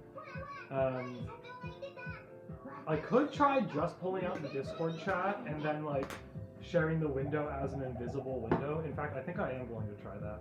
I think it might be more successful and less prone to like continually crashing. Although now I need to find actually where the Discord window is. Oof. Oh, here we go.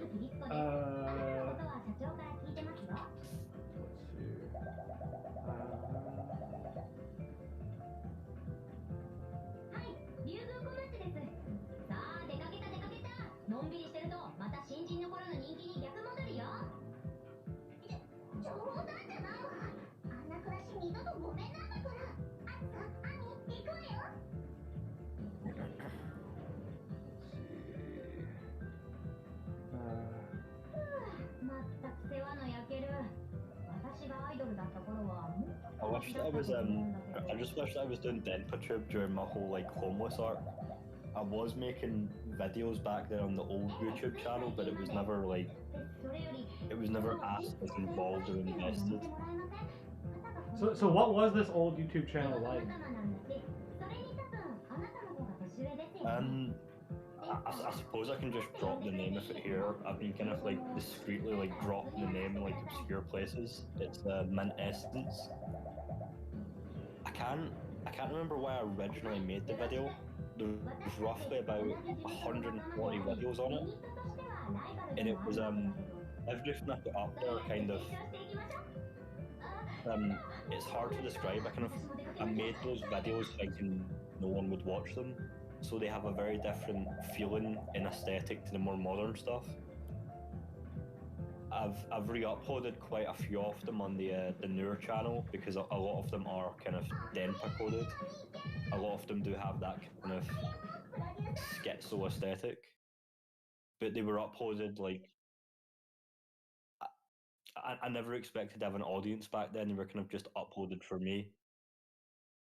Like they might as well have been unlisted, but they were made public, kind of thing. Yeah, that makes sense.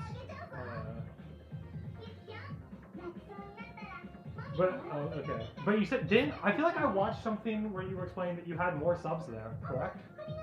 So people did watch them. I've got 44 subscribers there, but I never got any like interaction or any like comments, so I never paid it any mind. Oh, that's interesting. But did you like send it around places or what? Nah, I literally just like I do like a 10-minute video, upload it, and then never look at it again, kind of thing. Just didn't think about it, didn't look at the view count. Okay, interesting. But what was the material was like similar, I guess, but just not like overtly gesturing towards the denpa scene? Yeah, it was, a lot of it was kind of in the denpa vein. The only reason that I don't readily link to it on my new channel is because there's some like sensitive and personal information, not just about me, but about other people on that channel. That makes sense.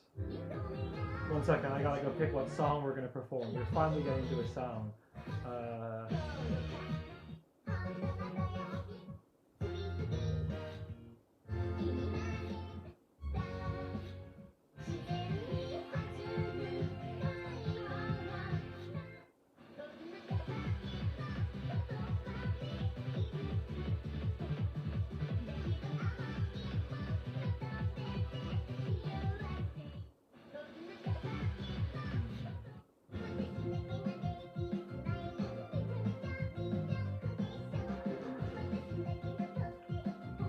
Try to get my let's see if we can get the old audio back.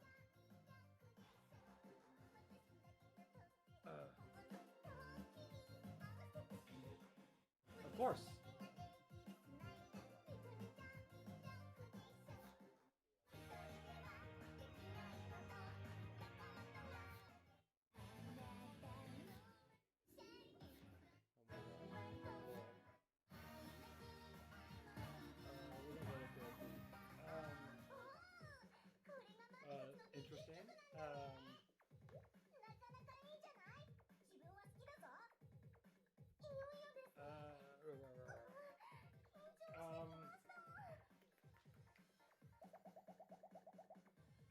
so then, was your kind of awareness of DenpaTube or the like that as like a larger thing? Was that when Osaka mentioned the like Denpa-chan, or like where did you come into awareness of that? 私も陰ながら応援してますので頑張ってください。あ、そうそう。挑戦していただくのは新人アイドルザ・デビューのオーディションですからスケジュールに入れておいてください。 Well, what's interesting is that was already kind of in the decline era. You know, that's like post Oatsmite uploading, post a lot of people. I mean, that's also like in relation to the like, oh, is Denpa dead or dying or like all that. Is that I feel like there's been multiple points where you could easily say something like that. I certainly felt like that when I was making my video.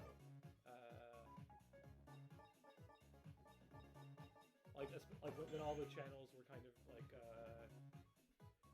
getting deleted as I was making the video, or not all deleted, I guess. But it was, I think it was specifically when Parza's channel got deleted, and then when not Osaka, sorry. Oh damn it! This is your capture crashed again. When oh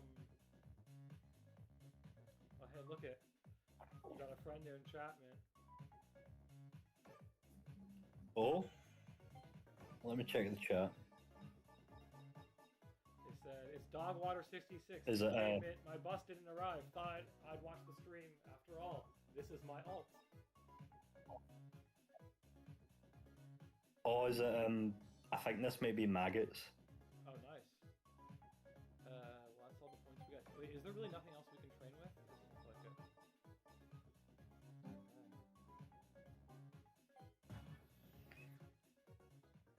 I'm gonna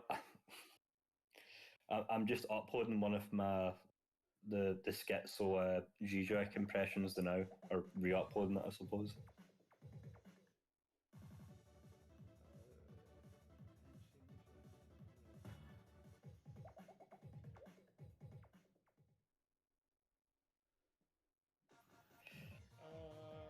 Are there any limits to doing live streams? What do you mean? Like how many you can do, or how long they are, or what? Or do you need like a certain like number of? I believe like a long time ago on YouTube, you had to have like 100 subscribers to do a live stream or something. Oh, I see. No, I've never experienced anything like that.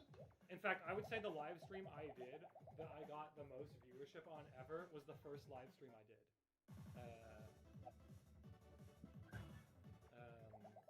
But it's also because like it had like a very appealing thumbnail and it was like a seasonal anime type thing. I'll try contacting you on Discord after this stream, because I might want to do some of my own live streams, to be honest. Oh yeah? Nice. Especially if I can get some random people on.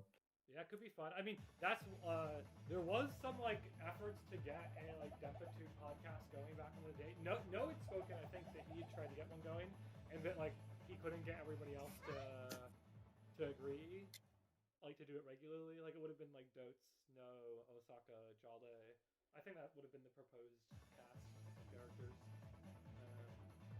I kind of thought if you watched the sequel to No's Denpa video, Denpa 2, Denpa 4, the Empire Strikes Back, which I assume he calls Denpa 4 because DenpaTube Metamix is kind of Denpa 2, and then No's agoraphobia analysis is kind of Denpa 3. But he did make some overtures to saying that he was going to use this channel that used to be called the Crab Stack, which was kind of the first Denpa crew channel, that he was going to like rebrand that and had some plans for it. And I like, you know, I paid some attention to that channel, and I didn't see anything get uploaded to it after that, so maybe it just didn't pan out. That could be a good idea if you wanted to do something like that.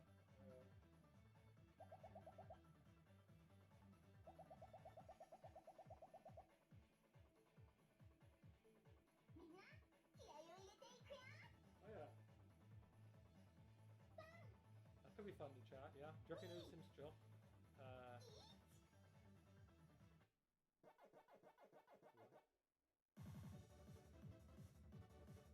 not liking how my phone is like. Wait. Oh my god. Oh shit. Oh, I was supposed to pick the chant.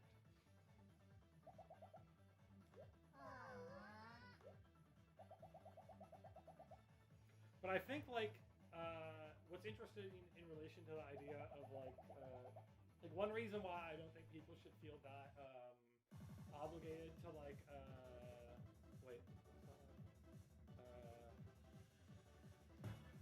why people shouldn't feel like that indebted to like carry on a certain idea of what it was or whatever is the vibe I get, and I wasn't one of the people who was part of this, so take it all with a grain of salt.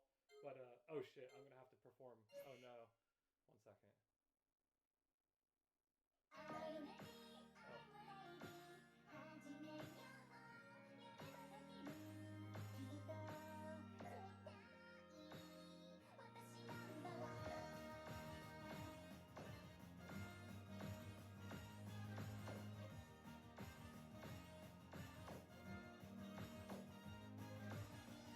So it's just that. Okay.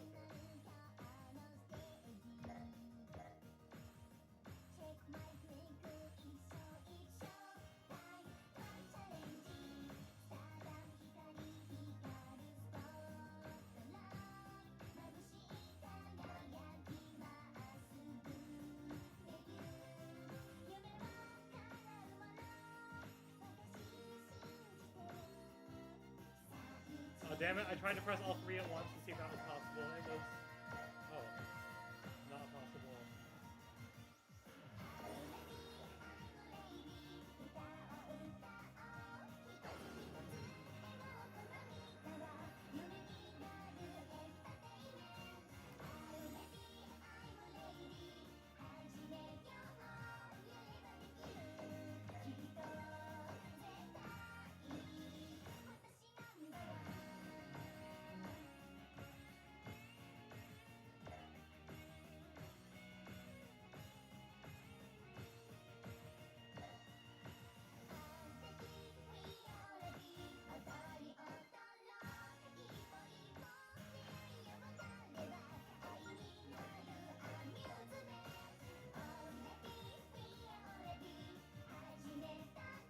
Well, that was something. We really did not read all the instructions for that.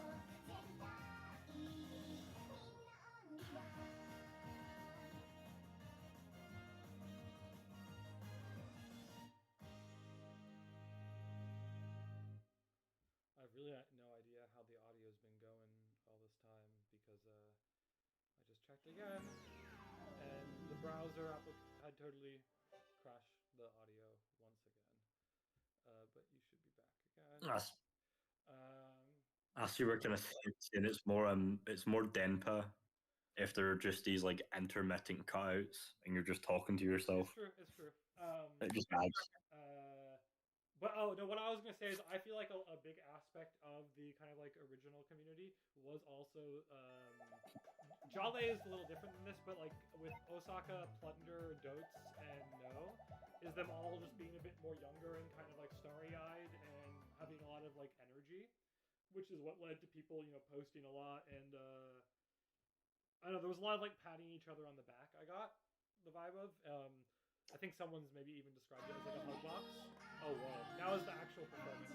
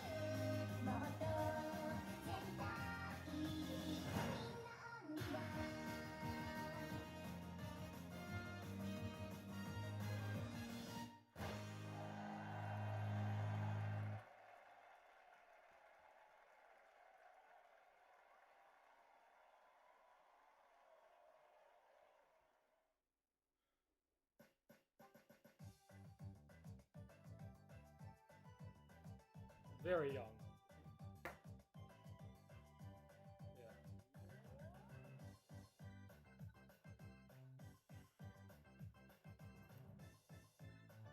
Maturity that plays into that. He's certainly he's certainly a lot more experienced now than when he started the channel. For sure, and of course, like, yeah, I don't know. Well, it's hard for me to speculate because I don't have that experience of like, you know, continuously uploading a large amount of off-the-cuff rambly vids for that long of my life in a row. Yeah, I can imagine wanting to distance oneself from it, but I think it's also like, I don't know, the vibe I got from watching at least that video. What was it called? Like well, I forget what it's called. Whatever this recent video was that Osaka did. I got a vibe that Osaka was just feeling, the denpa situation was crazy. Exactly.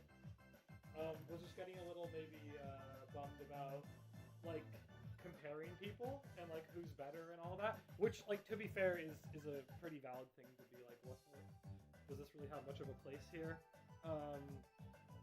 But maybe just you know, I think the point that Osaka made is if you're really used to putting yourself online constantly and seeing a bunch of people like have opinions about whatever, you know, performance you do there, that it can be very healthy to like step away from that and then realize like, hey, like maybe that's not so important, or like just obviously it affects you, you know. So I don't know, totally fair.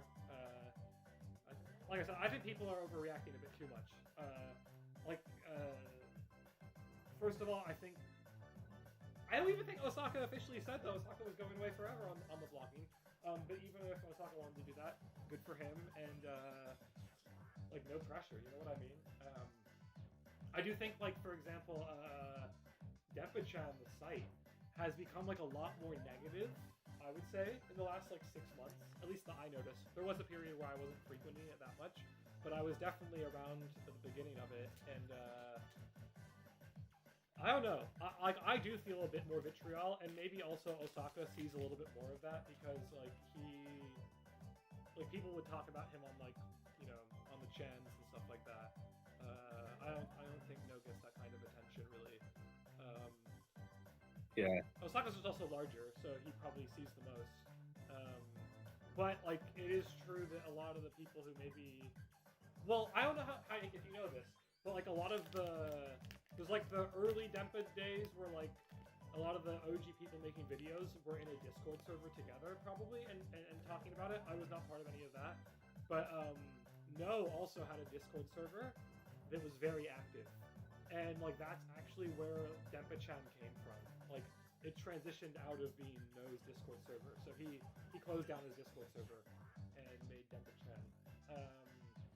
And maybe because of that, like, because it was No's Discord server, there is the vibe that like a lot of people who stuck around and were like a bit more vocal were probably No Thank You fans first and foremost, you know, and not like Osaka Syndrome fans first and foremost. So you would see like some people compare them or shit on Osaka a bit, I guess. I don't know. I don't pay too much attention to that. But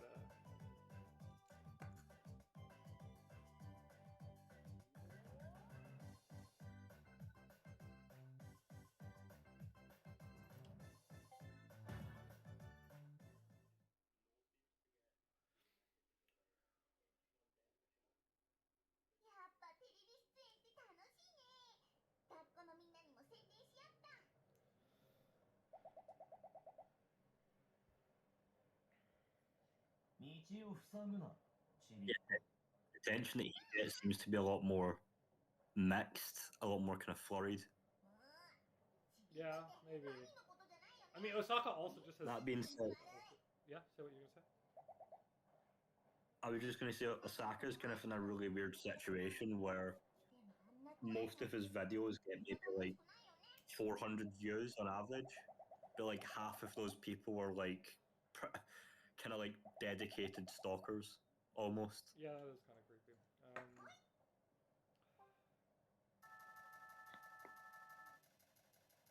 Oh shit, we got some fans. We gained 250 fans in all the different areas.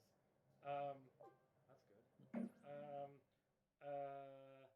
Yeah, no, I don't know. I don't want to speculate on it too much because it is what it is. But I do think people are a little too harsh on Osaka for sure. But you see a lot more Osaka glazing. But also, you have to remember that No is the mod of DenpaTube. Or like, I guess Osaka's a mod too, but No is the webmaster. Which I guess like, well, I don't know. People shit on the masters of other chans actually all the time. So maybe that doesn't mean anything. But yeah, I don't know. Anyway, we shouldn't compare them too much. That's exactly what Osaka was bummed about. Yeah, I wasn't. Sorry, that's the dog. I wasn't really comparing them, just more the kind of attention that they seem to get. Yeah. And if comparing the comparisons, Yeah. I suppose you could say. Well, actually, I think it's pretty likely that they'll both be back making Denpa videos at some point. No, even on the recent live stream expressed interest in, like, he said that he was missing making Denpa videos, and that maybe he'll do something. And I got the vibe, who knows what'll happen, but Osaka had been telegraphing that he was going to do, like, some other project. So, I don't know, I'm curious to see what that is, if he realizes. アイドル界の頂点、その最高の極みに到達したもの以外は決してその賞を手にすることはできないだろう。スタートしたばかりの君たちにとっては Is anyone still chilling around? I'm so nervous to refresh the stream because I think it's going to kill the audio again. Oh no, it's okay. 正直言ってユニットを結成してから1年で結果が出ないようなら先は見えている。 Yes. Sorry, I'm so like, you know, hopping between these two very different activities. An apology to Mint and apology to anyone who might be watching the stream. Also, the fucking smartphone camera. I'm happy to head off soon if you want to focus on the stream and the game. Yeah, or I might even do. I was thinking I was going to check out a bunch of anime PVs at some point. Oh wait. Oretachi nara deku. Oh, yes. But okay, let's before you depart, let's make sure you're satisfied. Like, is there any? Like I said, I'm not going to promise that I can answer everything or anything in a satisfying way, but if you had any other like burning questions that you wanted to know about, or like,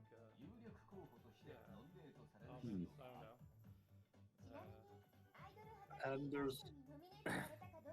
There's none that I can really think of unless anyone in the chat wants to say anything to me or ask me anything before I leave. Chat, you hear that? It's last call for Mint the Denpa questions.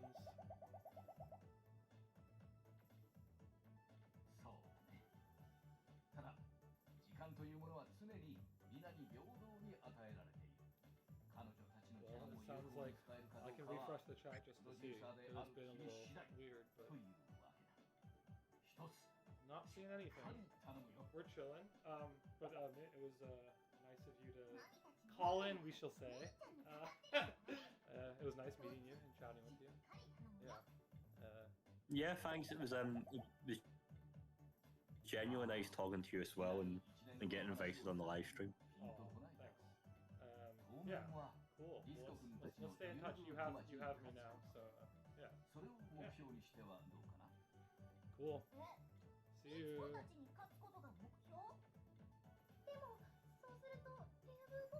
Yes, we'll see what we do.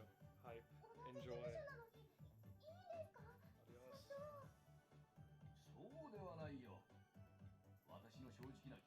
How about that, people? We had our first call-in guest on a Unum live stream. I hope that didn't ruin things with the tech. I guess we can mute that. What the fuck? There's definitely some weird shit going on. It looks as though my computer mic is coming through in mono, which is something I've never seen before. Very weird. Oh, there. Or not mono, sorry. It's coming through in stereo, but on one channel only. But now it's back to mono.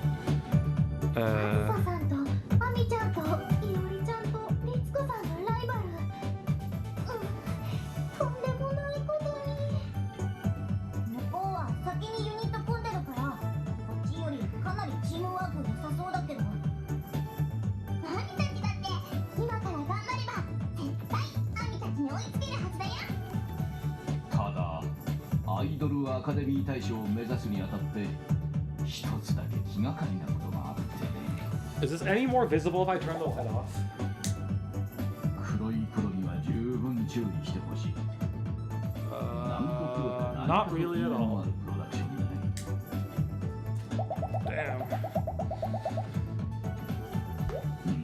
Damn. 実は黒いプロの黒い社長と私は朝からの縁なので、若かりし頃はプロデューサーとして張り合い、今はプロダクションの社長としてライバル関係にある。まあ芸能プロとしての格も資金力も向こうの方が随分上なのだがね。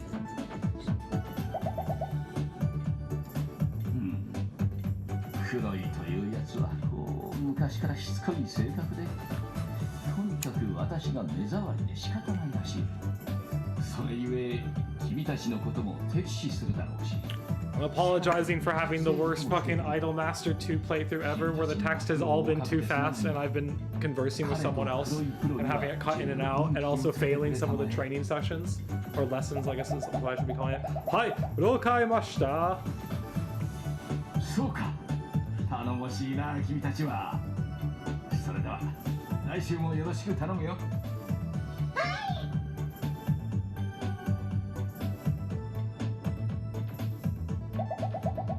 I would really like to play a different visual novel. I kind of want to, 君ちょっと待ってくれたまえ。 damn. Dude, no, the dog! What the dog doing? No! Just damn, the dog was demolishing my bowl of brose? What isn't that word? In the other room while I was on call, haha. That's brutal. The dog ate your dinner. I should put some food in the oven. 実は At some アイ point. ドルアカデミー大賞にノミネートされたユニットのプロデューサーは主催者である IAU、 すなわちアイドルアカデミー連合協会から1年間のハリウッド研修に派遣されるのだよ。1年間? その通り。本場のショービジネスやスターのマネジメントについて学ぶ素晴らしいチャンスだ。まあそれもノミネートされればの話だがね。ぜひ選ばれるよう頑張ってくれたまえ。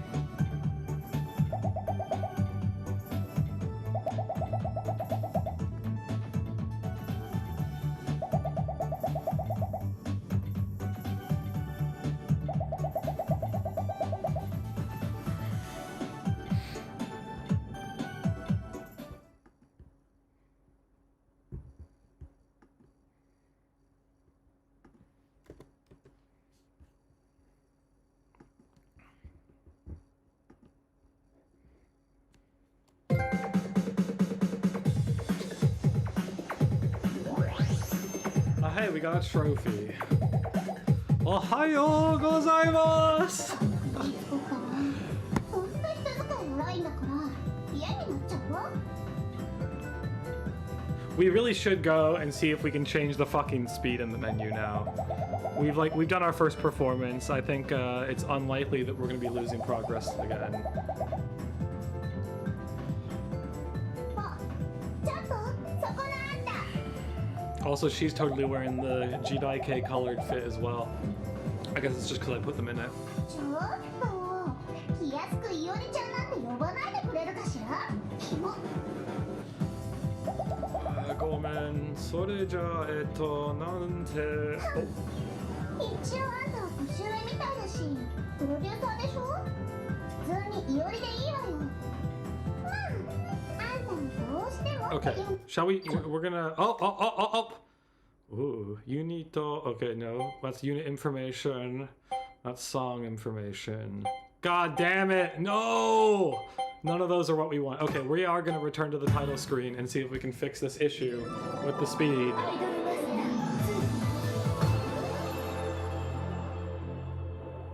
Oh my god, it's also just like not even visible with my phone at the moment.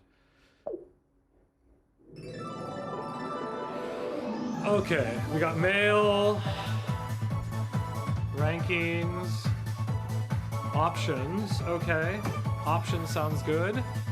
Oh, hey, look at that. Okay, we got some system stuff.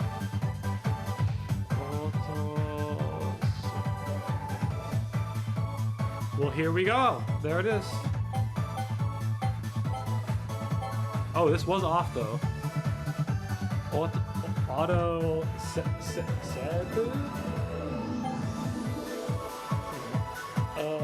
Stage Shinsuke.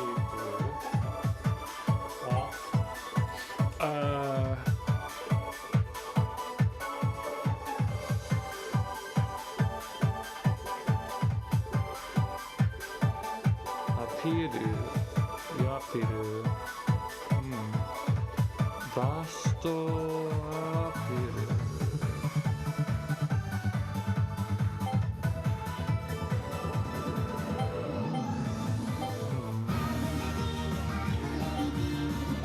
Different settings of volume. Vokaru. Yes, so that's the vocals, that's the music. And voice. Oh, it's cool that you can mix the music and the voice and the vocals all separately.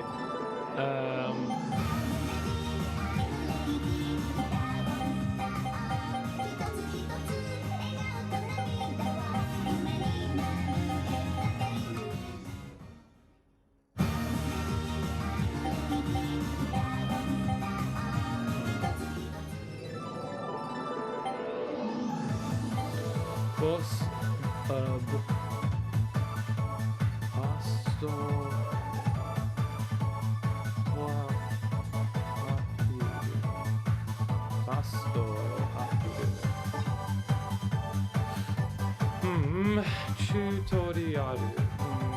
Yeah, we got the tutorials on.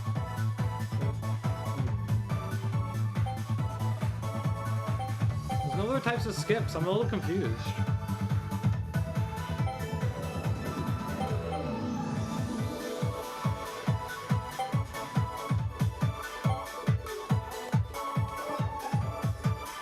That's all fine.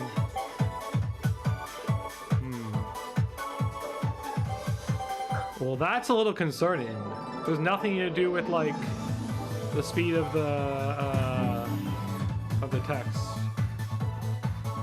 Did we even change anything? I guess we must have.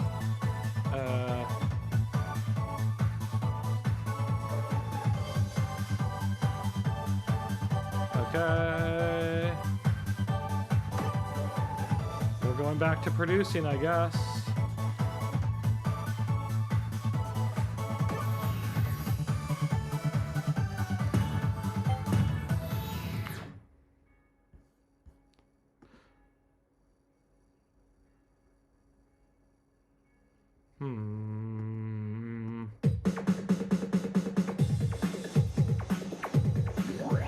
What do we say? Is it like the lighting situation might just make this untenable kind of right now is kind of what I'm feeling.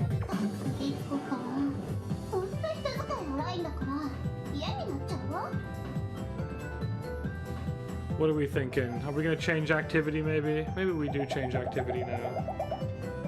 I mean, also I have been streaming for a while. I don't know how much longer we will continue.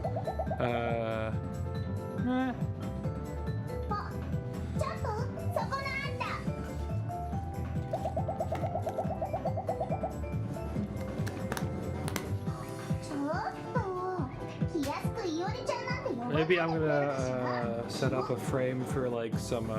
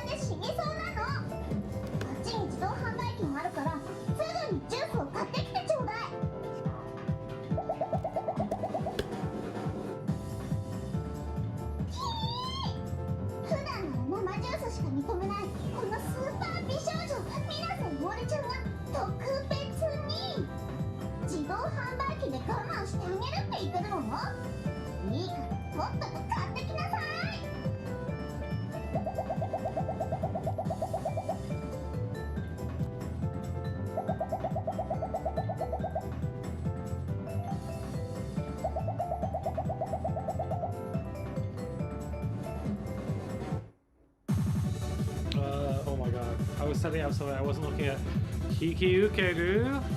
Sure. Soda na koko. Wakata yo de. 最初から素直にそう言えばいいのよ。私はね、オレンジジュース。もちろん果汁 100% のやつよ。間違えたら承知しないんだから。さてと、社長室の掃除は終わったし。あ、ひよりちゃんにプロデューサーさんいらしてたんですね。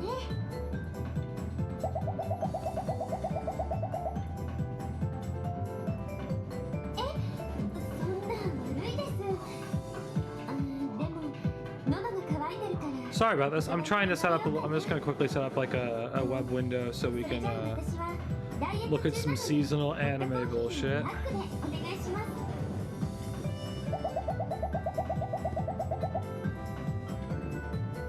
Let's see though. I'm gonna have to shrink it down a bit.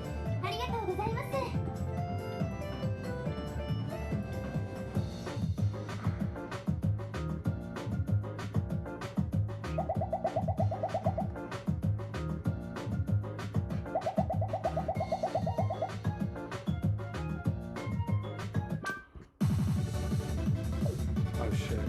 I was not looking. What should we do? Oh shit. No. We didn't pick which one to get from the vending machine. Yosh. Mazu wa. Oh. Let's see.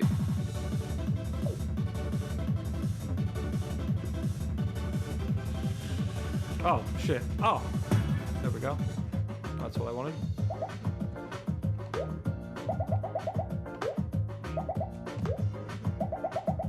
Umai! Okay, we did a good one.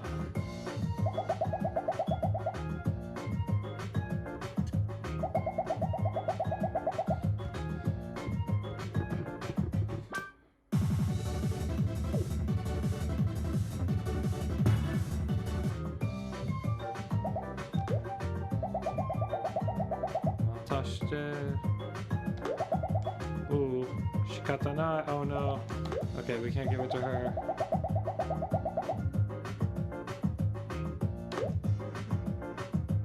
Okay. Shit, what are we supposed to get? I haven't been reading very carefully. Maybe we need the energy, huh? Let's go with Spark.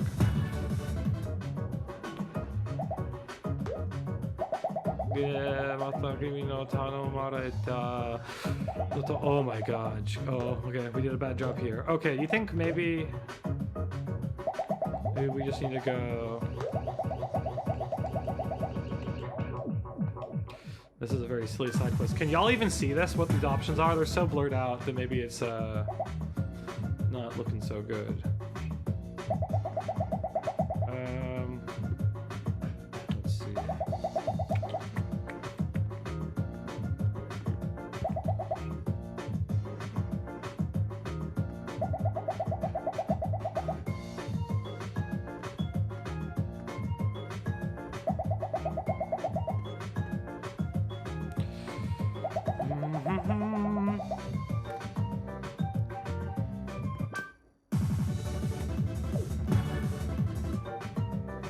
Oh shit, did we already try this actually? So, この100%カカプロクそうそう、プロデューサーさん。その自販機、最近調子が悪いんですよ。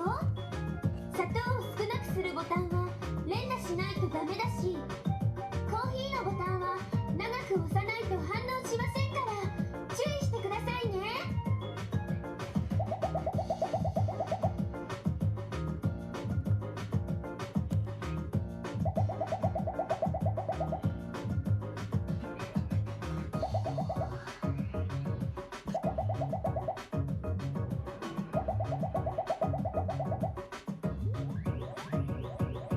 Sorry that I've gone all quiet. I'm trying to figure out our next activity.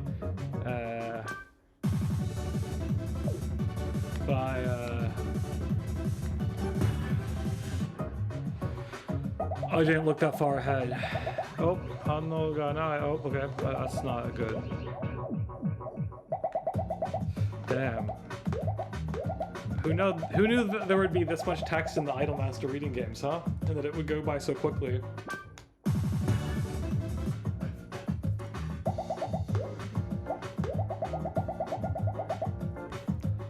Also, it might just be Mitt and I here now. I feel like maybe during our conversation we ended up... At some point we might have shed a lot of the audience. Hey, look, it says there are 3 people. Okay, someone's here.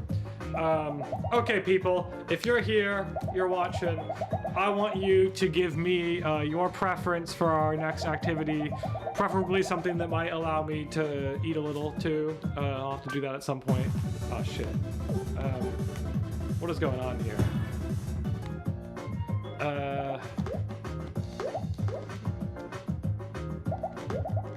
Oh my gosh, I've tried both of the options. Anyway, no,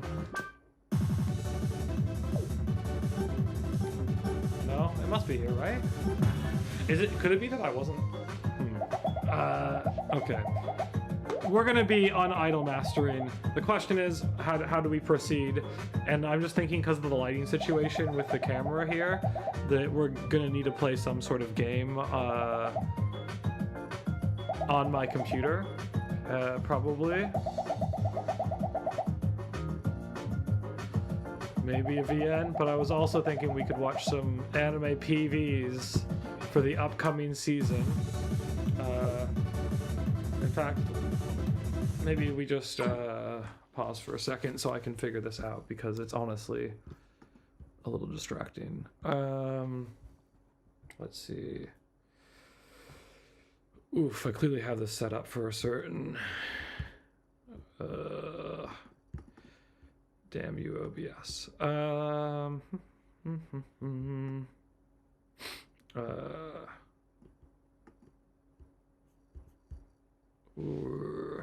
What do y'all think? Y'all down to watch some seasonal anime trailers? I could also talk about winter seasonal anime, which I've actually been watching quite a lot of.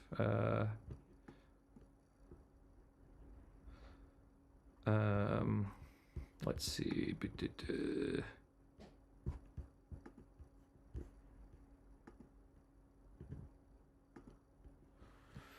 We're gonna transition to something like this, maybe. Can everyone see? Is this doing something? I think it is doing something. Okay, let's get rid of all the fucking effects on this video capture.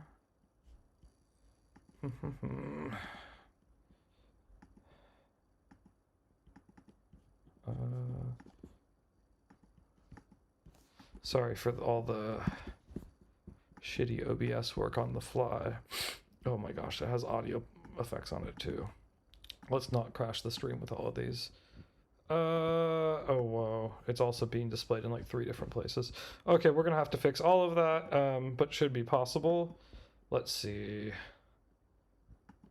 Hey, we're getting there. What the hell? Okay. Hey, look at that. We got Mal up here. Although, oof, I guess maybe I need to invert my my video capture for this. Ugh. Let's see. No. Oh, hey. Well, this is at least a little bit better. Yeah. What do we think? Maybe we just do this for now. This is fine. We can leave me in the black void. Yeah, let's see if we can... Oh, that's just annoying. Because it'd be nice to resize this to something more appropriate. Let's see if we can do that.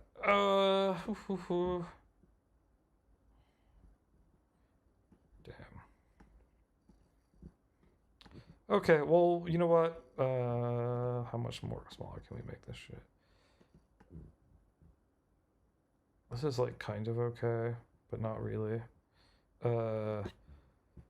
Oh, this is very annoying. I definitely had this all set up in the past, but something's clearly gotten a little wacky. Let's see. Oh, hey, I actually think I know what part of it is. Hey, look at that. Oh, much better. At least for my camera part.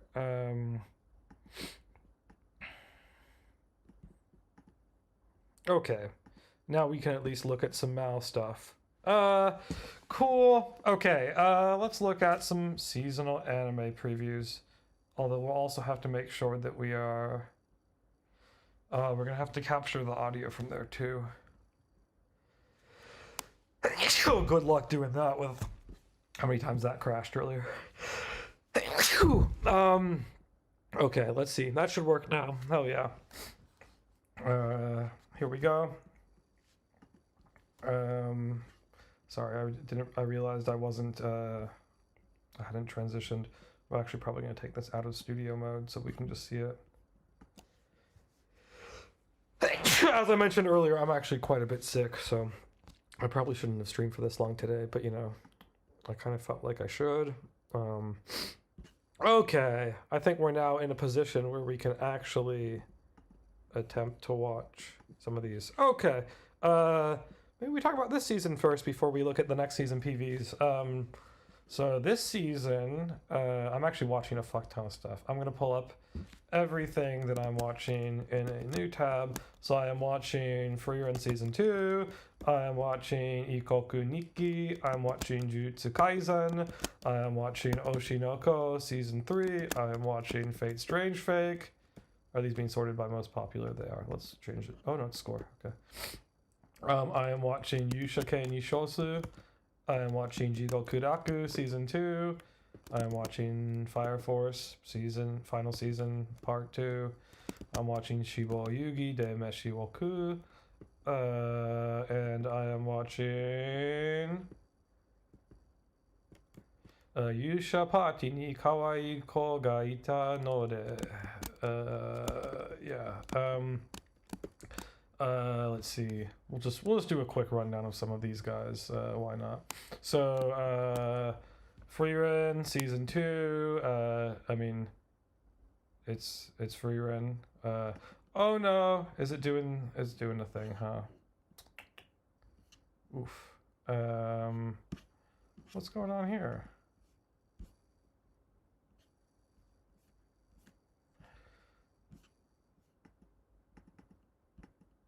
Oh, I'm getting wrecked by OBS right now. It does not seem to be actively changing this window. I'm not really sure why. Okay, we're just gonna have to click with this one. Let's see. Does it change it when I click it? The new tabs aren't getting shared. Nope. Okay. Well, I probably should have done this before the stream, but maybe we'll just use a different browser or something. I think I just have way too many fucking tabs pulled up in Floor for it to be like a stable place to capture from.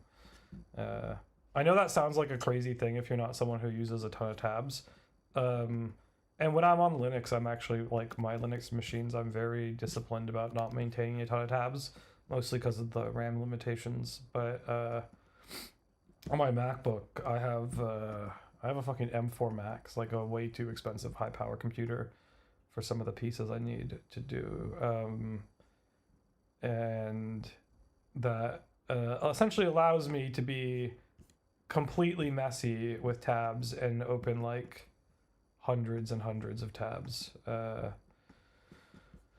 don't even know how many I have open right now. I'm sure upwards of 500, to be honest. I've been like on a big like catching up on heavy music kick the last like 4 months maybe.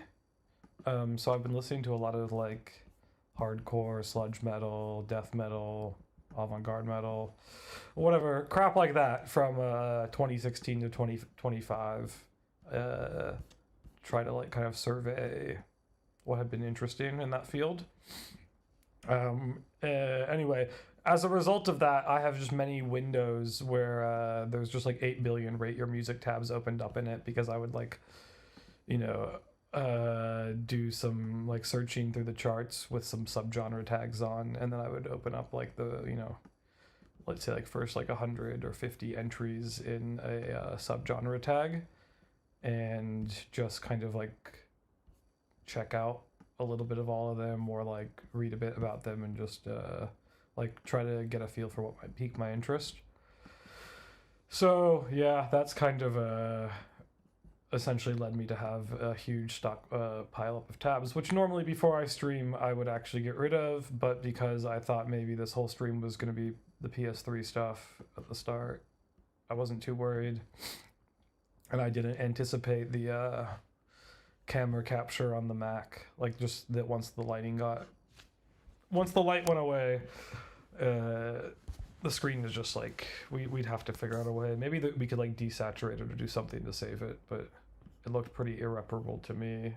Yeah.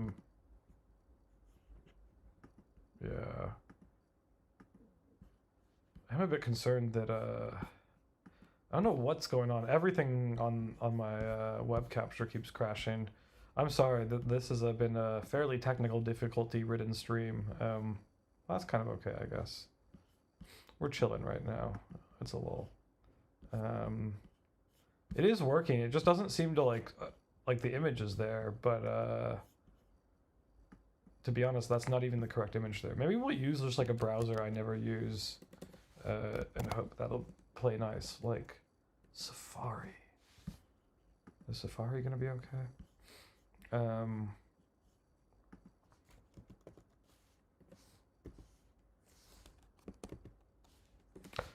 Let's get ourselves a Safari. Oh my gosh, whoa.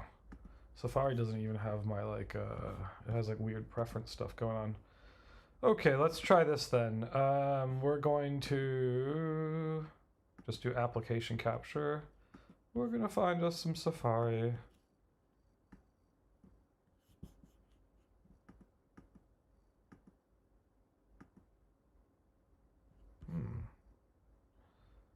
Well, that was seemingly unsuccessful so far. Or something. I think I might know what's happening. I think we might have a fucking chroma key on this bullshit. Nope. All that should be gone. Okay,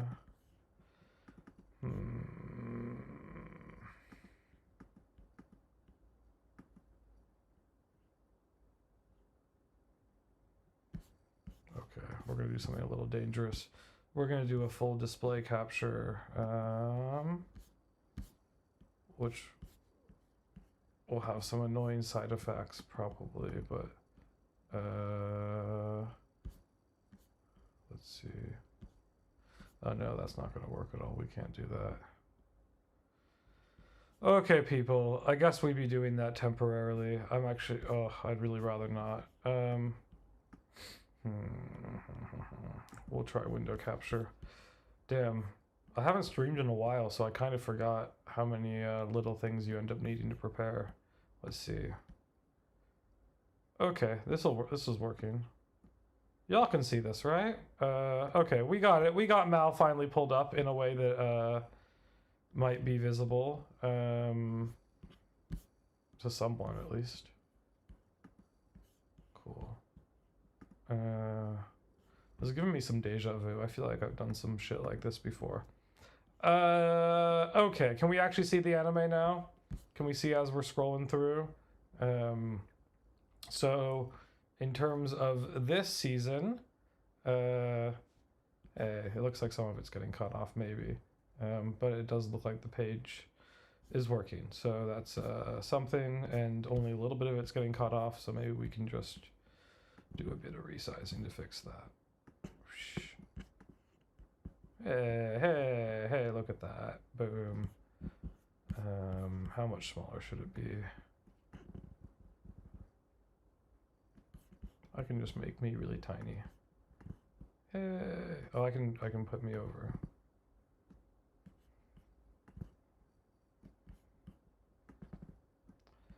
Awesome. And maybe we'll even just like...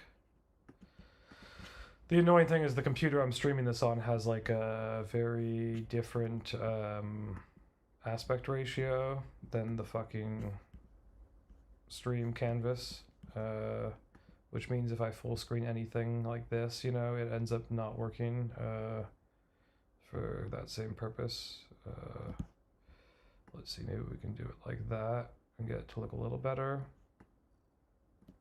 Whatever, kind of shit, but we'll roll with that for now. Maybe we'll move me a little so it's at least more intentional. Hello, great. Okay, so this season we have, let's go by score. I'm watching For Your End Season 2. In fact, I think there is a new episode right now that I could go watch if I wanted to. That's probably pretty good. It's been very good so far. They've, if you watch For Your End Season 1, it's picking up more where the season, like what the show was like in the beginning of the first season. So like the first core, where it's more what you call like tabi tabi, which means like journey. So it's more this like kind of one episode each arc, going to a new place, a little more slice of life in your Nichijoke kind of stuff, but still often with some sort of like Sakuga oriented battle at some point. But that is not the focus. It's not like the more shonen tournament arc vibe, exam arc that was the second core of the first season. It's also only 10 episodes, so it's a lot shorter. Yeah, it's great. Next we have Ikoku Nikki.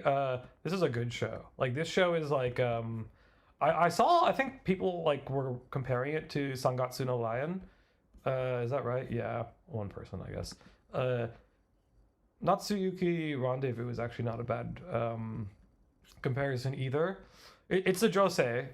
It's being done by Shuka, which is the studio that does Natsume Yujincho. Well, like they didn't originally do it. That was Brains Base. But if you notice, like Shuka is where the Brains Base staff went. So like they do. This isn't chronological.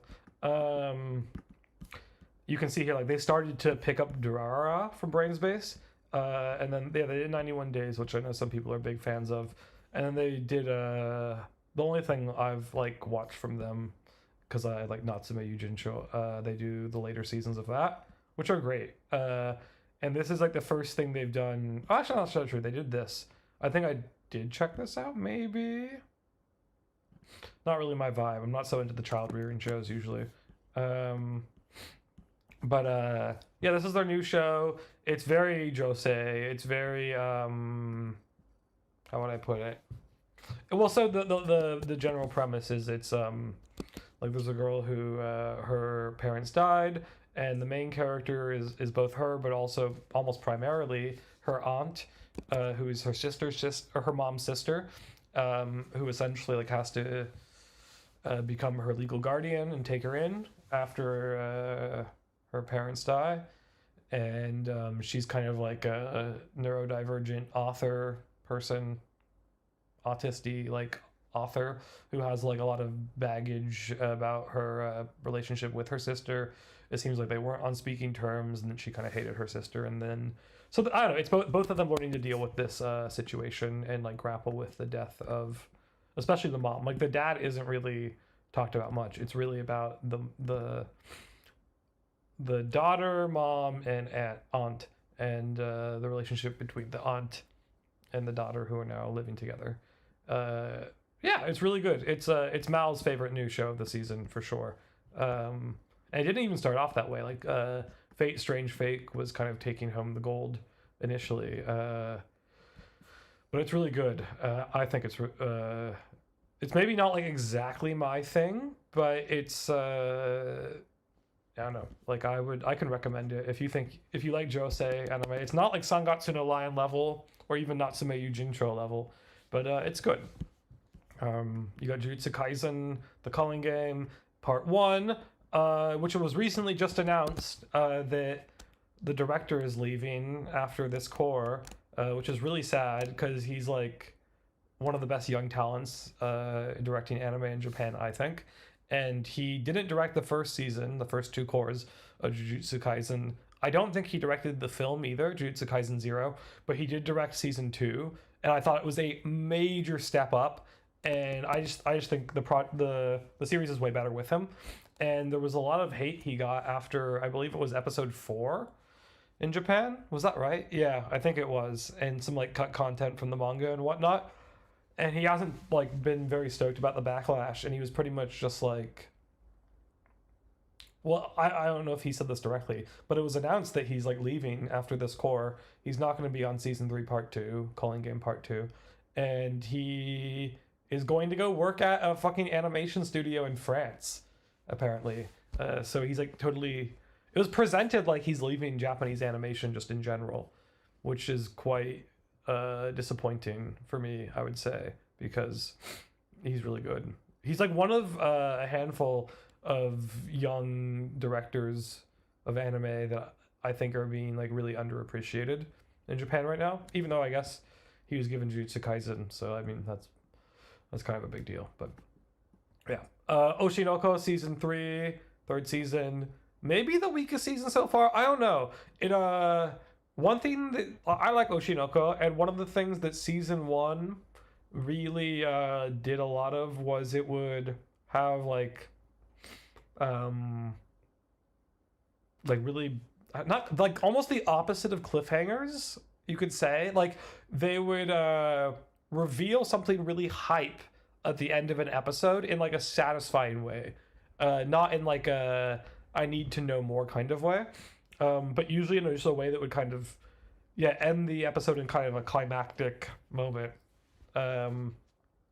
which oddly enough actually not a lot of anime do. And I thought that was pretty fucking cool that it was doing that. It didn't really do that as much as season 2. Season 2 was way more about like the stage play and whatnot. It like lost some of the charm of season 1, but also made up for it in other areas, I would say. The production was definitely better, like the animation, and maybe it was more like interesting topically too.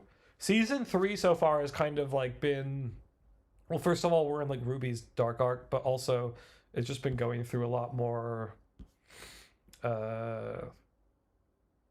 kind of like a potpourri, like a sample of different, like each episode or two will be kind of about a different aspect of the Japanese entertainment industry and like showing something about that. That's generally kind of been the theme so far. It's been good. I'm probably going through this a little slower than I should be.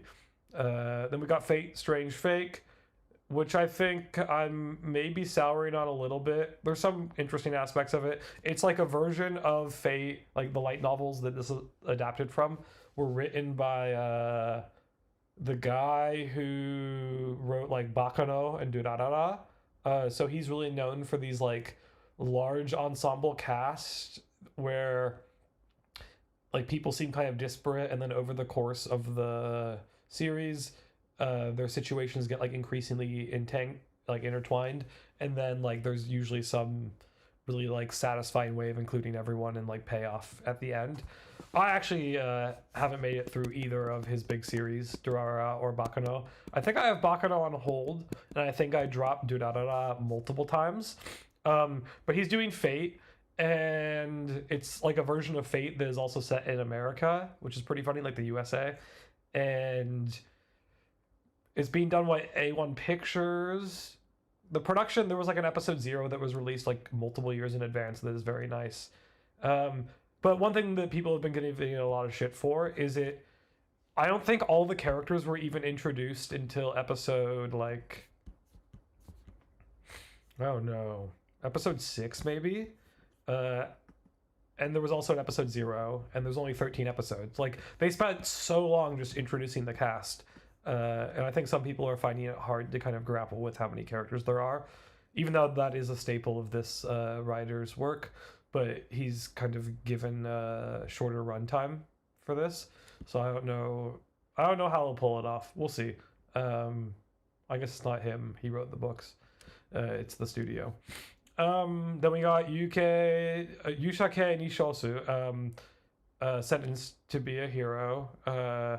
This is really good. I think it's by the same team that did Mushoku Tensei season 1, that like some of them left and weren't on the later seasons, and you can really tell it's being done by Studio Kai, who like the only thing I've been into of theirs in the past was Super Cub, and this looks nothing like Super Cub. Like it's really hard to tell what Kai is bringing to the table, or if it's really just a bunch of people who were working at Studio Bind on Mushoku Tensei are the ones who are just like completely doing it.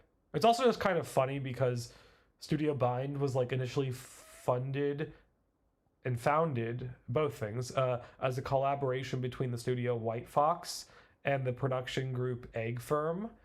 And they founded the studio like explicitly for the purpose of producing the Mushoku Tensei anime. Yeah, so it is also just interesting that some of the main people behind that left so quickly. But yeah, they're back here now with Yushake Nishosu. It has like a way more grimdark energy, especially early on, than a lot of isekai. It's a lot more Sakuga focused.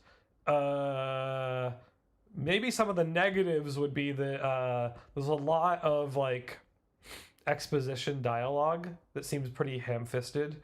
It doesn't bother me a ton, but I saw some people getting bothered by it. I mean, it's still rated very highly. Like people are loving it generally.